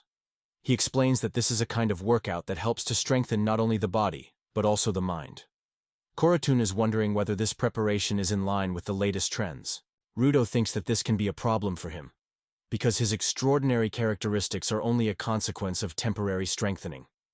It is only necessary to start training as these bonuses disappear. That is why he decides to try to neutralize the action of shackles. He is convinced that everything goes as it should, and it is time to harden the body and the spirit with them. The next morning, exactly at 6, Korse is stunned on the training field. The Ryuto approaches and asks her if she came. He is interested in where Lilith is, because they share the room. Kohara replies that Lilith has regretted, as if she had become ill because of a large number of people. Ryuto with reproach notes that she does not suffer so common action. Meanwhile, Lilith, lying in his bed, thinks about how it is annoyed by the excessive number of people around. It literally brings it to nausea. She takes Ruto's clothes, and she noticed with surprise. His smell soothes her. Kohara looks at it and does not refrain from remark that it is honestly strange. She notes that despite the sinister forest that spreads behind the walls, no traces of penetration of neither plants nor the monster were detected here. Ryutudo tells that once this place served as the last defense border before a major catastrophe, so it is not surprising that such a powerful protective barrier magic is preserved here. He acknowledges that a thick forest is now rising around this place on all sides. In his opinion, this point is now suitable for observation, and even with the worst class of guards that can only be imagined. Ryutudo believes that a catastrophe is a phenomenon through which monsters are rapidly transformed into ominous dragons or demons, and it is thanks to it that unique creatures appear in the world. He perceives the catastrophe quite differently. It is something so awful that it is difficult to even imagine. It is almost impossible to describe this, because after it few remain alive. However, all known catastrophes have some similarity. Ruto believes that all catastrophes inevitably cause a sudden mutation in one of the generations of monster tribes. But when this happens, the level of threat from the whole species is rapidly flying an order of magnitude higher. He mentions a flock of goblin, in which, after numerous disasters, ordinary warriors turned into generals, and the kings of goblin into emperors. However, even their development did not stop there. Despite the fact that the emperors were considered the pinnacle of goblin evolution, this race went even further. Ruto mentions Ultim, creatures that do not exceed the usual goblin. However, their power reaches the level of divine darkness, and once the whole states disappeared from the face of the earth, after the attack of the Hoblin Horde, which was governed by such a monster. Ruto is convinced that humanity in this world is constantly fading, and catastrophes only push him to the inevitable death. Only heroes are able to withstand this destructive force. He is convinced that he is indifferent to humanity, but in fact he seeks to protect Cordelia and Lilith, his native village, as well as the old and the teacher. Koharu turns to the swarm, and he specifies that the run is about to begin. The girl confesses that there is something that she has not dared to tell her teammates. She confesses to them that she is not sure whether she has the strength to go through it. Ruto, together with his comrades, rushes to rescue Kawara, but in the end he takes her on his back and carries on. On the second day, at 7:30 in the morning, students have a humble break in the dining room, satisfying a modest portion of food. Koharu politely proposes to share the Arthur with its share, but he refuses. Ryuto goes to the dining room with plates in his hands and jokingly points out that everyone is barely holding on hunger, so he suggests to try his dishes faster. Kohara is surprised to exclaim that it is oatmeal. Ryuto explains, since students can cook food themselves, he found a cozy corner on the school field and grew grain there. Kohara thinks of whether he used some force so that they rise so rapidly, although they are strictly forbidden. His comrades go without even touching the porridge, and the Ryut swears angrily. He thinks that only attack and protective techniques have been banned, and this is clearly spelled out in the rules. Lilith sighs irritatedly, and Kohara asks her guilt. Kohara addresses him, Ryuto-san. The guy assures that it is not worth official. Let him call him just a Ryut.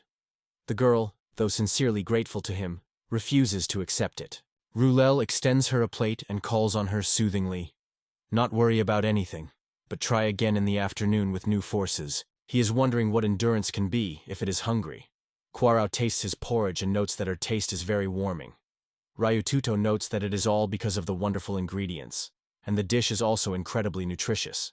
At 8:30, they are waiting for an unusual activity.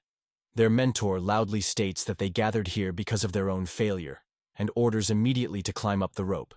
He promises, it is worth at least some of them to get an end, and everyone will receive freedom. Arthur raises his hand and is interested in whether the failure will affect their punishment. The man replies that it will not matter, but they will lose more than half dinner. Arthur squeezes his sleeves, decisively stating that it is time to take the risk. He grabs a rope and begins to rise, but soon breaks and falls down.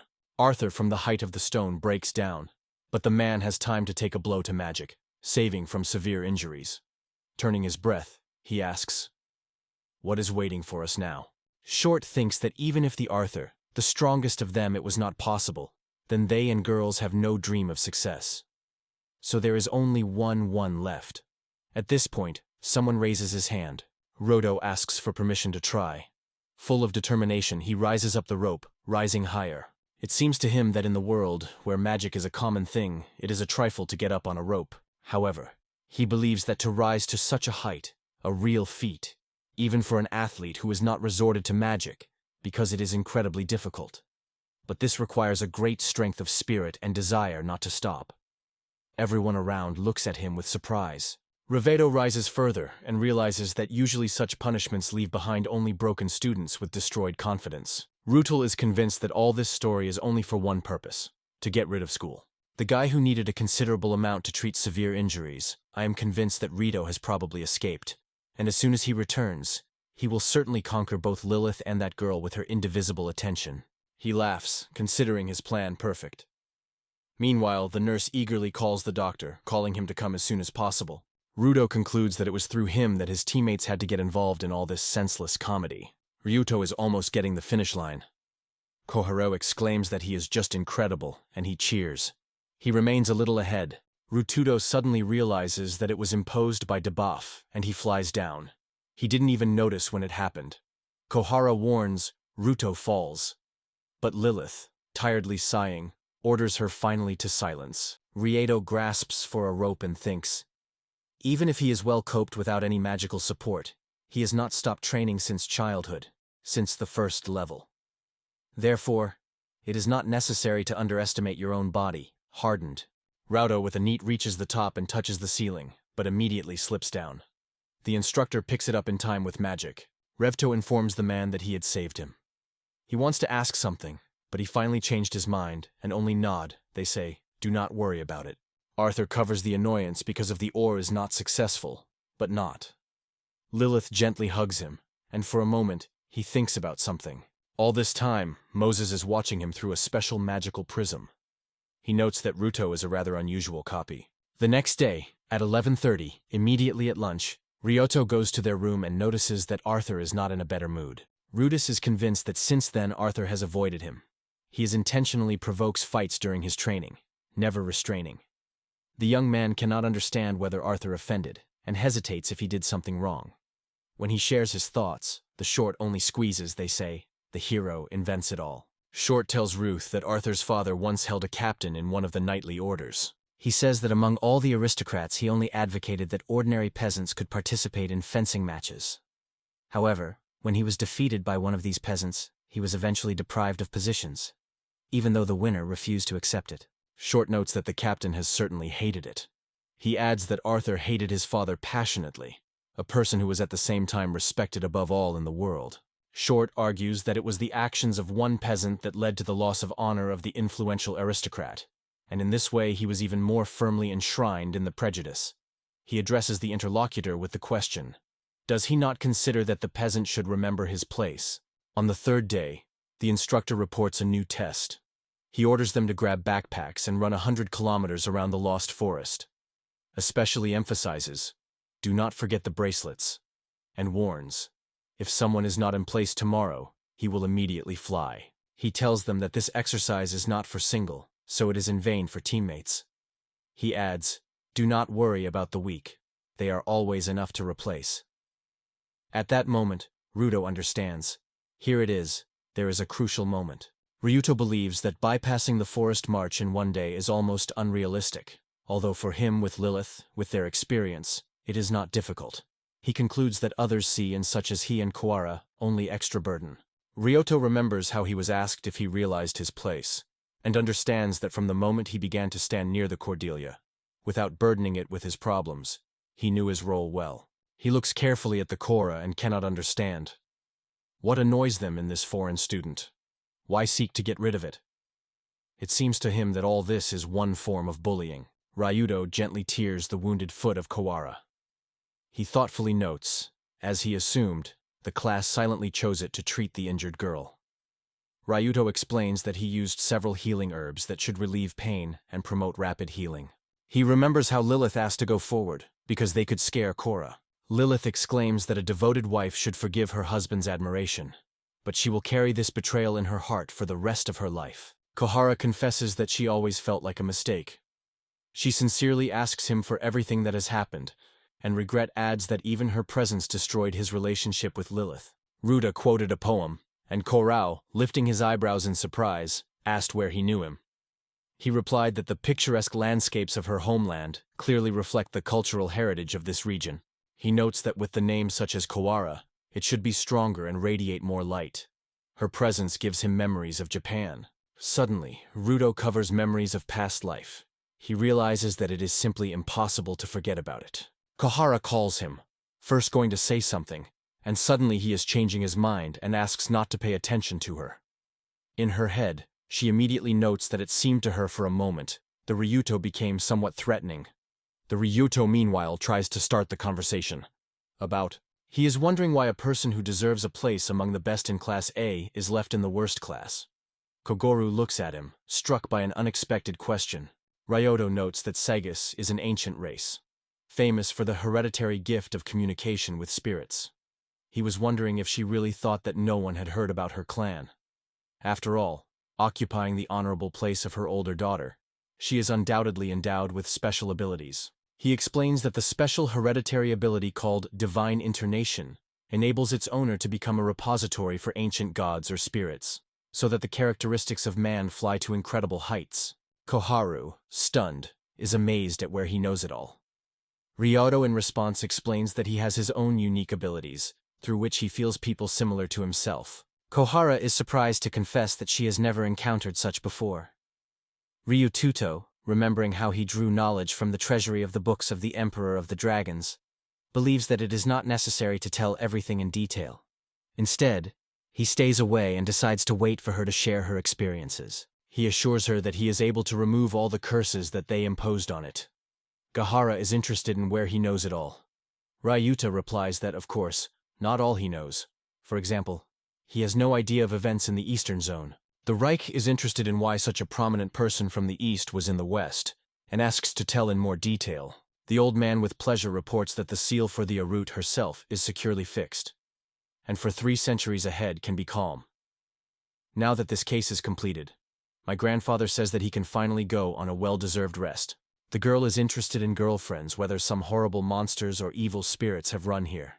But in response to a smile, he says, if something is terrible, she is sure Kahara will deal with them on her own. So everything is under control. The ominous spirits were destroying everyone around, and Kawara, covered with horror and despair, was forced to watch these powerless eyes. She tells Ruto that her native village has suffered such a fate, and he solidifies in place, stunned by Herd. He suggests that this detachment was commanded by a high-ranking general. He already draws a catastrophic course of events. He is convinced that this is not possible. Although this catastrophe has not been mentioned in the world for hundreds of years, it was these lands that have become a place of its origin.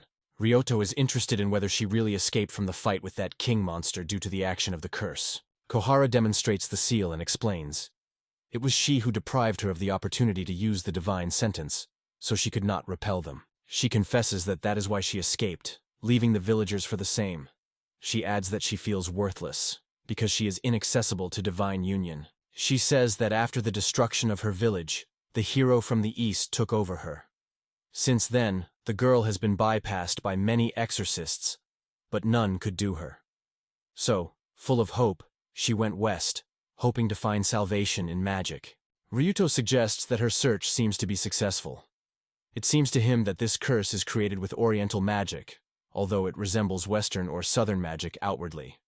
Yes, as far as he knows, only one person is able to do so, remaining unnoticed for the clan. He concludes that behind this stands the hero of the East.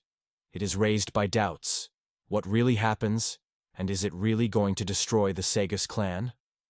In the end, the hero drives these thoughts and decides to temporarily not worry about this issue. Kohara tells that her power does not belong to her personally. She inherited her from the ancestors and gods. She considers herself chosen because the oldest daughter should carry this burden and make sure that the force goes on. She wants to explain that at this moment she must do something for the sake of her village. But Ryoto with a gesture asks her to be silent and raises her hand, stopping her words. Suddenly, his hand turns into a monster's paw which is horrified by Kohar. He reassures the girl, promising to immediately remove the curse from her. Ryoto removes the curse from his body. His hand gradually returns the human shape, and Gaharu is stunned observing this transformation. Ryoto feels that it is difficult, and even a little pain. He explains to her that this hand is called the last hand that can absorb everything. Ryoto proposes to try to activate this ability again. She looks at her belly, but she no longer sees. She, realizing what was happening, burst into tears. He sincerely thanks Uto, but suddenly a monster appears suddenly and rushes to them rapidly. The Ryut, along with Kawara, deftly evades the impact, and the guy first decides that a Commander Inc. Orto. But in a moment he guesses it is Eastern. Many questions come in his head. What did this mighty demon forget in the West?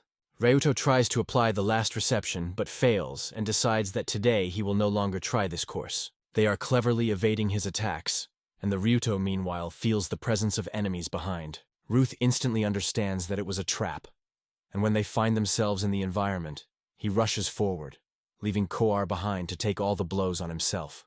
A giant monster grabs Ryuto for the leg. The guy is surprised to realize that this creature has not yet been overcome. It is extremely stubborn.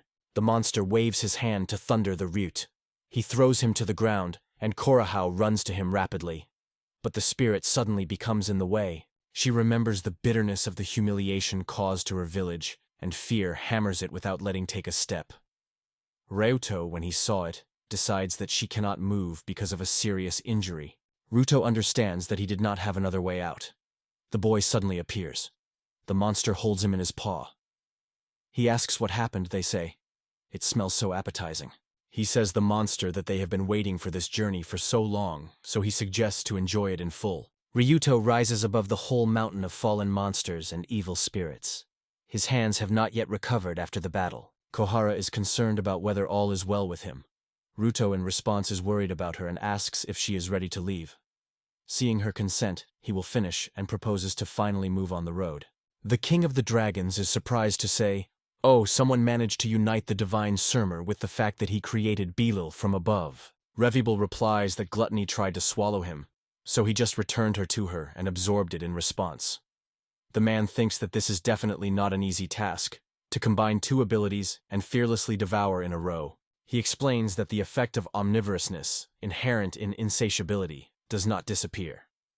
Even if she manages to seal it, she can use a Gada, who will absorb the very insatiability, and by absorbing each other, these forces will release incredible energy. That is why it is a real surprise that his body remains intact. Roto confesses that the anger of the peasant seems to be burning in his soul, and the mana is steadily raging. It will explode and immediately disappears again without a trace. He can't even understand where she goes.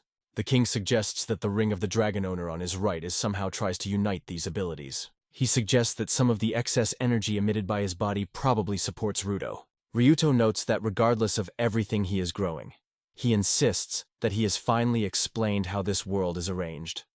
With horror in his voice, he asks whether it is time to open all the truth to him after the king's words. The man is wondering if he is clear. He emphasizes that the defeat of the Lord Demons and God Demons is not as simple as it seems at first glance. He says Roito that he is not able to save the hero or change this world. Ruto specifies whether he realized correctly. Now it is really unattainable for him. Thanks for depriving him of pride. Ruto realizes that this is still not enough. The man returns to his previous words again and adds something new. The king reveals that the reincarnated Moses can be a much more complex rival than it seems at first glance, and is probably perfectly aware of the true essence of this world. He notes that he will try to use this feature in favor of adding that the sages have the ability to bring a desire to reality. Ru is calmly answered, they say. It does not bother him at all, because he most likely intends to use this anthem, and even gets from it. He notes that the common man will be able to beat the sage himself. The next morning, exactly at 6, the instructor is already sure. Sefudza with McCline was defeated and about the departing from the academy. Lilith is surprised to ask if he is in common sense. The same confidently states that Rutudo will later be glorified as a prominent hero, but now he intends to expel him. The man notes that this is a wonderful story before bed. And now let it play. In the meantime, someone exclaims to look at the gate. Rudo, hung with 2 backpacks and with a Kara on the shoulders, appears in the camp. He reports that McLean and Segas have successfully completed their task. Short asks them to wait a little. He is wondering why he did not use his magical abilities. In response, the Short explains that this would immediately exclude it from the competition. Rudo asks for permission to take Core to the health center first. She fainted. However, he adds that he must first report one important thing. The students wondered if the real demon was living here. Ryuto recalls how he told them that his magical paws had been destroyed during the attack of Shi, but he was incredibly fortunate enough to break free, and they continued to believe him. At the first hour of the same day, a special order was left to leave the old school building, so all students were transferred to the new building. The children were vividly discussing what this resettlement was related to, and whether this decision was really correct. Ryuto believes that the protective barrier is powerless against the magic of Eastern Oan. The reason is that the North and West use commonly accepted magical practices, while the South and East are unique, their own creation. He concludes that it will be extremely difficult to defend against Eastern magic, so the chosen solution looks logical. It seems strange to him how calm they behave. Perhaps they predicted something like that, and therefore decided to remove Core? However, he concludes that this is not the case. Now he is confused, and does not imagine how he should do next. He believes that he will go to the aid of Cordelia. He is convinced that he was able to obtain important information about the enemy. Apparently, the hostile army is already coming from the northeast, and Cordelia herself is on the western flank of the fortress. He hopes that they will still escape. Ruto thinks whether she should rush to her help, but in the end he convinces himself she is strong enough to cope with the monster of the royal level. So, he decides to entrust this battle to her. Lilith is interested in what he intends to do next. Reito is initially confused, but quickly takes his hands and answers her with a confident smile. He reports that he wants to carry them to Cordelia and her satellites. The man explains that the new building was laid out demons, so it is impossible to break through their order, and the main forces of the academy have already been located inside the fortress. Lilith is interested in how Ryu is about to change the route, because they need to move the other way. This is a mysterious smiling and replies that he will need a small performance. Rudo turns to Arthur and says he needs to sew his leg. He asks him for help and is in a carriage. He thinks that, of course, it would be easier to relax, but at heart, he hoped to find a shoulder that you can rely on. Then he turns to Lilith, asking if she hears it. The answer does not make himself wait. Lilith confirms that he hears his thoughts. Ryutudo reports that all the preparations are completed. Lilith interrupts classes and announces that she needs to look at the new school building from here. The teacher asks in surprise what she is talking about. Lilith is rapidly flying around, rising to the sky. The man is wondering, guessing that it is a magic flight power, and thinks at what incredible speed she overcame such a distance. Lilith is soaring in the air, looking carefully at the entire area, and landing. Reports that the situation is truly disappointing. She reports that Ogre has already gathered around the new building. It seems that the barrier still keeps them at a distance, preventing it from getting inside, but not letting out. Lilith invents as if a huge horde is behind them. She confesses that she cannot understand whether they go to a new building, or maybe their own death. The girl emphasizes, in any case, they need to change their way immediately. Lilith shares the news. She noticed a fortress nearby, which was also attacked by Ogre, but the attackers were reflected. According to her, among the defenders were people in academic form. Lilith is convinced that, although it will take a little way to get there, the man reminds that they need to take care of carts. They cannot be left in the middle of the forest. Lilith confidently replies that she takes this problem. The girl promises to find them the way forward.